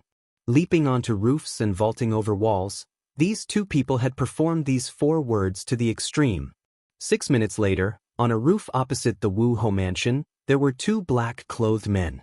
One of the shorter black-clothed men glanced at the situation in the Wu Ho mansion and said softly, "Big brother, with just these few Wu Ho mansion with our skills, it would be easy to sneak in without anyone noticing. Isn't Taigong being too cautious? It's obvious that any one of us can do it. Why must he send us all at once?" His words were filled with contempt for the enemy and confidence in himself. The other man frowned and reprimanded, "Second brother, don't let your guard down. This is Chang'an City. If we are not careful, we will be wanted by the entire city. In a while, you will be in charge of keeping watch outside. At the crucial moment, you can make some movements and help me attract the attention of these Wu Ho mansion. I will go in and take care of Wan Jinggang. I will be out soon." This black-clothed man was Qi Li. The other one should be Mei Lian. "Big brother, why don't I go? Anyway, these Wu Ho mansion can't do anything to me." Chapter 1093. Mei Lian, who was rubbing his palms together, did not realize the danger lurking in the darkness. He did not take Qi Li's warning to heart at all. Instead, he eagerly volunteered. "No. Second brother, if you meet an expert with your movement technique, you might be in trouble. It's better for me to go." Qi Li shook his head and flatly refused. "Big brother, it's so late at night, how can there be an expert? Besides, even if there is an expert, isn't there still you? Big brother, are you going to abandon me?" Mei Lian did not give up and continued to persuade him. "That's fine. Second brother, if you find something wrong, retreat immediately. Safety first." Unable to resist Mei Lian's pestering, Qi Li thought for a moment and agreed. "Hey, got it, big brother."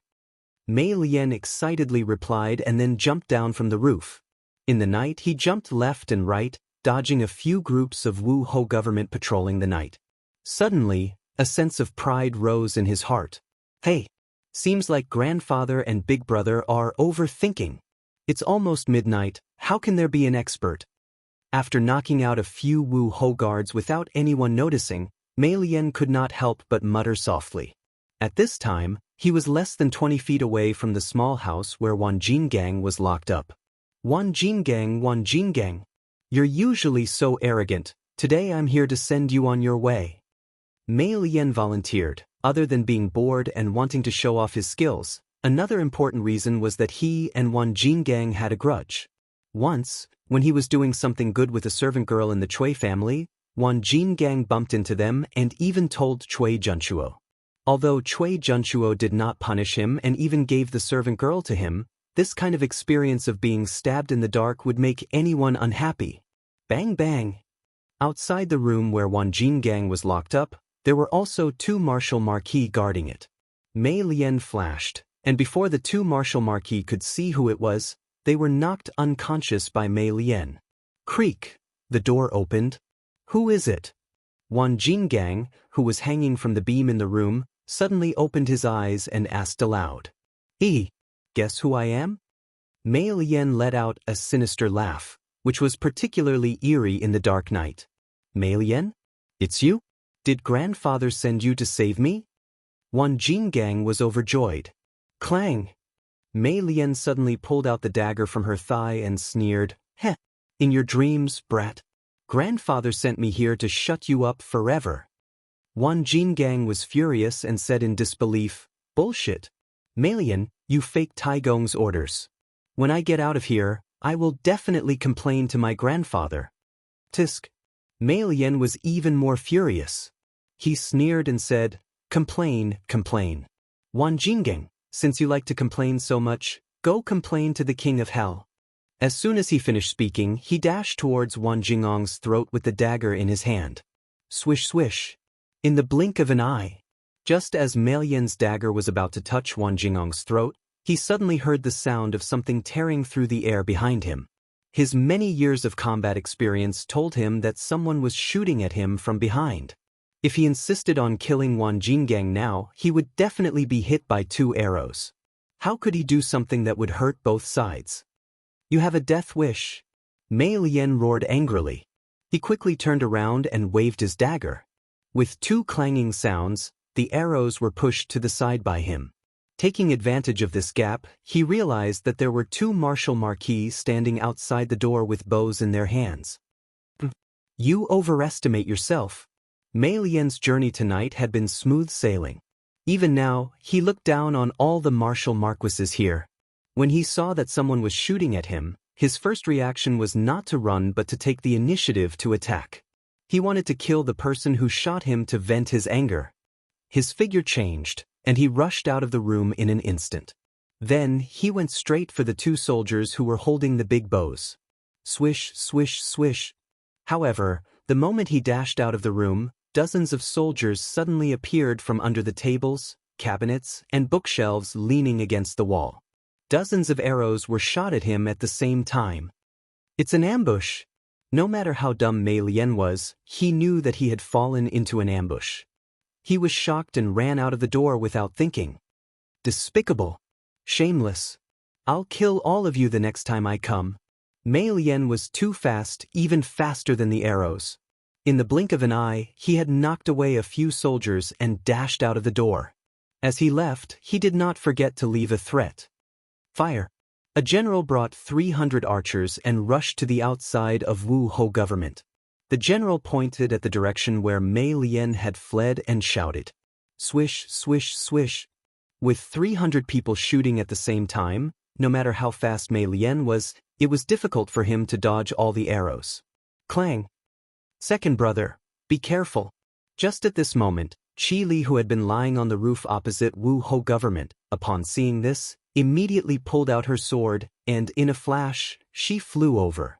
Her speed was more than 30% faster than Mei Lian. Ding ding, ping ping. In the blink of an eye, Qi Li was beside Mei Lian.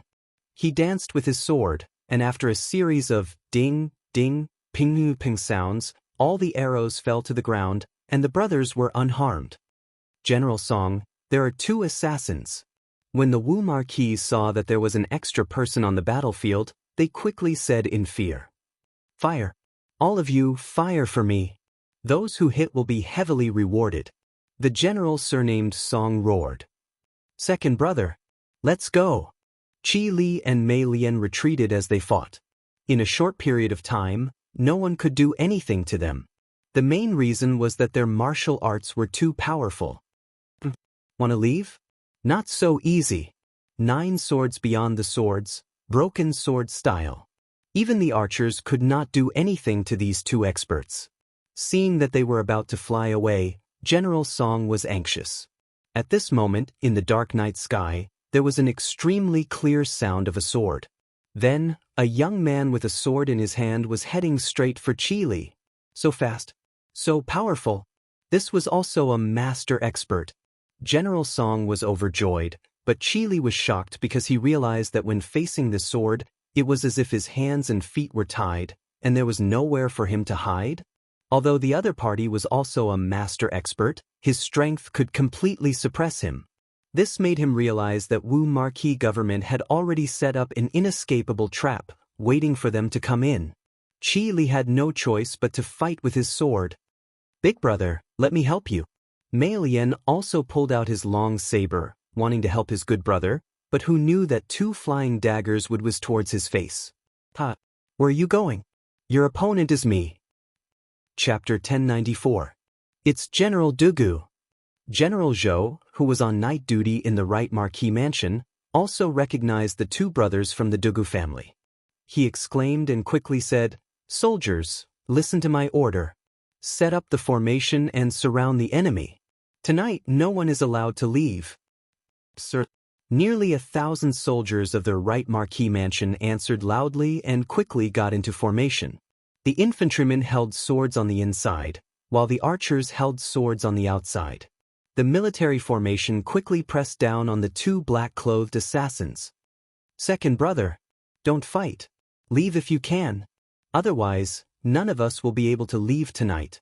Qi Li did not expect the right Marquis mansion to be surrounded by nearly 1,000 marquises and the 2 Dugu brothers.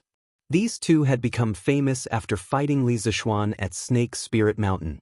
The 3 of them were actually able to fight Inbatian, who was at the peak of the Grand Master realm. Now that Dugu Xen had already entered the Grand Master realm, and Dugu Feng's flying dagger skill, which could threaten a martial Dao Grandmaster, must have improved as well. Under such circumstances, Qi Li almost did not want to fight. That was what he thought, and that was what he did. He shouted at Mei Lian as he dashed left and right. He wanted to escape before the Marquis Mansion's soldiers completely surrounded him. He did not want to fight Dugu Xen head-on. His body movements were very strange. He was like a shadow, drifting in and out of the crowd, but he could always find the best path and the best time to quickly pass through the gaps between people. It was like a scene of 100 flowers passing through, but not a single leaf touching the body. The lethality of Dugu Xen's swordsmanship was quite high, but it was difficult to use it in the crowd. In such a restricted state, he could not target Qi Li with his swordsmanship. In the blink of an eye, Qi Li was about to escape the encirclement of the right Martial Marquis soldiers. Seeing that Qi Li was about to leave, the soldiers of the right Marquis Mansion quickly released arrows under the command of their general. For a moment, arrows rained down, but it was difficult to hit Qi Li's body. What a strange movement. Seeing this, Dugu Xen was surprised. Immediately, he decided not to pursue Qi Li and turned to join forces with Dugu Feng to encircle the other assassin who was weaker in martial arts. Mei Lian, who was already no match for Dugu Feng, felt even more pressure. Not long after, her body was cut a few times. Big brother, leave quickly. Leave me alone. Mei Lian saw that the Wu Ho army had also turned around and surrounded him. Furthermore, he still had 2 experts by his side attacking him with all their might. He knew that he had no hope of breaking out of the encirclement. Who asked his movement technique to be inferior to his big brother's. Thus he roared at the night sky. Boosh! In the dark night, a roar of unwillingness and anger could be heard. Second brother, big brother will bring our brothers to save you. It sounded like Qi Li's voice. After that, there was no more sound in the darkness. Hey! You see, your companions have all run away. I think you should just surrender. Maybe I'm in a good mood and won't kill you? Dugu Feng glanced at the direction where Qi Li's voice came from, and then smiled at Mei Lian.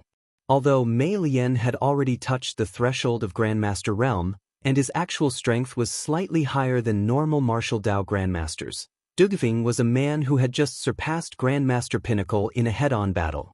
He could completely suppress Mei Lian. Not to mention that his big brother Dugu Xen had also come to help him.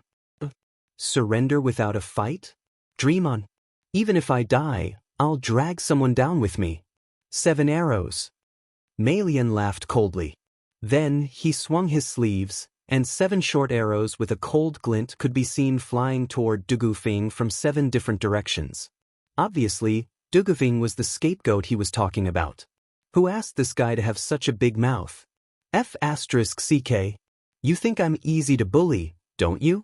You didn't shoot my big brother, but you shot me? Dugu Feng was hopping mad. Previously, when they were fighting Inbatian at Snake Spirit Mountain, Inbatian had used him as a breakthrough point and attacked him with all his might. Now that Mei Lian, a weakling who was weaker than him, had used him as a breakthrough point, how could he tolerate this? Feng, be careful. There's poison on the arrows. Dugu Xen roared, wanting to save Dugu Feng, but it was obviously too late. 7 arrows were flying in 7 different directions, taking into account Dugu Feng's possible escape routes. If it was an ordinary person, they would definitely be dead. But Dugu Feng was not someone who could be judged by common sense. The more dangerous the situation, the more his potential would be stimulated. As he controlled his body to retreat quickly, he pulled out 7 Xian leaf flying daggers from his thigh belt at lightning speed and sent them toward the 7 arrows. It could be said that it was done in one smooth motion. During this process, others could not even see the trajectory of his palm. Half a year ago, when he was fighting Inbadian, he could only use 3 Xian leaf flying daggers at the same time. Although strictly speaking, there was still some time between these 7 daggers. To be able to do this was enough to show that Dugu Feng's current strength was many times stronger than before. Ding, ding, ding. 7 crisp sounds were heard, and all 7 arrows were hit by Dugu Feng's Xian leaf flying daggers. Seeing this, Dugixen heaved a sigh of relief and used the Lonely Wind sword to slash at Mei Lian with all his might. Mei Lian was only good at hidden weapons and assassination. How could she be a match for a martial Dao master like Dugixen? In less than 3 rounds, she had already been stabbed. Dugixen saw a loophole in Mei Lian's defense and changed his move instantly. His long sword was finally less than an inch away from Mei Lian's throat. Put down your weapons and surrender. The noisy right martial marquis household's entrance quieted down instantly, leaving only Dugixen's cold voice. Guards! Tie up the assassin! Martial Marquis Household's General Zhou waved his hand and ordered. Tie me up? Dream on.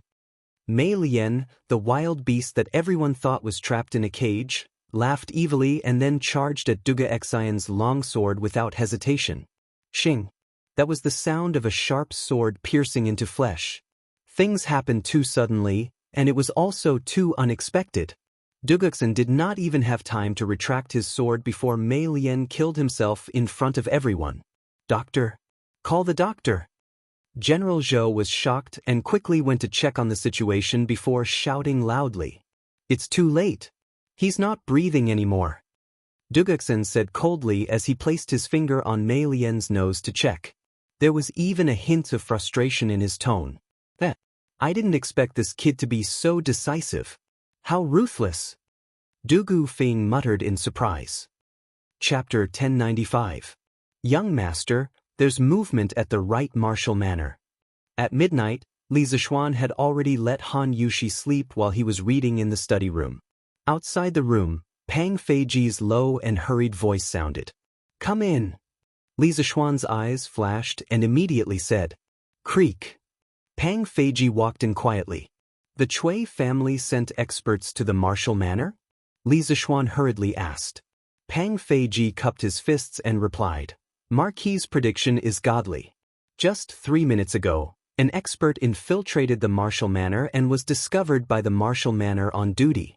However, that person's martial arts were exceptionally high. Even though General Yuchi had placed 300 archers in ambush in the Wu Ho government, they were unable to harm him in the slightest. Thus, the 2 Dugu generals who were guarding outside hurriedly joined the battle. Only then was the situation reversed. It must be said that he used to mingle in the right martial manner.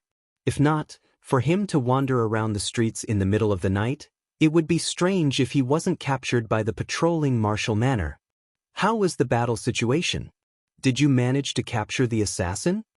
Li Zishuan expressionlessly asked. Marquis. After the assassin who had infiltrated the Wu Ho government was surrounded, everyone then realized that there was another assassin outside who was secretly providing support, but the assassin's movement technique was too brilliant, General Dugu was unable to catch up and let him escape. Although the remaining one's martial arts were not bad, he was not General Dugu's opponent. After he was defeated by General Dugu, everyone thought that he would surrender. But who would have thought that he would directly crash into General Dugu's sword and commit suicide? Committed suicide? Li Zishuan frowned and secretly cursed his bad luck. He had painstakingly set up a trap. In the end, one escaped and the one left behind was a corpse. This was really fate making fools of people. Ping ping. Suddenly at this time, there was a series of knocks on the door. In the middle of the night, it would definitely not be someone from the Li Manor knocking on the door. It could only be someone from outside the manor. Li Zishuan gave Pang Feiji a look. Pang Feiji approached the door and carefully opened a crack. When he saw the person outside, he immediately opened the door completely. It's a Xen? Seeing that it was Duguxin, Li Zishuan stood up in shock. Little Xian, you should know about tonight's matter, right? Duguxin nodded and walked forward. I know. Fei Ji has already told me about it. Axin, sit down and rest first. Li Zishuan smiled. Duguxin said, Little Xian, I'm sorry. We Xian did not want Xian's alive. Even if we suspect that the Chui family sent them, we have no proof. Li Zishuan wanted to deal with a 1,000-year-old family like the Chui family. The Dugu family had no objections. One of them represented the nobles of Shandong, while the other represented the old aristocratic families. Moreover, since the Sui and Tang dynasties, the Dugu family's glory had always been closely related to the emperor of that time. It could be said that they were the unwavering royalists. In addition, Dugu Xian and Dugu Feng had always been on good terms with Li Zishuan. When they heard that Li Zishuan wanted them to help, they agreed without hesitation. It's fine. No one expected that the assassin would suddenly commit suicide. It's not your fault. Moreover, it doesn't matter if we can capture them alive. As long as Wan Jinggang is still alive, it's fine. Li Zishuan smiled and comforted them. Although he said that to comfort them, it was actually the truth. Even if there were no assassins tonight, he would still make a move against the Chui family. But I think I know a little about the identities of these two assassins. Duguxin shook his head and said hesitantly, Oh, just where did they come from? Li Zishuan was also very curious about what kind of assassins they were. They could actually beat Dugu Xian in terms of movement techniques. Duguxin frowned and said, The leader should be Qi Li. He has 3 brothers, Qi Li, Mei Lian, Wang Liang, and Xuan'an. Because more than 10 years ago, the 4 of them killed and robbed people in the Taibai mountain area and took over the mountain as kings. They were called the Taibai 4 Ghosts. But after the world was peaceful, no one knew where they went. Qi Li, Mei Lian, Wang Liang, and Xuan'an. Together, they became Qi Mei, Wang Liang, and Xuan'an. Calling them the Taibai 4 Ghosts is just right. After Li Zishuan heard this, he muttered to himself. Then he asked, Exin, how do you know that they are the Taibai 4 Ghosts? Duguxin recalled. The leader of the assassins, his movement technique was like a shadow. He could always determine the most suitable place to land in the shortest time. At that time, there were thousands of martial marquis around. Not only did they not obstruct him, they became a barrier to help him escape. This movement technique is very similar to the 5 elements ghost steps that I heard from my second uncle. And this 5 elements ghost steps is the unique movement technique of the Taibai 4 Ghosts, Qi Li. Li Zishuan blinked and said in amazement, There is such a magical movement technique in this world? After we destroy the Chui family, we must capture this Qi Li and interrogate him. Dugu Xian was speechless. What did he mean by, after we destroy the Chui family? He spoke as if he was drinking soup.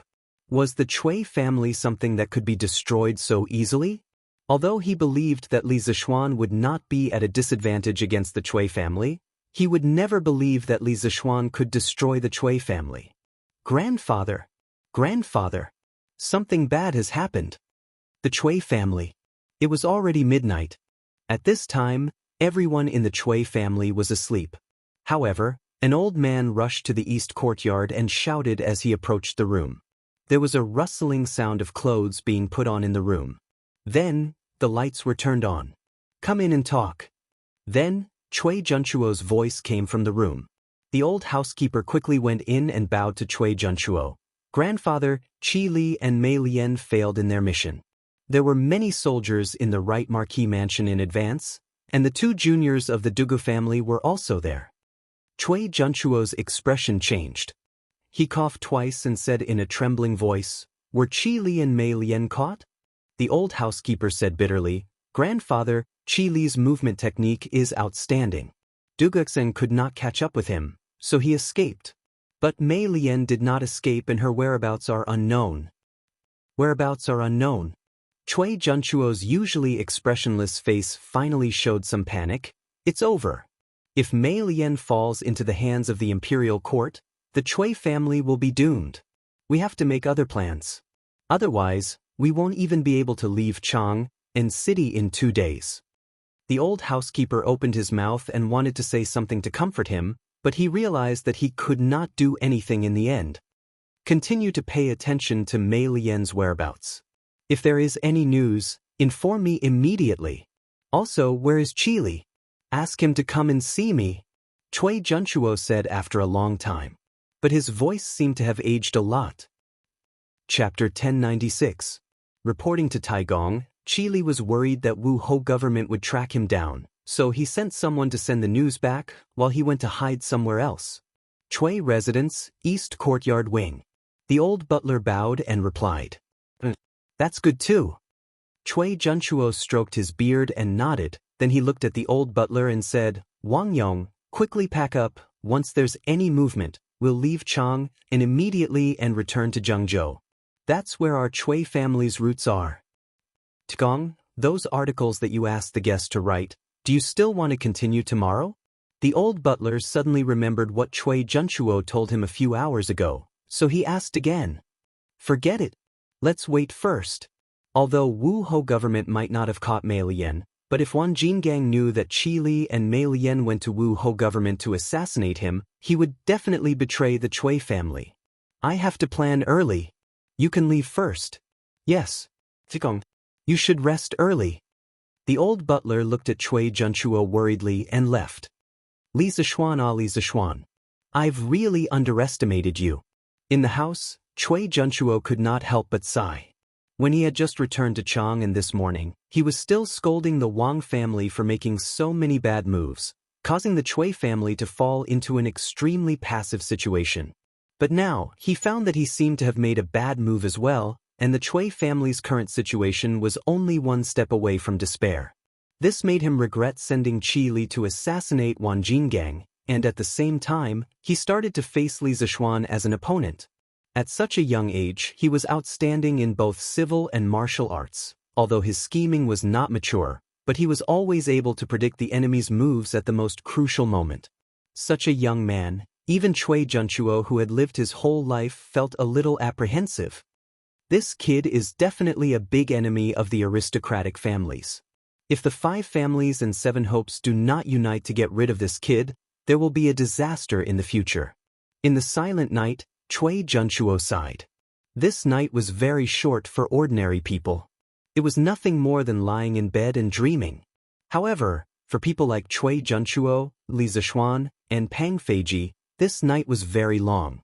The long Cui Junchuo couldn't sleep because he was worried, the long Pang Feiji couldn't sleep because he was excited, the long Li Zishuan couldn't sleep because he needed to be in command and strategize. Bang bang. "Marquis, your subordinate has something important to report." At midnight, Pang Feiji knocked on the door of Li Zishuan's study room. There was a hint of urgency and excitement in his voice. "Come in." Pang Feiji pushed the door open and entered. "The things that you asked for have all been printed." General Fei Ying informed the city gate officer and used more than a dozen hanging baskets to move them into the city. "It's in the courtyard now." Li Zishuan was shocked. He turned around and said, "Okay. Follow the plan immediately." Pang Feiji was stunned. He pointed at himself and asked, "Maru, you want your subordinate to go up?" Li Zishuan kicked him in annoyance and said, "Nonsense. If you don't go up, do you want me to go up? It's not like you don't know how to use it. Go quickly." But your subordinate will go right away." Pang Feiji laughed and covered his butt as he went out. It was obvious that he was very happy. Half an hour later. "Marquis, if your subordinate can't get down later, what should I do?" Li Residence, West Courtyard. Pang Feiji was about to take off in the basket of the hot air balloon. However, at this moment, he suddenly felt a little scared. After all, the ancient people were very respectful of the sky, and he was about to fly.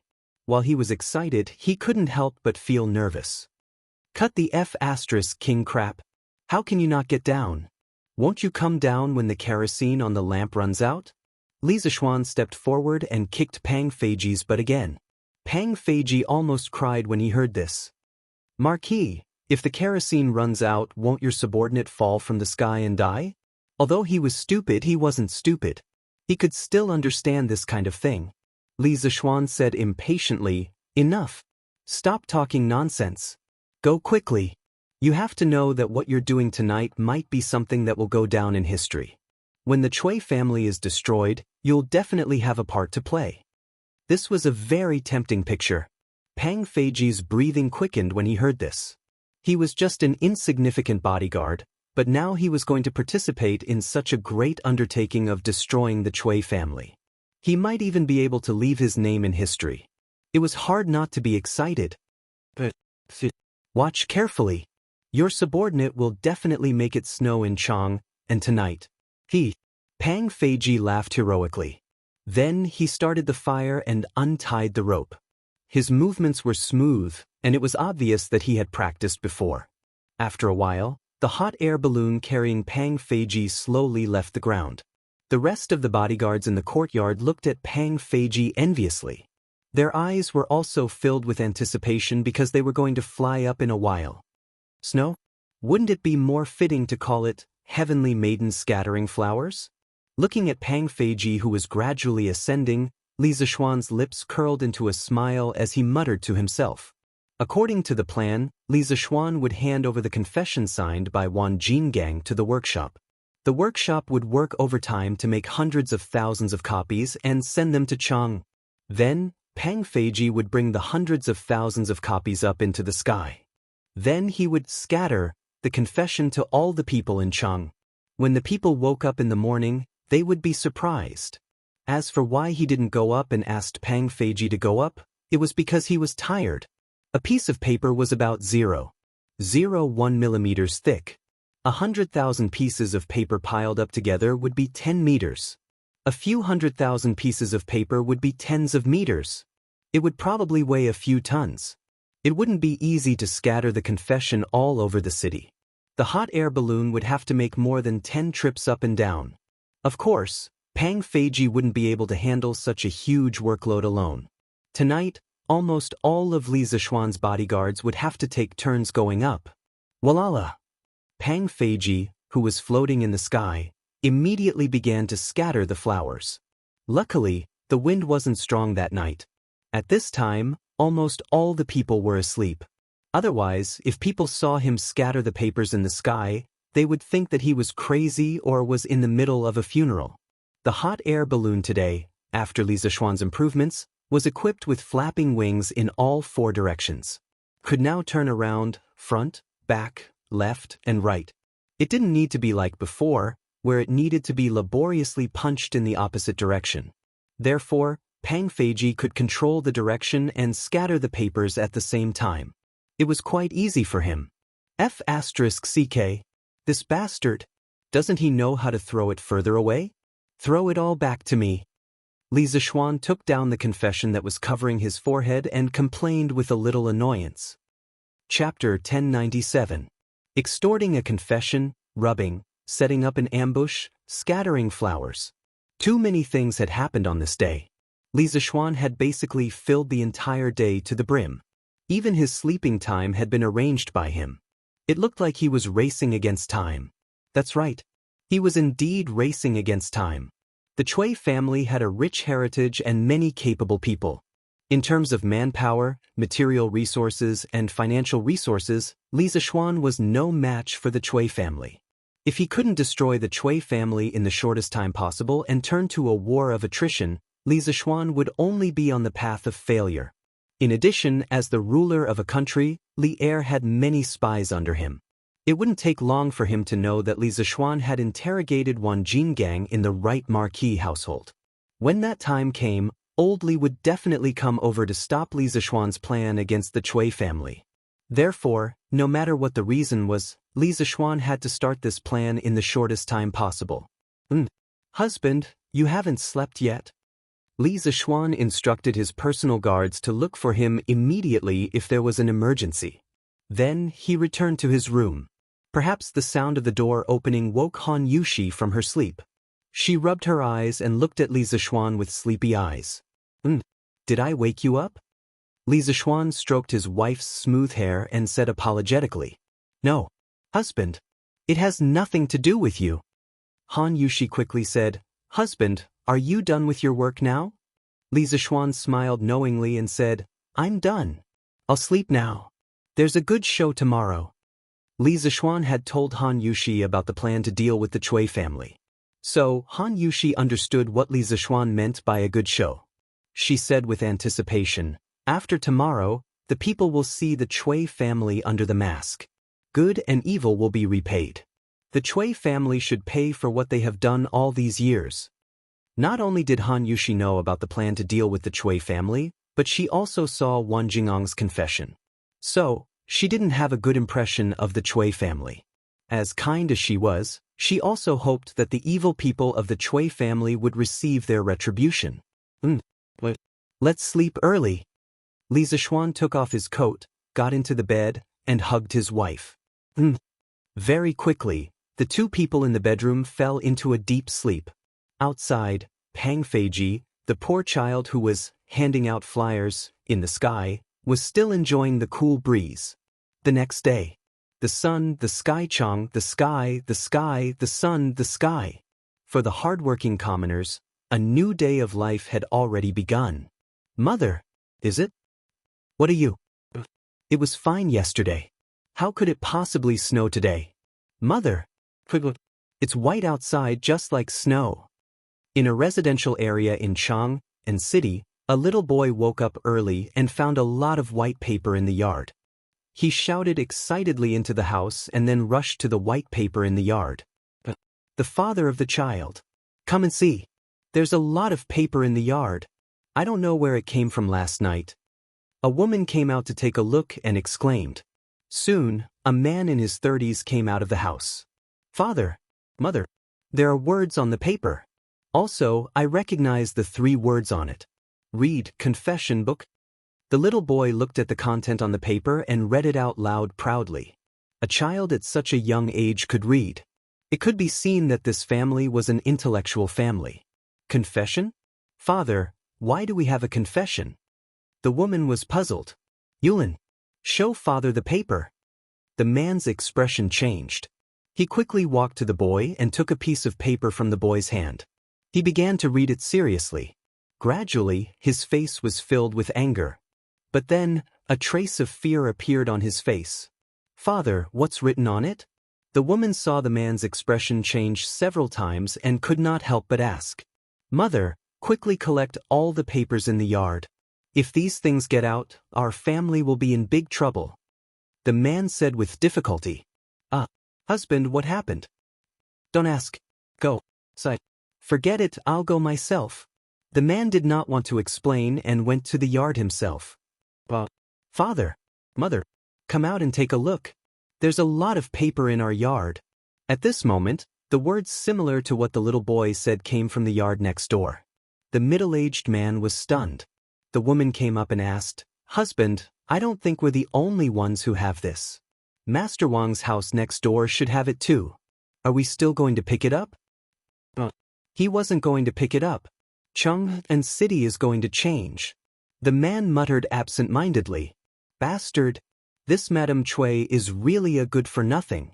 But the Cui family likes to bully the common people and bully men and women. They should be struck by lightning. Yesterday, I saw the Cui family donate money to the Nuantang Foundation and thought they changed their mind. Now it seems that the Cui family is not good people. We should report them to the authorities and arrest them. They're worse than pigs and dogs. This Madame Cui is worse than pigs and dogs. How could he do such a deranged thing that would incur the wrath of both man and God? She's really a vicious woman. If she's not killed, the heavens will not tolerate it.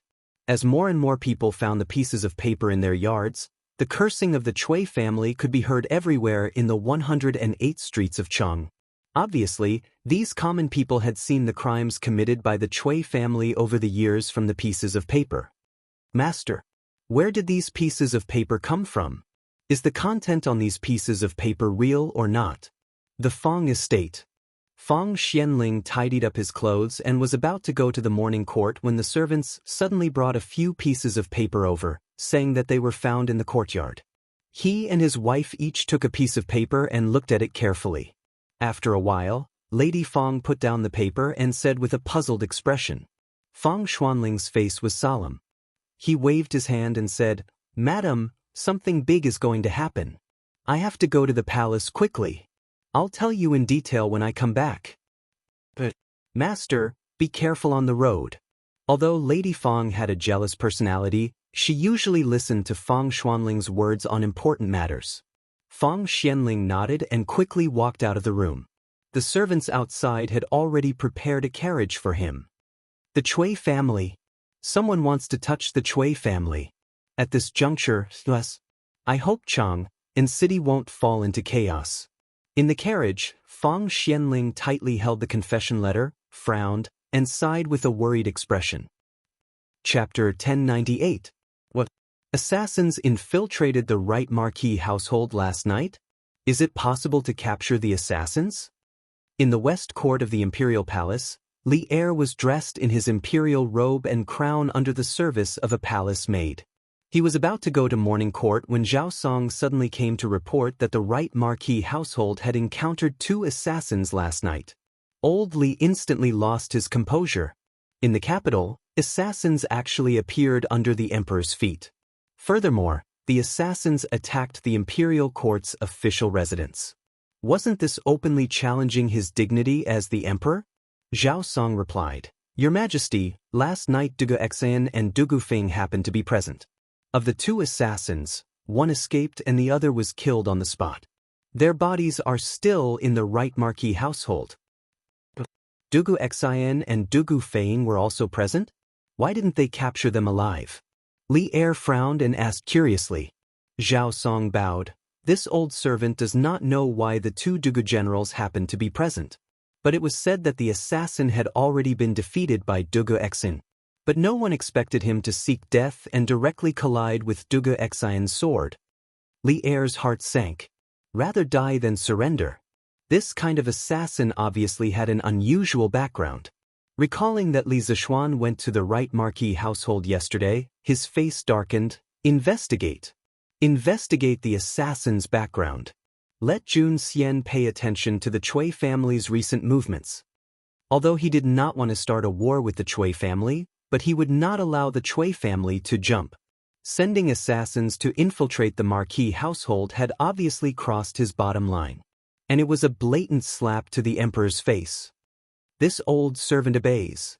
Zhao Song was not surprised and immediately bowed to receive the order. Your Majesty, not good.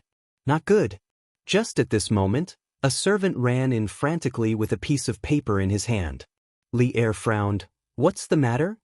That servant raised the paper above his head and said, Your Majesty, this morning outside the imperial palace, there were white pieces of paper. The content of the paper was a confession written by a person named Wan Jingang. As this matter concerns the Cui family, the courtiers are all waiting outside the Taiji Palace to see His Majesty. Li Er's expression changed greatly. He personally went up and took the document from the eunuch's hands and read it with furrowed brows. At this time, Empress Zhongsun also walked out from behind the screen. She stood behind Li Er and looked over, also reading the contents. What a Cui family! What a good Wangshi! Human swine? For our great Tang to have such a venomous woman, she deserves death. Although Li Er did not intend to touch the Cui family at this time, the more he read the contents of the paper, the more shocked and furious he became. When he saw that Wangshi had made Ninyu into a human swine and cruelly tortured her to death, he, the emperor of the human world, could no longer hold it in. Your Majesty, ever since Empress Lu murdered Lady Qi, such a tragic incident has never happened in the Central Plains for hundreds of years. I didn't expect that there would still be someone who would be so deranged. It's truly shocking. Empress Zhongxuan's beautiful eyes also revealed a trace of hatred. Clearly, Wangshi's actions had reached a point where even Empress Zhongxun, who had always been good-tempered, could not stand it anymore. A murderous intent flashed in Li Er's eyes. Then he turned around and patted Empress Zhongxuan's hand, saying, Guanyin, don't be too sad. If the contents are true, I will definitely punish this evil woman severely. Empress Zhongxun nodded, but she lamented in her heart, so what if I punish her severely? The dead cannot be brought back to life. Let me ask you, when did this confession letter come out? Li Er looked at the eunuch and asked in a deep voice. The eunuch hesitated and said, "Your Majesty, it is said that it came out early this morning. I reckon it should have come out last night. But I don't know who has such great ability to actually receive at least one confession letter from every household." Last night? Li Er's eyes were filled with doubt. Suddenly, he thought of a possibility, and his face immediately darkened. Zhao Song ordered Dexen to bring the imperial army and lock down all the gates of Chang and city. Today, only entry is allowed, no exit is allowed. Li Er's eyes were like lightning as he looked at Zhao Song and said. The atmosphere in the room instantly became tense. "Your Majesty!" Zhao Song smelled a trace of unusual information. He felt that something big was going to happen in Chang and city today. "Also, tell Li Zishuan to come and see me after the morning court." "Yes."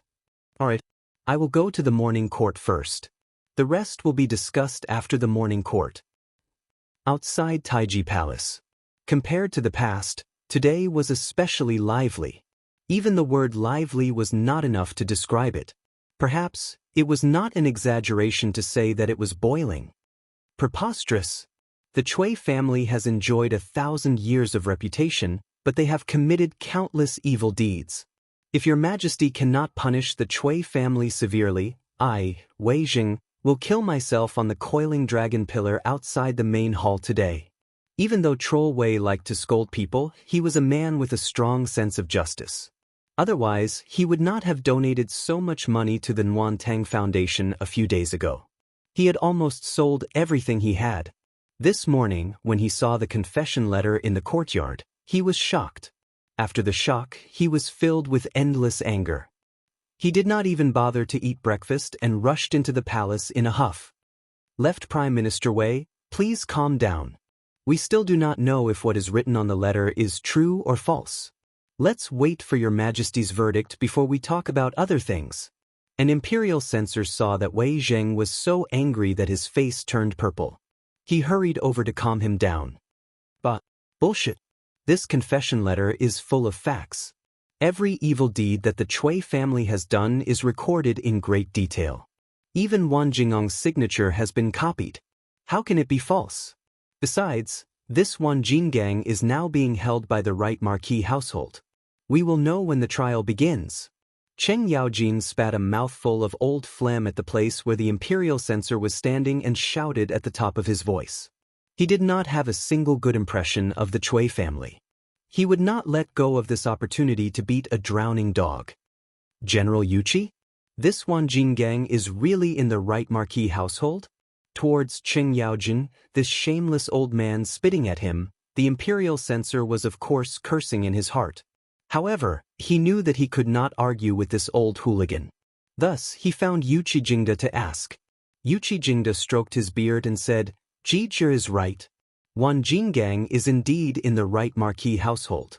In a while, he should be handed over to the Supreme Court.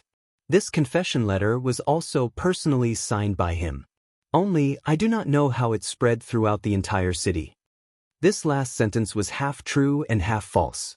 He knew that this was arranged by Li Zishuan. However, he did not understand how Li Zishuan was able to spread the confession letter to every corner of Chang and city in one night. At the same time, he did not expect that Li Zishuan would make a move on the Cui family so quickly. Chapter 1099. After Yuchi Jingda admitted that the confession was written by Wan Jinggang, the officials outside the Taiji Palace were in an uproar. It's true? Under the glory of the heavens, such a dark and filthy thing actually happened. As an important official of the empire, I'm ashamed to face the people. Wei Jing opened his mouth and pounded his chest as he lamented bitterly. This Cui family is so despicable, they did so many filthy things. If we don't punish them severely, the people won't be angry. That's right. Later, we must ask the emperor to punish them severely. At this moment, no matter if it was the civil officials or generals, all of them were infuriated, and they gave the Cui clan the harshest condemnation. Many of the court officials that were attached to the Cui clan or related to the Cui clan in Qinghe didn't dare speak at this moment, and all of them wished for nothing more than to stick their heads into their clothes as they were deeply afraid of being recognized. Fang Xianling, Du Ruhui, Jiangsun Wuji, Xiao Yu, these civil officials couldn't help but look at each other. They all sighed in their hearts that today's court would not be peaceful. Duke of Yi, when did the right Marquis Mansion have the right to interrogate? Why didn't I know? Lu Dui, the minister of the Supreme Court, looked at Yuqi Jingde with displeasure. This had nothing to do with personal grudges, it was just his duty. Interrogating criminals should be done by the Supreme Court. If the right Marquis Mansion did it, it would be overstepping their authority. You've misunderstood this old man. Ever since Wan Jingang was captured and brought to the Marquis Mansion, no one has interrogated him. These things were voluntarily confessed by his conscience. If you don't believe me, you can go back to the Supreme Court and check his body. See if there are any traces of torture? Yuqi Jingde laughed out loud. This, Lu Dui was suddenly choked. It's time for the morning court. Officials, go to the court. At this moment, the head eunuch came out of the palace and shouted to the civil and military officials below the stairs. The noisy officials immediately quieted down. They carried the imperial edicts and walked into the Taiji Palace. After a round of greetings, the morning court officially began.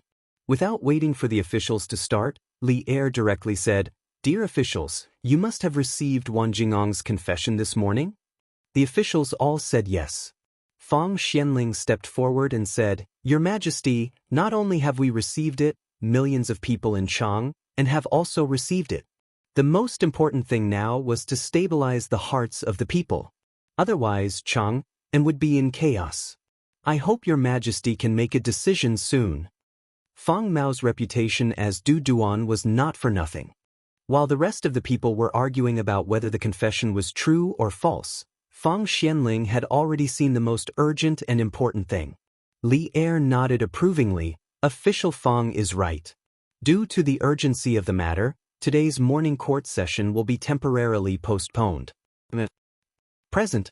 Immediately, a golden guard in bright armor entered the hall. Li Er said in a deep voice, "Go to the East House of the East County immediately. No matter what method you use, I'll give you an hour to invite Cui Junchuo and Wang Shi over." Now that things had developed to this point, even if he didn't want to touch the Cui family at this time, he had to.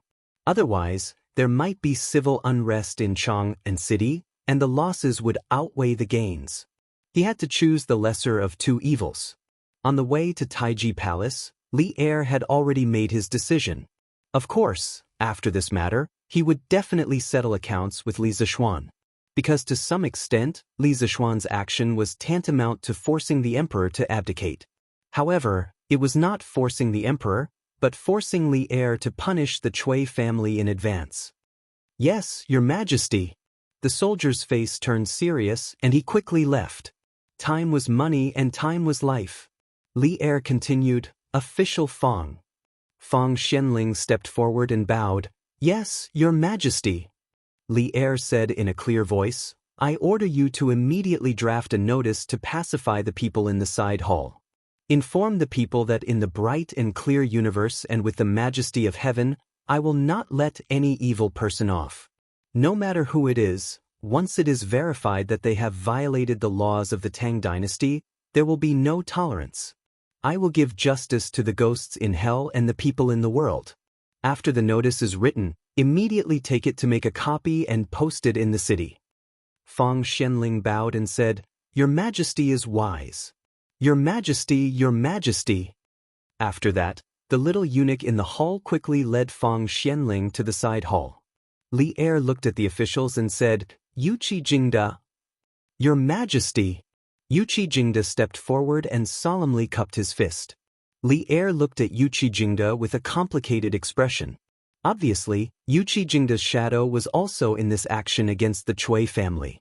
Yesterday, he wanted to call the two soldiers who were present when Li Zishuan interrogated Wan Jingang to the palace for questioning, but now it seemed that there was no need to ask.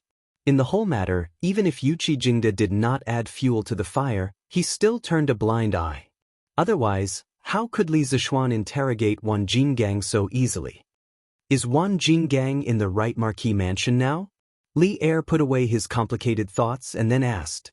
Yuqi Jingde replied, Your Majesty, Wan Jinggang is still in the right marquee mansion now.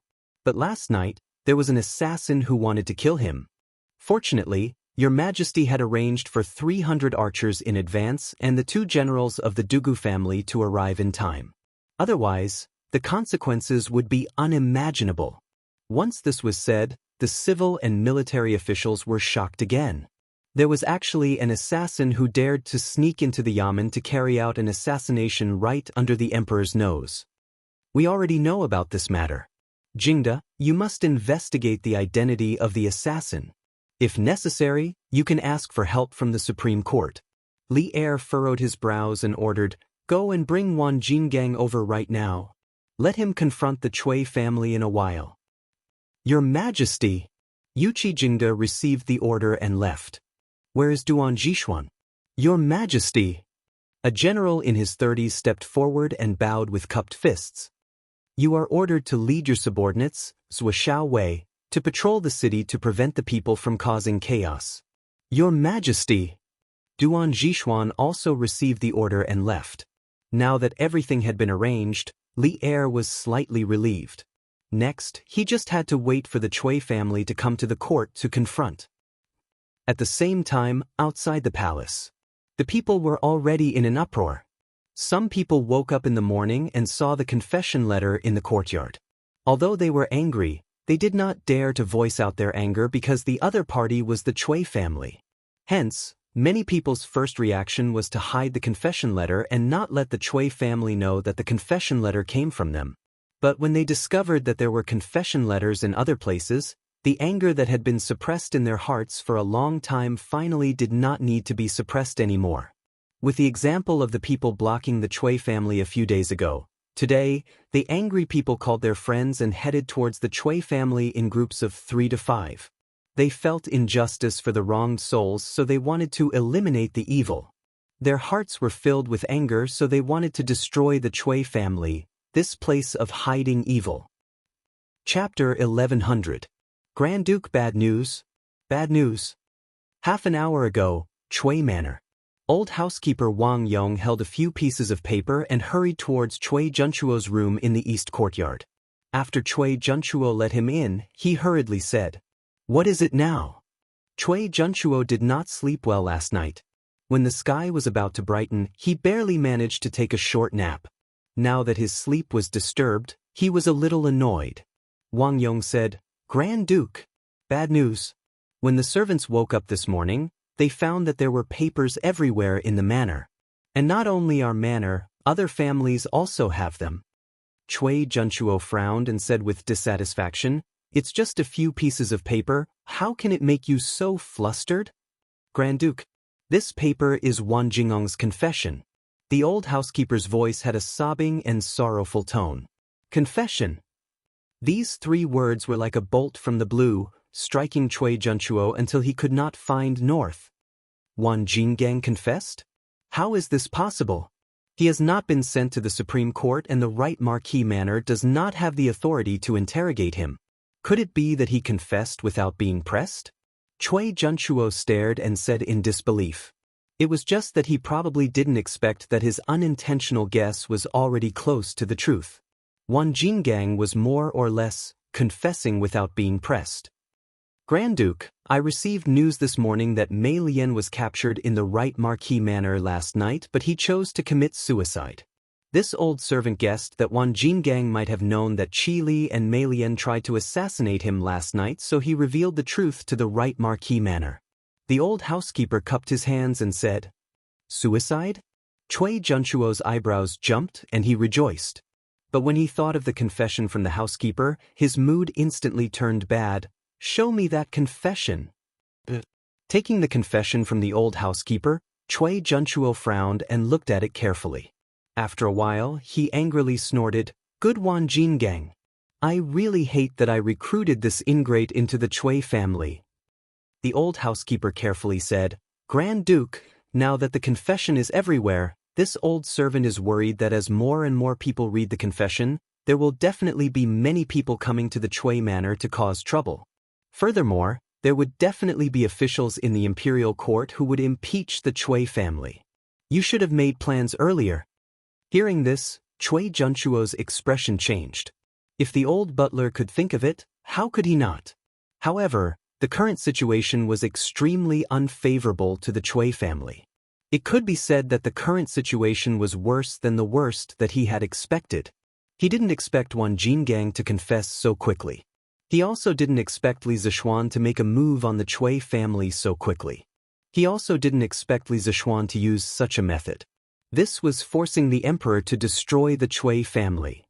After a long time, Cui Junchuo let out a long sigh. Yes. What should he do now? The public was furious, and the officials in the imperial court were eyeing the Cui family like a tiger watching its prey. The Cui family was facing a great calamity, and they could only do their best to reduce the Cui family's losses. As long as we can leave behind a bloodline, the Cui clan will definitely rise again. The old housekeeper was shocked. He had never seen Cui Junchuo so dispirited. He hurriedly said, "Grand Duke, why don't you and Madam leave Chang, and before the imperial edict is issued? After returning to Zhengzhou, you will be sick at home. I don't think the emperor will make things difficult for you. Once the storm is over, you will be safe and sound. Hand over the Wang family. Hand over the murderer. Hand over the Wang family. Hand over the murderer. Hand over the Wang family. Hand over the murderer." Cui Junchuo was very tempted by the old housekeeper's words. However, at this moment, there was a sudden commotion outside the Cui family's gate. Judging by the sound, there should be hundreds of people. "Grand Duke, something bad happened. Something bad happened. There are many scholars and common people at the gate." A servant ran over in a panic and shouted as he ran. "Grand Duke, it seems that the common people have already heard the news. You and Madam should leave from the back door." The old housekeeper's expression changed as he hurriedly advised. "We can't leave.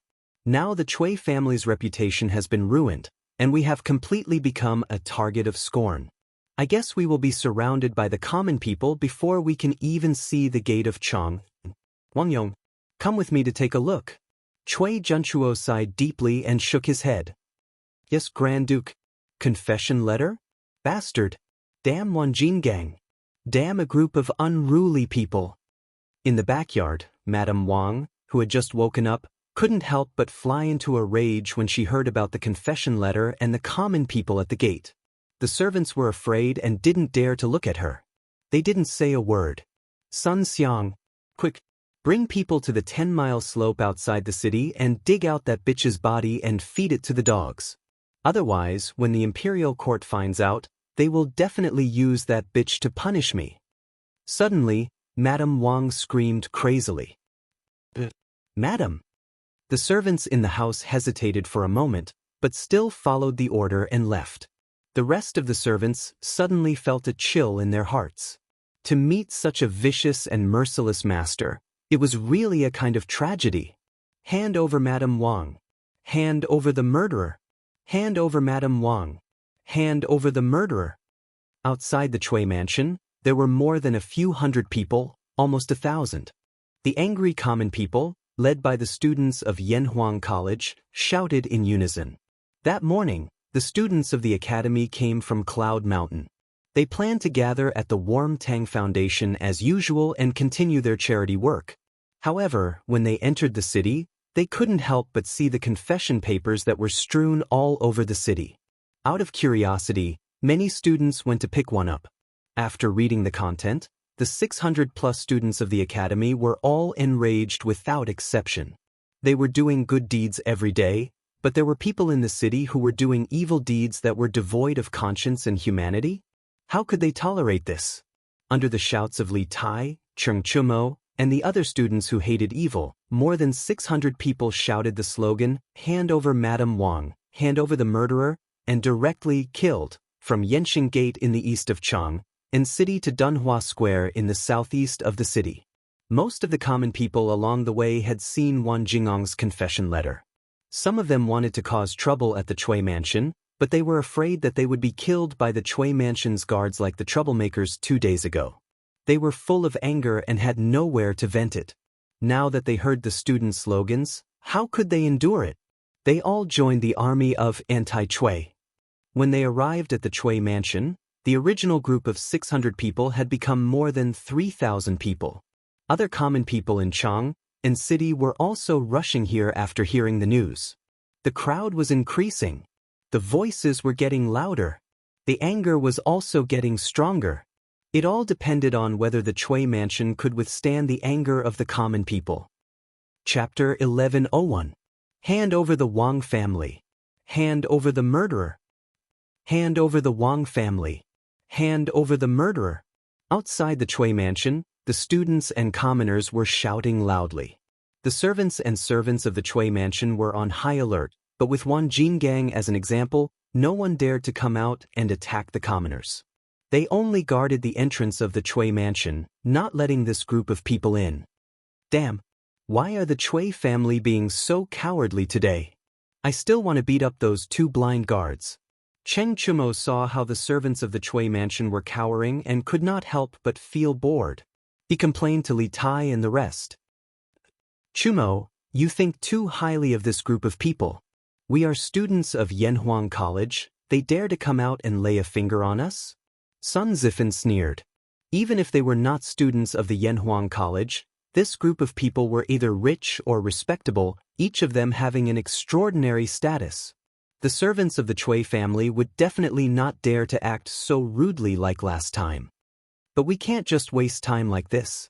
Qin Ke, you have a lot of ideas, come up with an idea. Why don't we just charge in? Cheng Chumo was a little anxious. Chumo, don't be rash. Li Tai shook his head. He looked at the group of servants who were blocking the entrance of the Chui mansion, his eyes flashed, and he whispered, "Oh right, Cho Nyo, bring a few people to guard the back door of the Chui mansion, see if there's a chance to enter from there." Cheng Chumo was overjoyed. He laughed and said, "Hee hee. Qin Ke, you're still the most cunning one. Then I'll go take a look with Bao Lin and the rest." After that, he did not care about Li Tai rolling his eyes at him. He called a few skilled students and squeezed through the crowd to go to the back door of the Chui mansion. "Grandfather, there are so many people outside, I think you should go to the manor outside the city to lie low for a while."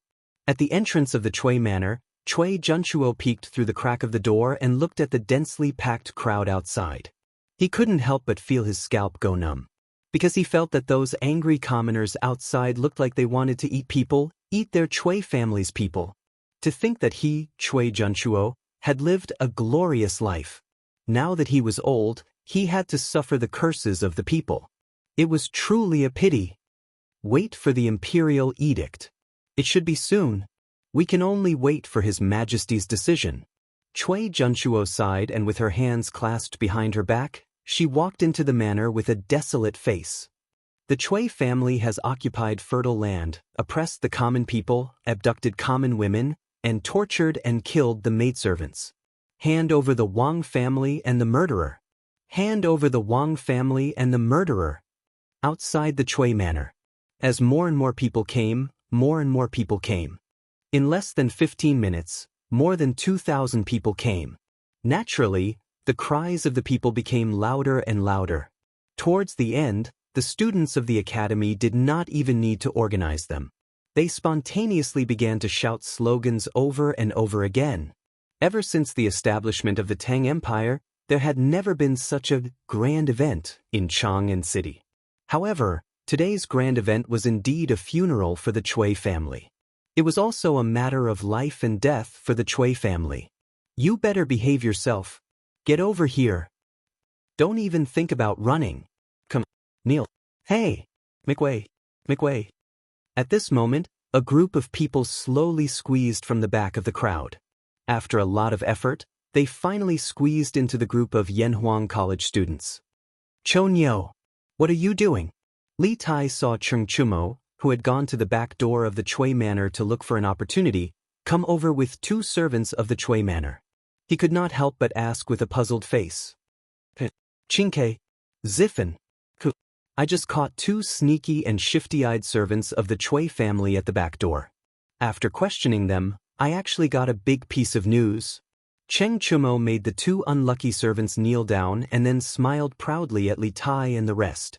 What news? Li Ke asked. Cheng Chumo did not directly answer. Instead, he kicked the servant in front of him and said, "Hey! Sun Xiang, right? This person in front of you is His Highness King of Han and this is His Highness King of Wei. Hurry up and tell them what your mistress wants you to do. Only then will you be safe. Otherwise, no one will be able to protect you." When he heard that the two young men in front of him were both kings, the servant was first afraid. Then he seemed to see some hope. The Cui family was now in a precarious situation. If he could cling onto the thighs of these two kings, he might really be able to survive. Thus, he quickly said, "Young Master Cheng." Cheng Chumo nodded his head in satisfaction. Then, he turned around and looked at the people behind him. He used his internal energy and said loudly, "Everyone quiet down. I just caught a servant at the back door of the Cui manor. Everyone quiet down and listen to what this servant has to say." Cheng Chumo's voice was mixed with internal energy and transmitted to everyone's ears.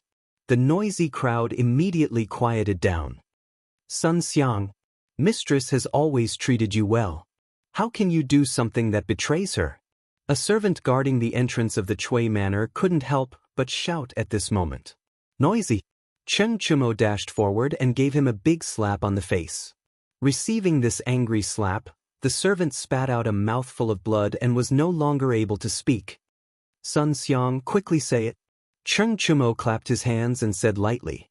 Sun Xiang shrunk his neck and looked at Cheng Chumo, this violent maniac, with some fear. Then he said, "I'm a servant of the Cui manor. This morning, after mistress found out that the entire city was filled with Master Wan. No, the entire city was filled with Wan Jingang's confession. She was worried that the imperial court would find Miss Nianyu's body based on the clues in the confession. Thus, she ordered me to go to the 10-mile slope outside the city, to the 10-mile slope to dig out Nianyu's body and feed it to the dogs." Wow! After hearing this, the crowd was in an uproar. The people who were already angry became even angrier. When their anger couldn't be tolerated, they could only explode. She didn't even let go of a dead person. This mistress of the Cui family is so cruel. Beast! She's worse than pigs and dogs. Wang deserves to die. It's really intolerable that such a vicious woman is not killed. Kill Wang! Kill Wang! Thousands of people were about to riot in an instant. The servant guarding the entrance of the Cui manor suddenly felt the pressure.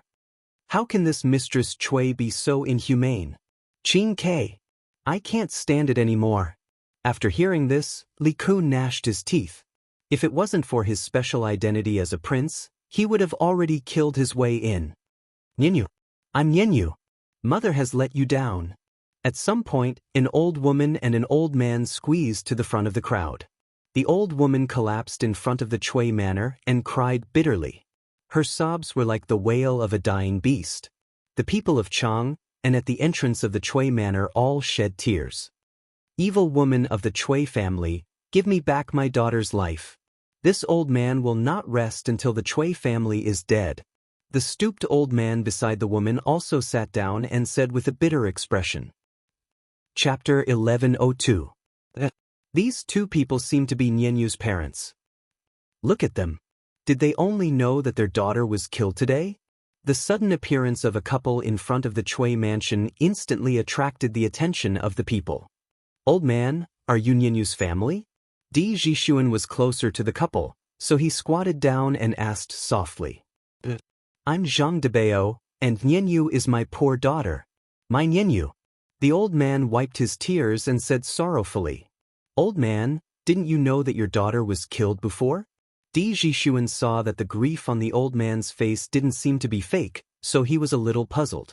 Before the old man could say anything, the old woman interrupted and said sadly, "In the past, the Cui family only said that our daughter died in childbirth because she was pregnant with Master Cui's flesh and blood, but who knew that she was made into a human swine by Madame Cui?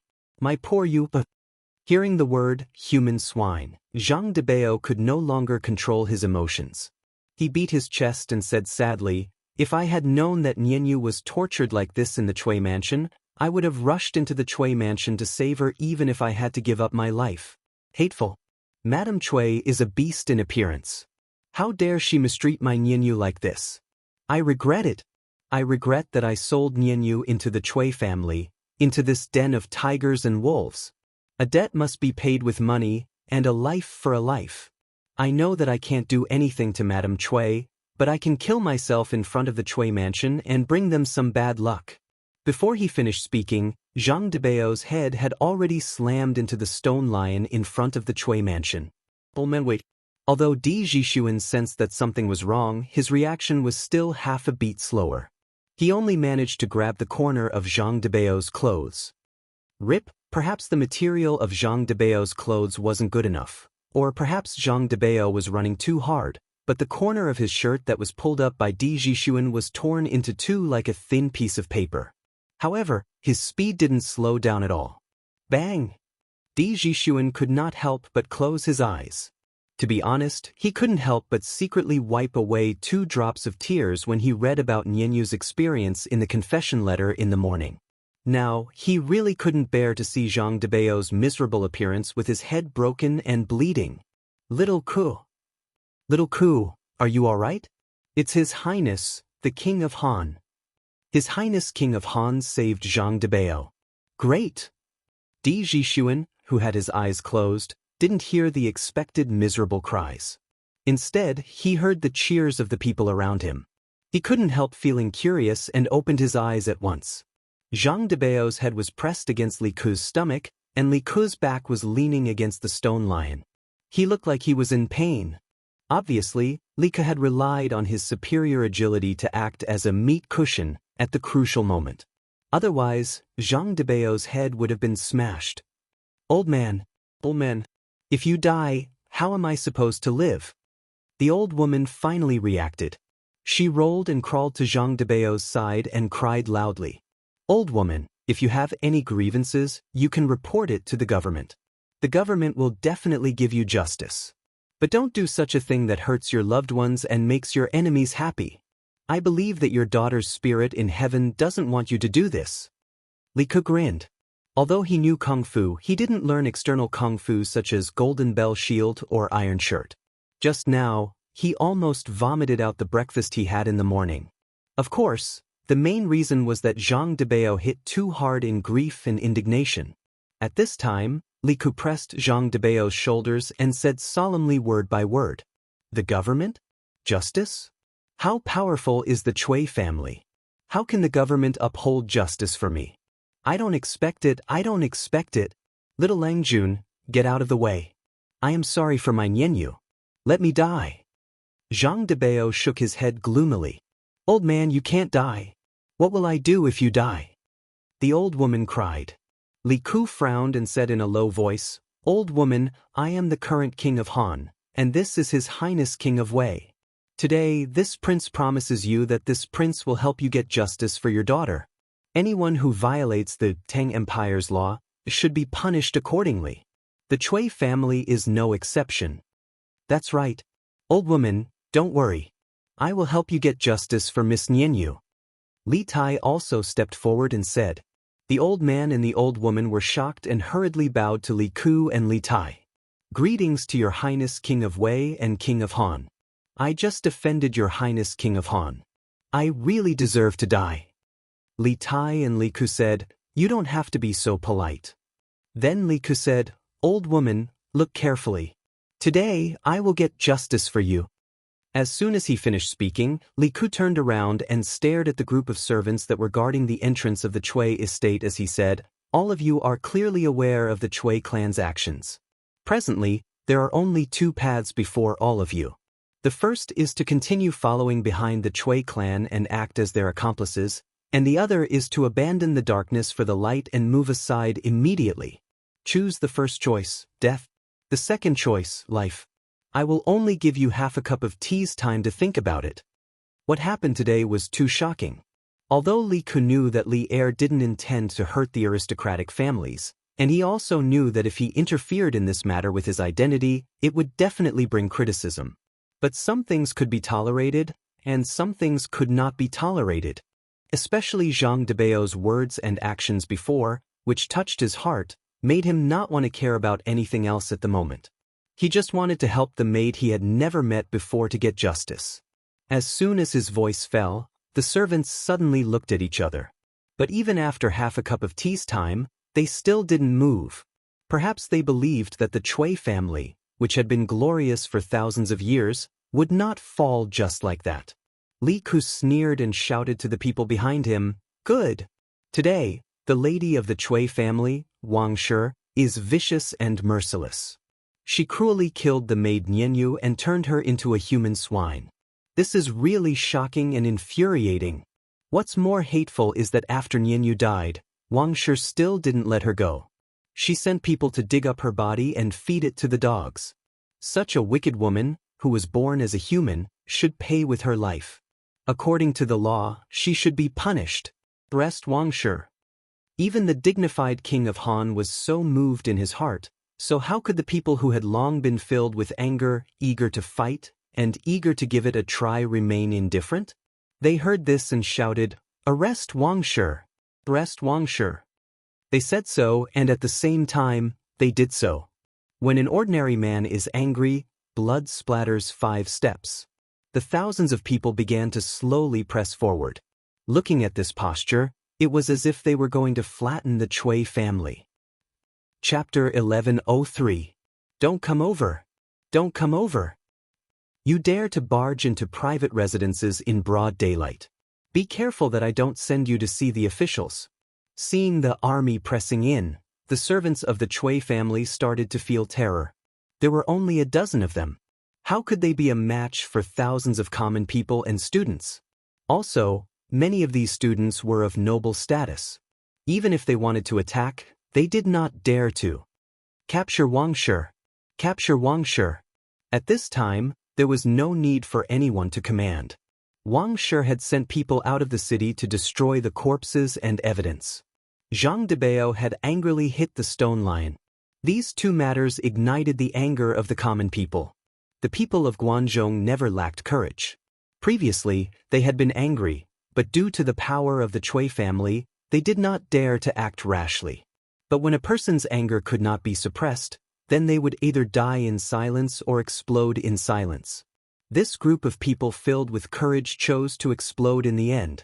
The anger of the Son of Heaven, millions of corpses, blood for thousands of miles. The anger of an ordinary man, 2 corpses, blood for 5 steps. Even a clay figurine had a temper, much less these strong men of Guanzhong. The prestigious families that had been high up for almost 1,000 years were so insignificant and lowly in front of the angry common people. The servants of the Chui family retreated again and again. In the end, they had no place to retreat because behind them was the gates of the Chui family. Charge! Charge in! Capture Wang Shi! Capture Wang Shi! Someone shouted loudly. The common people threw away their fear and pressed towards the servants in front of the gates of the Chui family. It was really pressing. Facing this enormous flow of people, the servants of the Chui family were like small boats in the ocean, insignificant and powerless. This was the power of the common people. This was the power of the common people that those high and mighty people usually said to be weak. After today, after knowing how powerful they were, there might be fewer people in the aristocratic families and fewer tragedies like Nianyu. Nianyu, today, these common people will help you get justice. While they are late, justice has not been absent. On a beam across from the Chui mansion, Li Zishuan was holding a jug of wine and coldly watching from the sidelines. At this moment, he saw the citizens rushing towards the Chui mansion, so he poured himself a cup of wine and murmured. Of course, the main reason he came here was because he was worried. If the Chui family sent out powerful experts to kill the commoners, he could take care of them. After all, there were many of his students here. Boom! Just at this moment, the Chui Manor's iron gates, which had stood tall for thousands of years, under the impact of the commoners, were basically unable to put up any resistance and instantly collapsed. It was a pity that the door had just been fixed after Li Zishuan damaged it a few days ago. But now, he was being stepped on again. Run quickly. The people outside are rushing in. The maids and servants of the Chui Manor, upon seeing the manor's door collapsing and countless people rushing in, screamed and screamed as they frantically ran for their lives towards the direction of the backyard. Although the martial artists and guards in the yard knew martial arts, when faced with thousands of commoners, no matter how high their martial arts skills were, they would not dare to rush in and send themselves to death.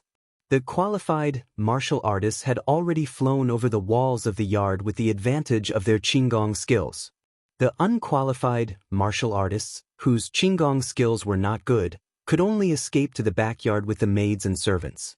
Instantly, like an eagle chasing a flock of chicks, a flock of eagles was chasing a flock of chicks towards the backyard. As time passed, the space for these chicks to survive would only become smaller and smaller. Capture the Wang family. Capture the Wang family. The flood of 4,000 to 5,000 people pushed towards the backyard while letting out earth-shattering shouts.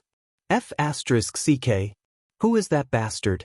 How dare he take the opportunity to bully the Chui Manor's maids? Bao Lin. Bring people to capture that bastard. After the commoners rushed into the Chui Manor, although most of them were heading towards the backyard to capture the Wang family, there were still some who wanted to take advantage of the chaos, such as stealing, molesting, or raping the maids of the Chui Manor. The ugliness of human nature was revealed in the chaos. Cheng Chimo's sharp eyes saw a rascally young man hugging a maid and trying to molest her. He immediately roared in anger. "Yes, Brother Chonyo." Yuchi Baolin responded.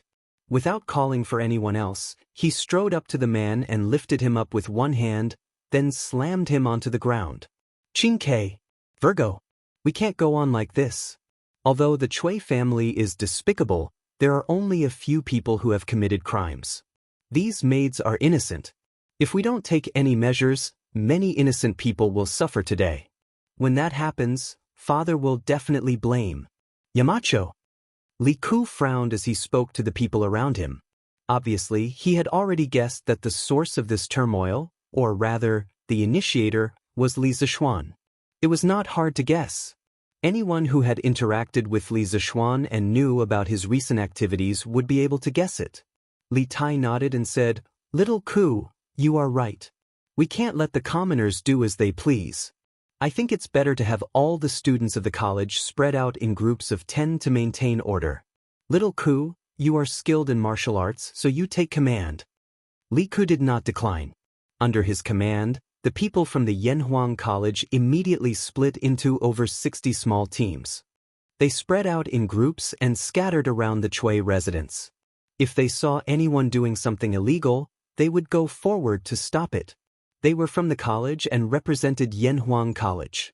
Normal hooligans would not dare to do anything to them in front of so many commoners. As a result, the number of rapes and thefts was greatly reduced.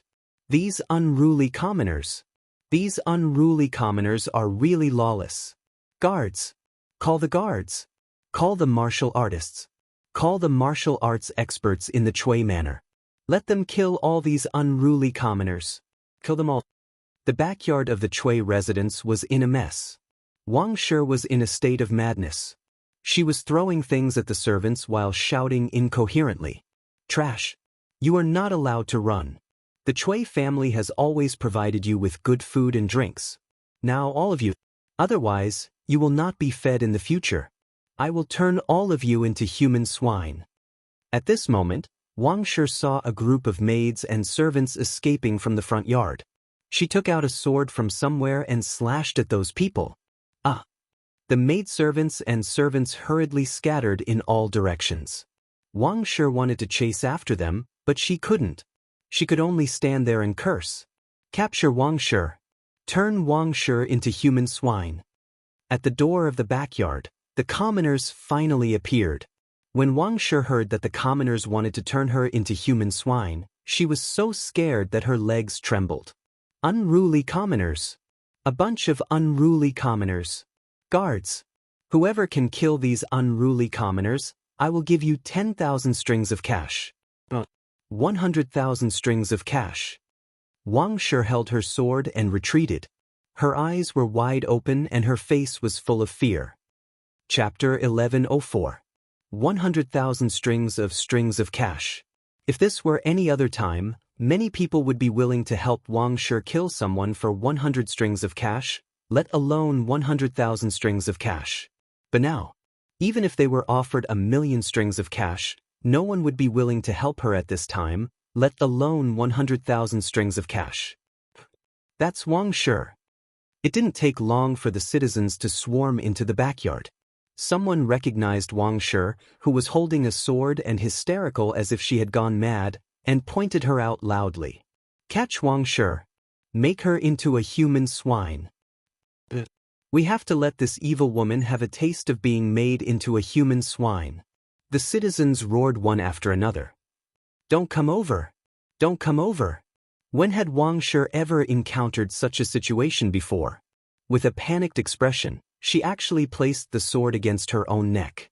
She retreated while speaking in fear. The maids and servants around her had already run far away from her. Even when they saw her move, no one came to stop her. The old master of the Cui family is here. At this moment, someone shouted, and the citizens immediately quietened down. The crowd opened up a path, and Cui Junchuo walked over with more than a dozen armed guards. Ugh! Don't come over! I don't want to be made into a human swine. Don't come over! At this moment, Wang Shi's mind was no longer that of a normal person's. Cui Junchuo and the others walked toward her, but she mistook them for citizens who wanted to kill her. Her body trembled, and she didn't even notice that the sword had left a bloody mark on her neck. Wang Wei, take a good look. I'm here. Cui Junchuo growled at Wang Shi with a dark expression. Ugh! Don't come over. I don't want to be made into a human swine. Wang Shi was even more terrified. She screamed and exerted force with her hand, and the sword in her hand slit her throat without any resistance. She immediately collapsed to the ground, leaving behind a pool of blood. Bam! Everyone fell silent. No one would have thought that the dignified matriarch of the Cui family would be so frightened by a group of citizens that she committed suicide. Although this venomous woman deserved to die, the commoners felt that such a death was too easy for her. Cui Junchuo took a few deep breaths. He did not expect that the people would invade the Cui residence in such a large scale. Now that the Cui residence had been destroyed, Wang Shi had committed suicide, and the Cui family had become the laughingstock of the world. This result was worse than the worst that he had expected. He glanced at Madame Wang's corpse, then turned to look at the vast crowd behind him. With all his strength, he said in a deep voice, I am Cui Junchuo. He was the former master of the Cui family. The Cui family has indeed done a lot of wrong things in recent years, and Wang Weizhu really shouldn't kill Ningyu privately. It's my fault for not managing the family well. But now that the Wang family is dead and the mastermind has been eliminated, why don't all of you disperse? The East County Duke, Cui Junchuo. Many people knew about this person. Hearing him say this, many people subconsciously prepared to give up. In any case, the most vicious Wang Shi in their eyes was already dead. There was no point in staying here any longer. Although Madame Wang is dead, but what about the people that the Cui family has invaded and kidnapped over the years? Just when some people wanted to leave, someone in the crowd shouted, and the crowd became restless again. That's right. The Cui family has done a lot of evil in the past. They have invaded so much land and kidnapped women. How can the death of Madame Wang solve it? Yes, all the evildoers of the Cui family must be punished. Cui Junchuo frowned, but he was secretly anxious. He was anxious that the people from the imperial court had not arrived yet. That's right, at this time, he would rather go to the imperial court to be judged than to reason with these people.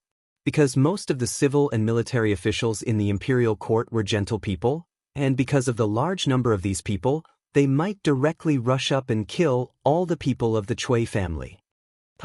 As the saying goes, those who do evil are doomed to destruction. When the Cui family did those evil things back then, did they think that they would be punished today? At this time, a faint voice came from afar. Although the voice was not loud, it reached the ears of everyone present. Who's that? Cui Junchuo's gaze froze as he saw Li Zishuan flying over the heads of the crowd and landing steadily at the front of the crowd. Mark Yong, did you enjoy watching the show from the side? When enemies meet, their eyes are exceptionally red.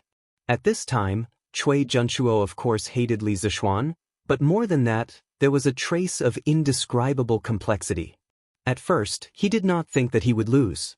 Yesterday, he even had the thought of turning defeat into victory and retaliating against Li Zixuan. But he did not expect that after just one night, Li Zixuan had successfully made the Cui family, a 1,000-year-old aristocratic family, into a street rat that everyone wanted to beat up. A 1,000-year-old reputation, in the end, could not win against that thin confession. But in the end, whose fault was this? If the Cui family did not do those dirty things, even if Li Zixuan had a grudge with the Cui family, could he make up something out of nothing? A 1,000-mile dike, collapsed by an ant-hole. A 1,000-year-old aristocratic family, in the end, was destroyed in the hands of a pig like Madame Wang. Watch the show? This marquis is not watching the show. This marquis is using this grand scene to pay tribute to Miss Nianyu in the underworld, to ask her to rest in peace. Li Zixuan stood with his hands behind his back and said in a low voice. At the same time, he was secretly sizing up Cui Junchuo. He had fought with Cui Junchuo several times, but it was always in the dark. Today was their first time, and probably their last time. Hearing this, Cui Junchuo's expression changed several times. After a long time, he said that Nianyu is just a little maid in the Cui family. If she knew that in the future she would be able to make the Marquis of Yong and bring so many people to seek justice for her, she would probably feel lucky, right? Li Zixuan sneered, lucky? The dead cannot come back to life. If possible, who in the world would not want to keep living? Dead is dead. Even if this Marquis avenged her, she would not feel lucky. She should regret entering the Cui family and meeting Madame Wang, this poisonous woman, and Cui Shanfu, this coward. You. Cui Junchuo was a little angry. The Cui family was almost dead, and Li Zixuan still wanted to step on the corpses. This was too much. The imperial edict has arrived. Unrelated people, immediately make way. At this moment, a group of imperial guards rushed into the Cui family and rushed into the backyard. Then, they spread out and barely surrounded the people in the backyard. Why was it barely? This was because there were too many people in the backyard. The less than 100 imperial guards that they had brought with them were simply not enough to deal with them. Then, a general in silver armor came forward and said loudly, "His Majesty has decreed that all people should immediately disperse. His Majesty will personally deal with the matter of the Cui family. He will definitely give justice to Nianyu and the people of the world." Chapter 1105. The young general in silver armor was Sun Jiping. He had participated in the Battle of Snake Spirit Mountain and could be considered as an old acquaintance of Li Zixuan. After such a long time, he had been promoted from a small leader to a guard with a sword in front of the palace. He could be considered to have a prosperous career. When the people heard Sun Jiping say that Li Zixuan would deal with this matter personally, they did not want to make a fuss and left. The students of the academy did not leave. At this time, Li Ku went to Li Zixuan and whispered a few words in his ear. Li Zixuan nodded gently and did not say anything. Sun Jiping did not have time to chat with Li Zixuan at this moment. He looked at the people of the Cui family and said loudly, "His Majesty has an order. Cui Junchuo, East Commandery Duke of the Cui family, and Madame Wang, enter the palace immediately. There must be no delay." Cui Junchuo secretly breathed a sigh of relief. He had been looking forward to it for a long time. Finally, the people from the palace came. It was better for the imperial court to judge the Cui family than the people. After all, the imperial court would be reasonable. It was difficult to reason with the angry people. "General, Madame Wang committed suicide a quarter of an hour ago. I'll go with you."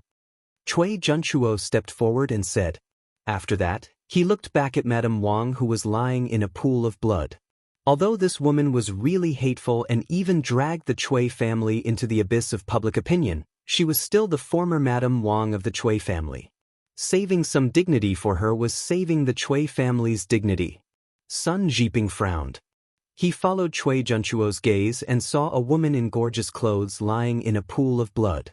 There was a blood-stained sword beside her. After a moment of silence, he shook his head and said, "East Commandery Duke, It's not that I don't understand people's feelings, but His Majesty personally ordered me to invite you and Madame Wang into the palace no matter what. Guards, prepare an ox cart and carry Madame Wang's body into the palace. Yes, General. After Sun Jiping finished speaking, 2 soldiers immediately stepped forward and carried Madame Wang's body. General Sun, can you make an exception? Cui Junchuo could not help but be angry. But after thinking of the Cui family's current situation, he restrained himself.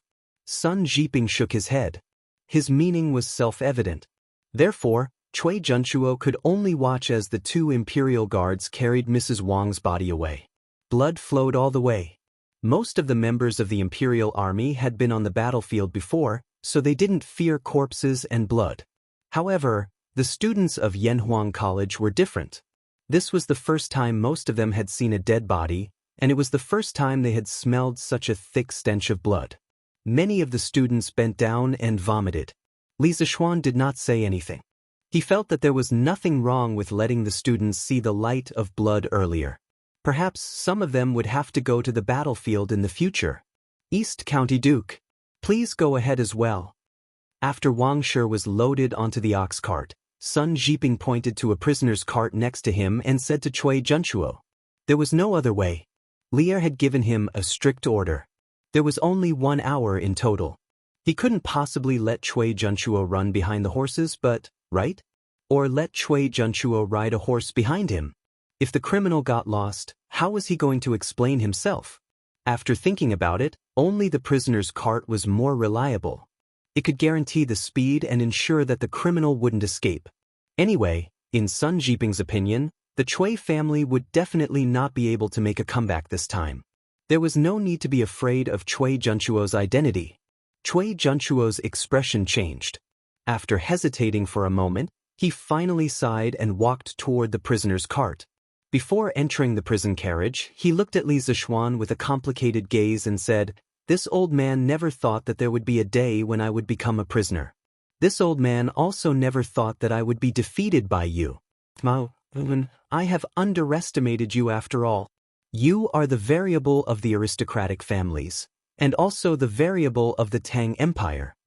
Li Zishuan shook his head and said expressionlessly, "East County Duke, you are not a stupid person. You should understand that the Cui family's ending today is not because of me, but because the people of the Cui family don't know how to respect and do all kinds of evil." Hearing this, Cui Junchuo sighed and then got on the prisoner's cart. Sun Jiping waved his hand, and the imperial guards quickly left the backyard of the Cui family. At this time, he had time to say goodbye to Li Zishuan. "Marquis, His Majesty's order is urgent. I will chat with Marquis another day. I will leave first today." "General Sun, please wait." Li Zishuan smiled and cupped his fists in return. He pointed to the dozen or so commoners who were tied up in the corner of the courtyard and said, "These people are all criminals who took the opportunity to steal property and molest maids in the chaos just now. They have been tied up by my students. Now, I'll have to trouble General Sun to bring people to send them to the Supreme Court." Sun Jiping was a little surprised and said, "There is such a thing? Marquis, please help me catch these criminals. I will report it to His Majesty and ask for a reward for Marquis." Li Zishuan waved his hand and said, "No need. This has nothing to do with me. It was all done by the students of the academy. If you want to ask for a reward, you should ask for a reward for them. General Sun, you should quickly return to the palace and report." Sun Jiping suddenly woke up and quickly said, "Then I will leave 20 imperial guards to help Marquis take these criminals to the Supreme Court. I will take my leave first." But Li Zishuan nodded. Sun Jiping took Cui Junchuo and Wang Shi's corpse and rushed to the palace. Cui Junchuo, who was standing in the prisoner's cart, might be thrown vegetables or rotten eggs by the people on the road. Li Zishuan didn't care about this. What he needed to consider now was the problem of dealing with the aftermath. "Today, you all performed very well. If it wasn't for you stopping these people from doing evil, more innocent maids would have been harmed today. At that time, I would have become a sinner. I am very pleased that you all were able to plan and act according to the situation. I am very satisfied with this batch of students from Yanhuang College. You are the pride of the academy. Li Zishuan turned around and looked at the group of travel-worn youths. He thought that if it wasn't for them organizing at the last minute to maintain order, those ruffians who had mixed into the crowd would have taken advantage of the chaos to do whatever they wanted.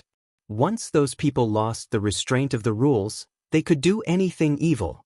Therefore, he said to the students with a gratified face. He wasn't being modest, nor was he being pretentious. He was sincerely grateful to this group of students. Without them, today's good thing would have turned into a bad thing. He would also blame himself for the innocent maids for a long time. Yamacho, you are too serious. These are all things that we should do. Li Ku said with a smile. That's right. Yamacho. These are all things that we should do. The rest of the students said one after another. Today's experience filled them with a sense of accomplishment. They would probably never forget it for the rest of their lives. Thank you, Marquis Yong, and thank you all young gentlemen. At this time, the Chui family's maids spontaneously came over and bowed to Li Zishuan and the students to express their gratitude. Chapter 1106. Alright, you can all go about your own business. I will personally send these rascals to the Supreme Court. In the backyard of the Chui residence, after receiving the heartfelt gratitude from the maids of the Chui residence, this group of young lads who were in the middle of puberty suddenly felt a little smug. Li Zishuan hurriedly waved his hand and chased them away. Yamacho, why don't we help you send these people to the Supreme Court? Sun Zifan chuckled. Li Zishuan slapped the little fatty's head and said crossly, I think you're just trying to slack off and not work, aren't you? Quickly go to the foundation and help. Yamacho, you are wrongly accusing a good person. I am just afraid that you will be tired. Sun Zifan shouted mischievously. The students laughed, but they still followed Li Zishuan's request and returned to the Warm Tang Foundation. Li Zishuan watched the students leave with a complicated gaze. He was about to order the guards to take away these rascals when the Chui residence's servants all knelt down in front of him. Marquis, now that the Chui family is gone, please take us in, Mark. We are all able to endure hardships. The other servants were also eager to try. Li Zishuan's family treated the servants well. This was basically known by everyone in Cheng. For these servants, to be able to enter the Li residence was tantamount to entering heaven. Li Zishuan frowned and said, this Marquis's residence does not lack servants. Moreover, the Emperor has not made a decision on how to deal with the Chui family. You should wait a little longer. Even if the Chui family is really gone, you can go back to your hometown and find other ways to make a living instead of continuing to be servants. Now that the world is peaceful and the Emperor is very kind to the people, this Marquis believes that as long as you are hardworking, your life will not be bad. But we are all slaves. How can we make a living? Everyone says that Marquis is unparalleled benevolence. I hope that Marquis can be kind and take us in. The crowd hesitated for a moment, and a slightly beautiful servant girl said pitifully to Li Zishuan. In ancient times, there were 5 types of household registration. The first was noble registration, usually for aristocratic families. The second was good registration, which was for ordinary people. The third was merchant registration, which, as the name suggested, was for merchants. The fourth was slave registration, which was the status of slaves. Once sold, they may be slaves for life. Unless the master was generous and was willing to give the government a large sum of money. The fifth was cheap registration, which was for prostitutes, entertainers, and so on. And so on. Li Zishuan's frown deepened. Not to mention that his residence didn't lack maids and servants. Even if he did, he wouldn't hire them here. First of all, who knew which of these people were loyal and which were traitors? Furthermore, that maid's way of talking about moral coercion made him feel disgusted. If the Chui family really falls apart, this Marquis will petition His Majesty to abolish your slave status and return you the status of good citizens. As I said before, the world is peaceful now. As long as one is diligent, one will definitely not starve. Li Zishuan said expressionlessly. After saying that, he turned around and called for a group of imperial guards to pick up the thugs in the corner. They left the Chui residence and headed in the direction of the Supreme Court. After transmigrating to the Tang dynasty, although Li Zishuan had become a high-ranking official, this was the first time he went to the Supreme Court. Speaking of which, if it weren't for a few imperial guards leading the way, he probably wouldn't have known which direction the Supreme Court's door was facing. Who asked him to be an otaku? Unless it was absolutely necessary, he would definitely not go out, let alone wander around aimlessly. If it was someone else who transmigrated, they would definitely tour the entire Chang city in less than a week. After all, this was a traditional Tang dynasty building. The Supreme Court was located in Yining Lane. Yining Lane was beside the Kaiyuan Gate, in the northwest corner of Chang'an City. The Cui family was located in the southeast corner of Chang'an City. From the southeast corner of Chang'an City to the northwest corner of Chang'an City, the journey was about 30 kilometers. Luckily, the Imperial Guards found a horse and a few ox carts from the Cui family. A group of people rode on the horses and tied the criminals to the ox carts. The speed was much faster than walking on foot. Otherwise, if they were to walk on foot, it would probably take half a day.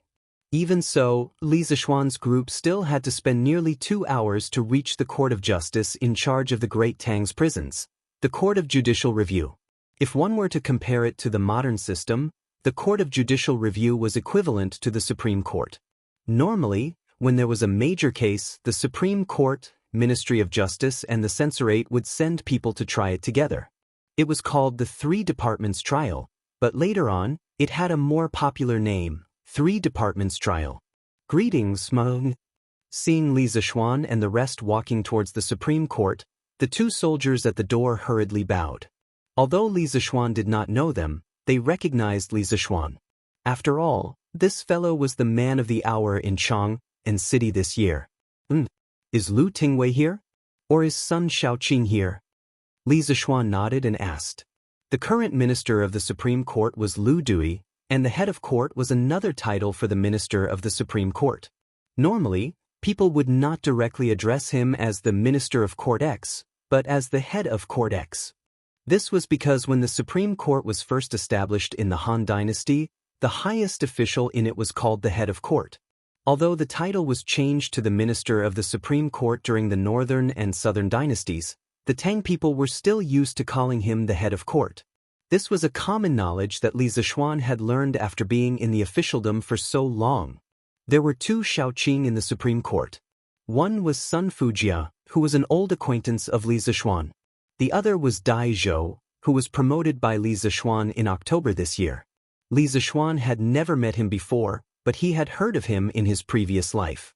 Replying to Marquis, Lu Tingwei and the two Shaoqing are not in the office. They should still be in the morning court. The soldier cupped his fists and replied. They are still in the morning court? Li Zishuan could not help but mutter. It was almost 5 in the morning. According to the usual practice, the morning court should have ended by now. It seemed that today's morning court would be very lively. These people have committed the crime of theft and indecent assault. Lock them in the prison first. When Lu Tingwei returns later, I will explain to him in detail.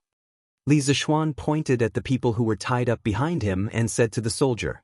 The soldier shouted. Immediately, more than a dozen yamen runners ran out to help. A moment later, all the criminals were brought in. After everything was done, the soldier saw that Li Zishuan still had no intention of leaving. He could not help but feel puzzled.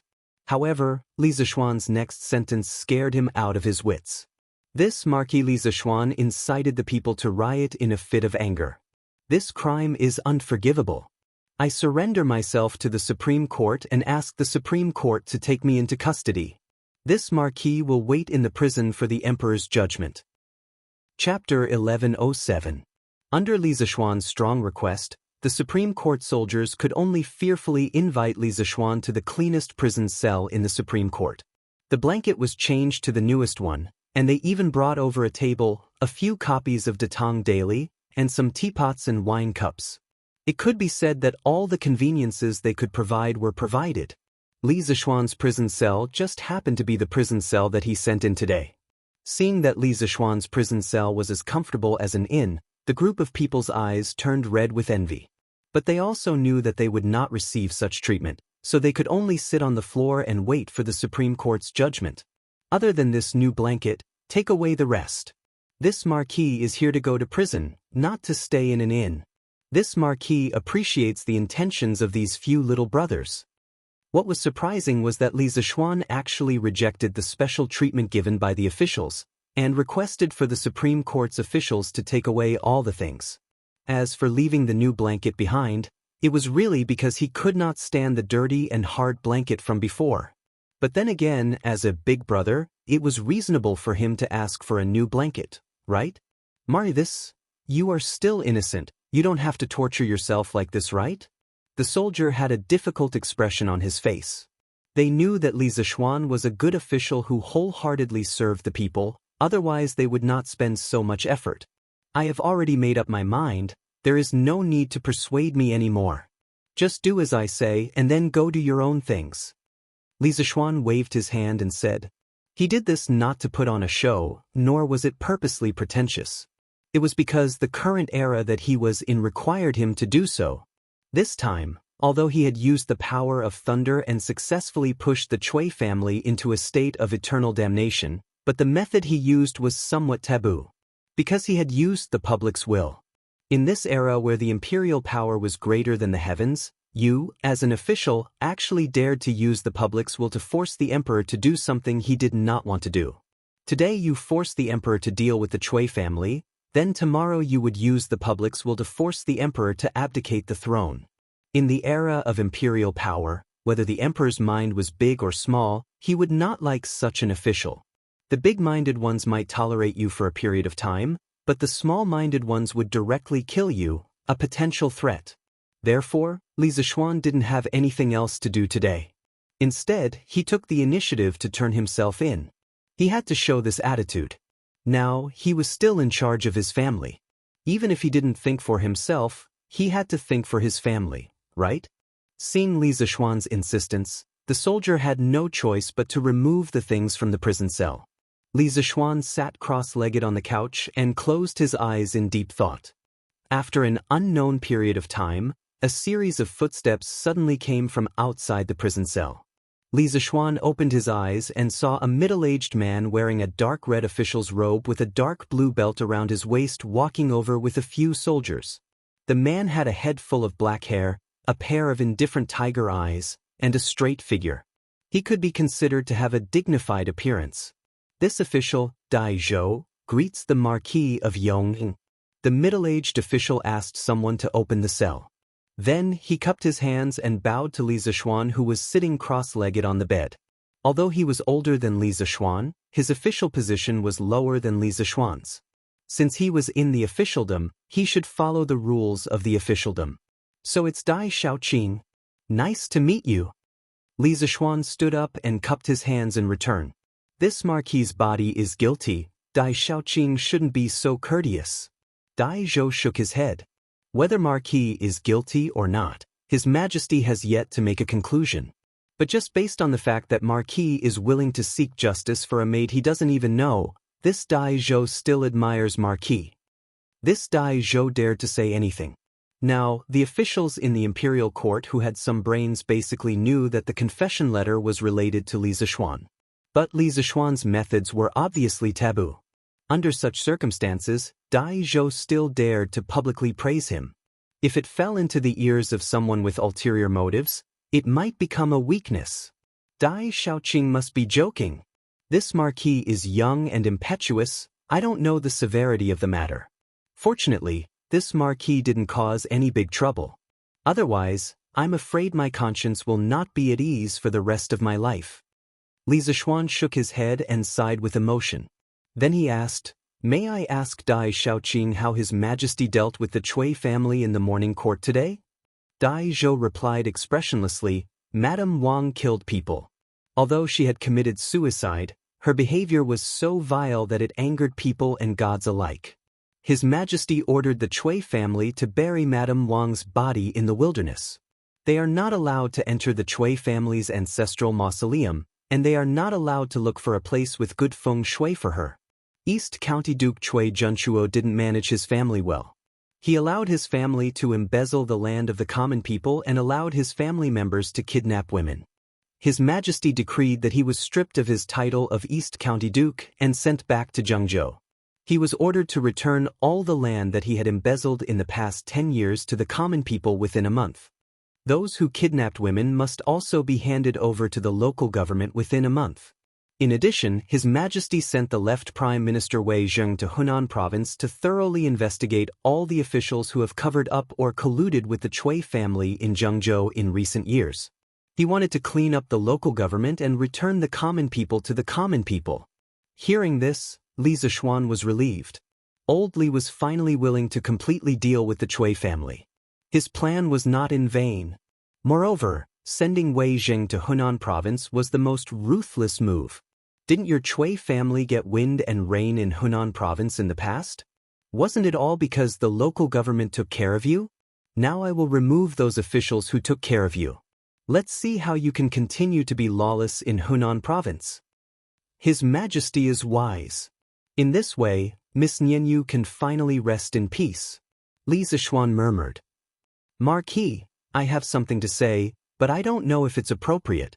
Dai Zhou hesitated for a moment and asked.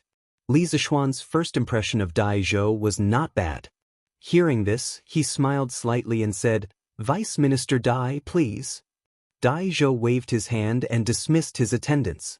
Then he looked at Li Zishuan with shining eyes and said, I believe that with Marquis's wisdom, he must have known that this method would hurt the enemy 1,000 times and hurt 800 times.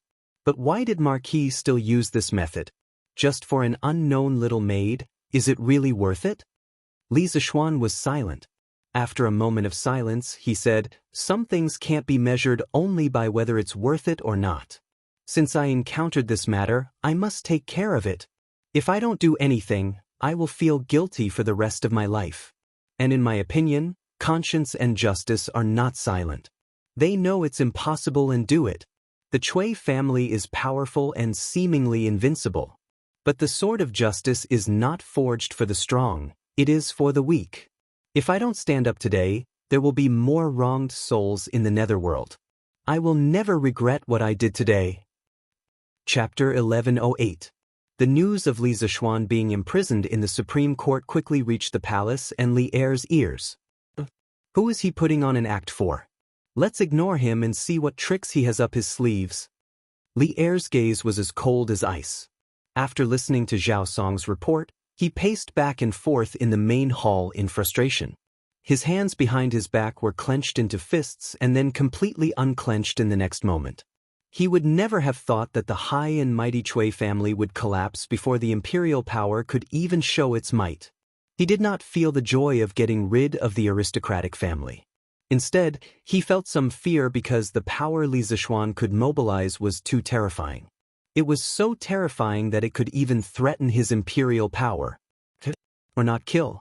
At this moment, Li Er's mind was filled with all sorts of thoughts. In the end, he waved his hand and said angrily. Zhao Song sighed in his heart and cupped his hands in acknowledgement.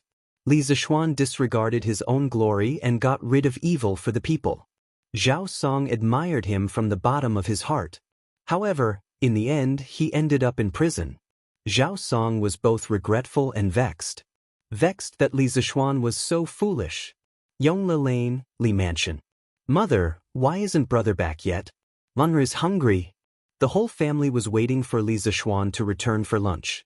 However, after waiting for a long time, he was still nowhere to be seen. Lunra could not help but rub her stomach and said pitifully, He should be back soon. Mrs. Li had been feeling uneasy since the morning. When she saw that Li Zishuan hadn't returned yet, the ominous premonition in her heart grew even stronger. She patted Lanra's little head and called out, San Bao, didn't you say 4 hours ago that the Cui family's turmoil had ended? Why isn't Xian back yet? San Bao said anxiously, Madam, the Cui family's turmoil had ended 4 hours ago. However, the young master took a group of people to the Supreme Court. The Supreme Court is far away from Dunhua Square. The young master is probably still there. Madame Li nodded, but the ominous feeling in her heart did not dissipate. Father, mother, not good. I found a letter left behind by my husband in the room. At this moment, Han Yushi hurriedly ran in with a letter in her hand and said anxiously, Yushi, what happened to Shen? What does he mean by leaving a letter? Mrs. Li immediately panicked. She subconsciously thought that something had happened to Li Zishuan. Li Jingma had always been calm.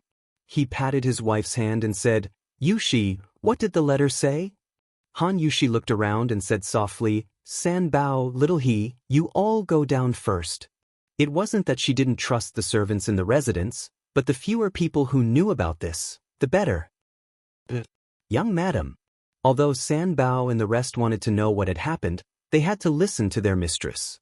After all the servants in the hall left, Han Yushi said, "Father, mother, grandfather, grandmother, my husband said in his letter that he will go to the Supreme Court to reflect on himself for a few days.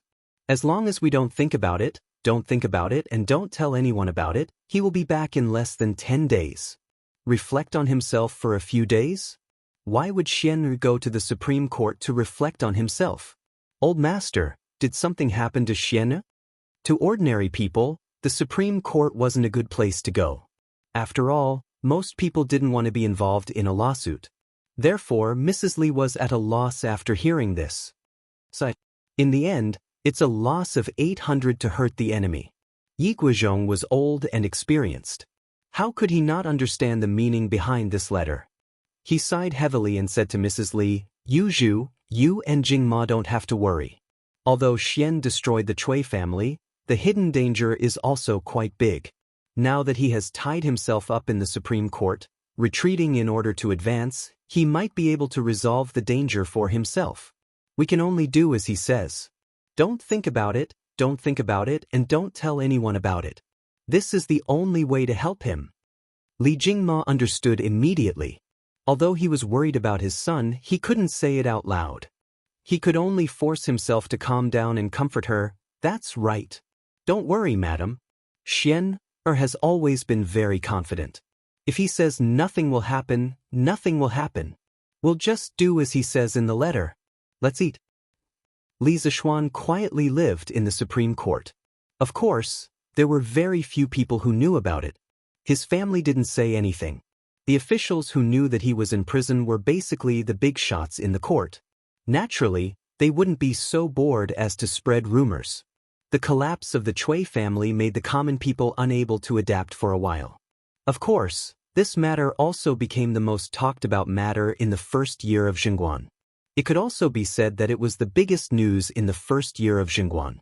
3 days had passed, but the enthusiasm of the commoners in their discussions about the Cui family had not diminished in the slightest. The commoners who had participated in the Cui family operation had been bragging to the people around them for the past 3 days, but they still enjoyed it. After all, they were the awesome people who had defeated the Cui family, a 1,000-year-old family. Of course, in these 3 days, the common people didn't know that Li Zishuan had been locked up in the Supreme Court's prison.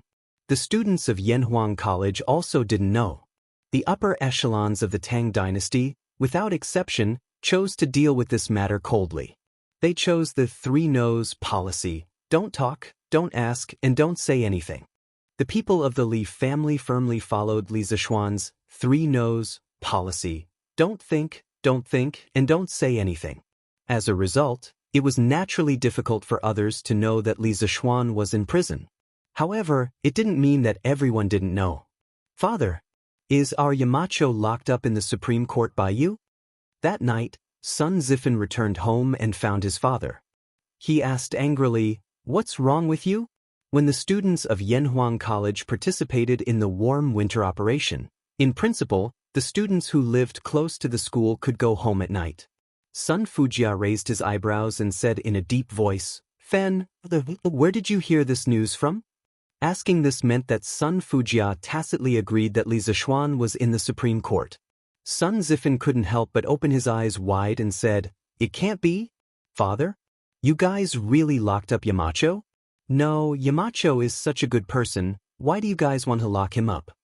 Sun Fujia knew that he had misspoken and scolded with a straight face, "You're just a child, so don't interfere in this matter. It's because the Marquis of Yong is too good a person that he has to stay in the Supreme Court's prison for the next few days. This is to help him get rid of a disaster. If you really want what's good for your Yamacho, then keep this secret for this old man. If this is made public, only death awaits your Yamacho. Do you understand?"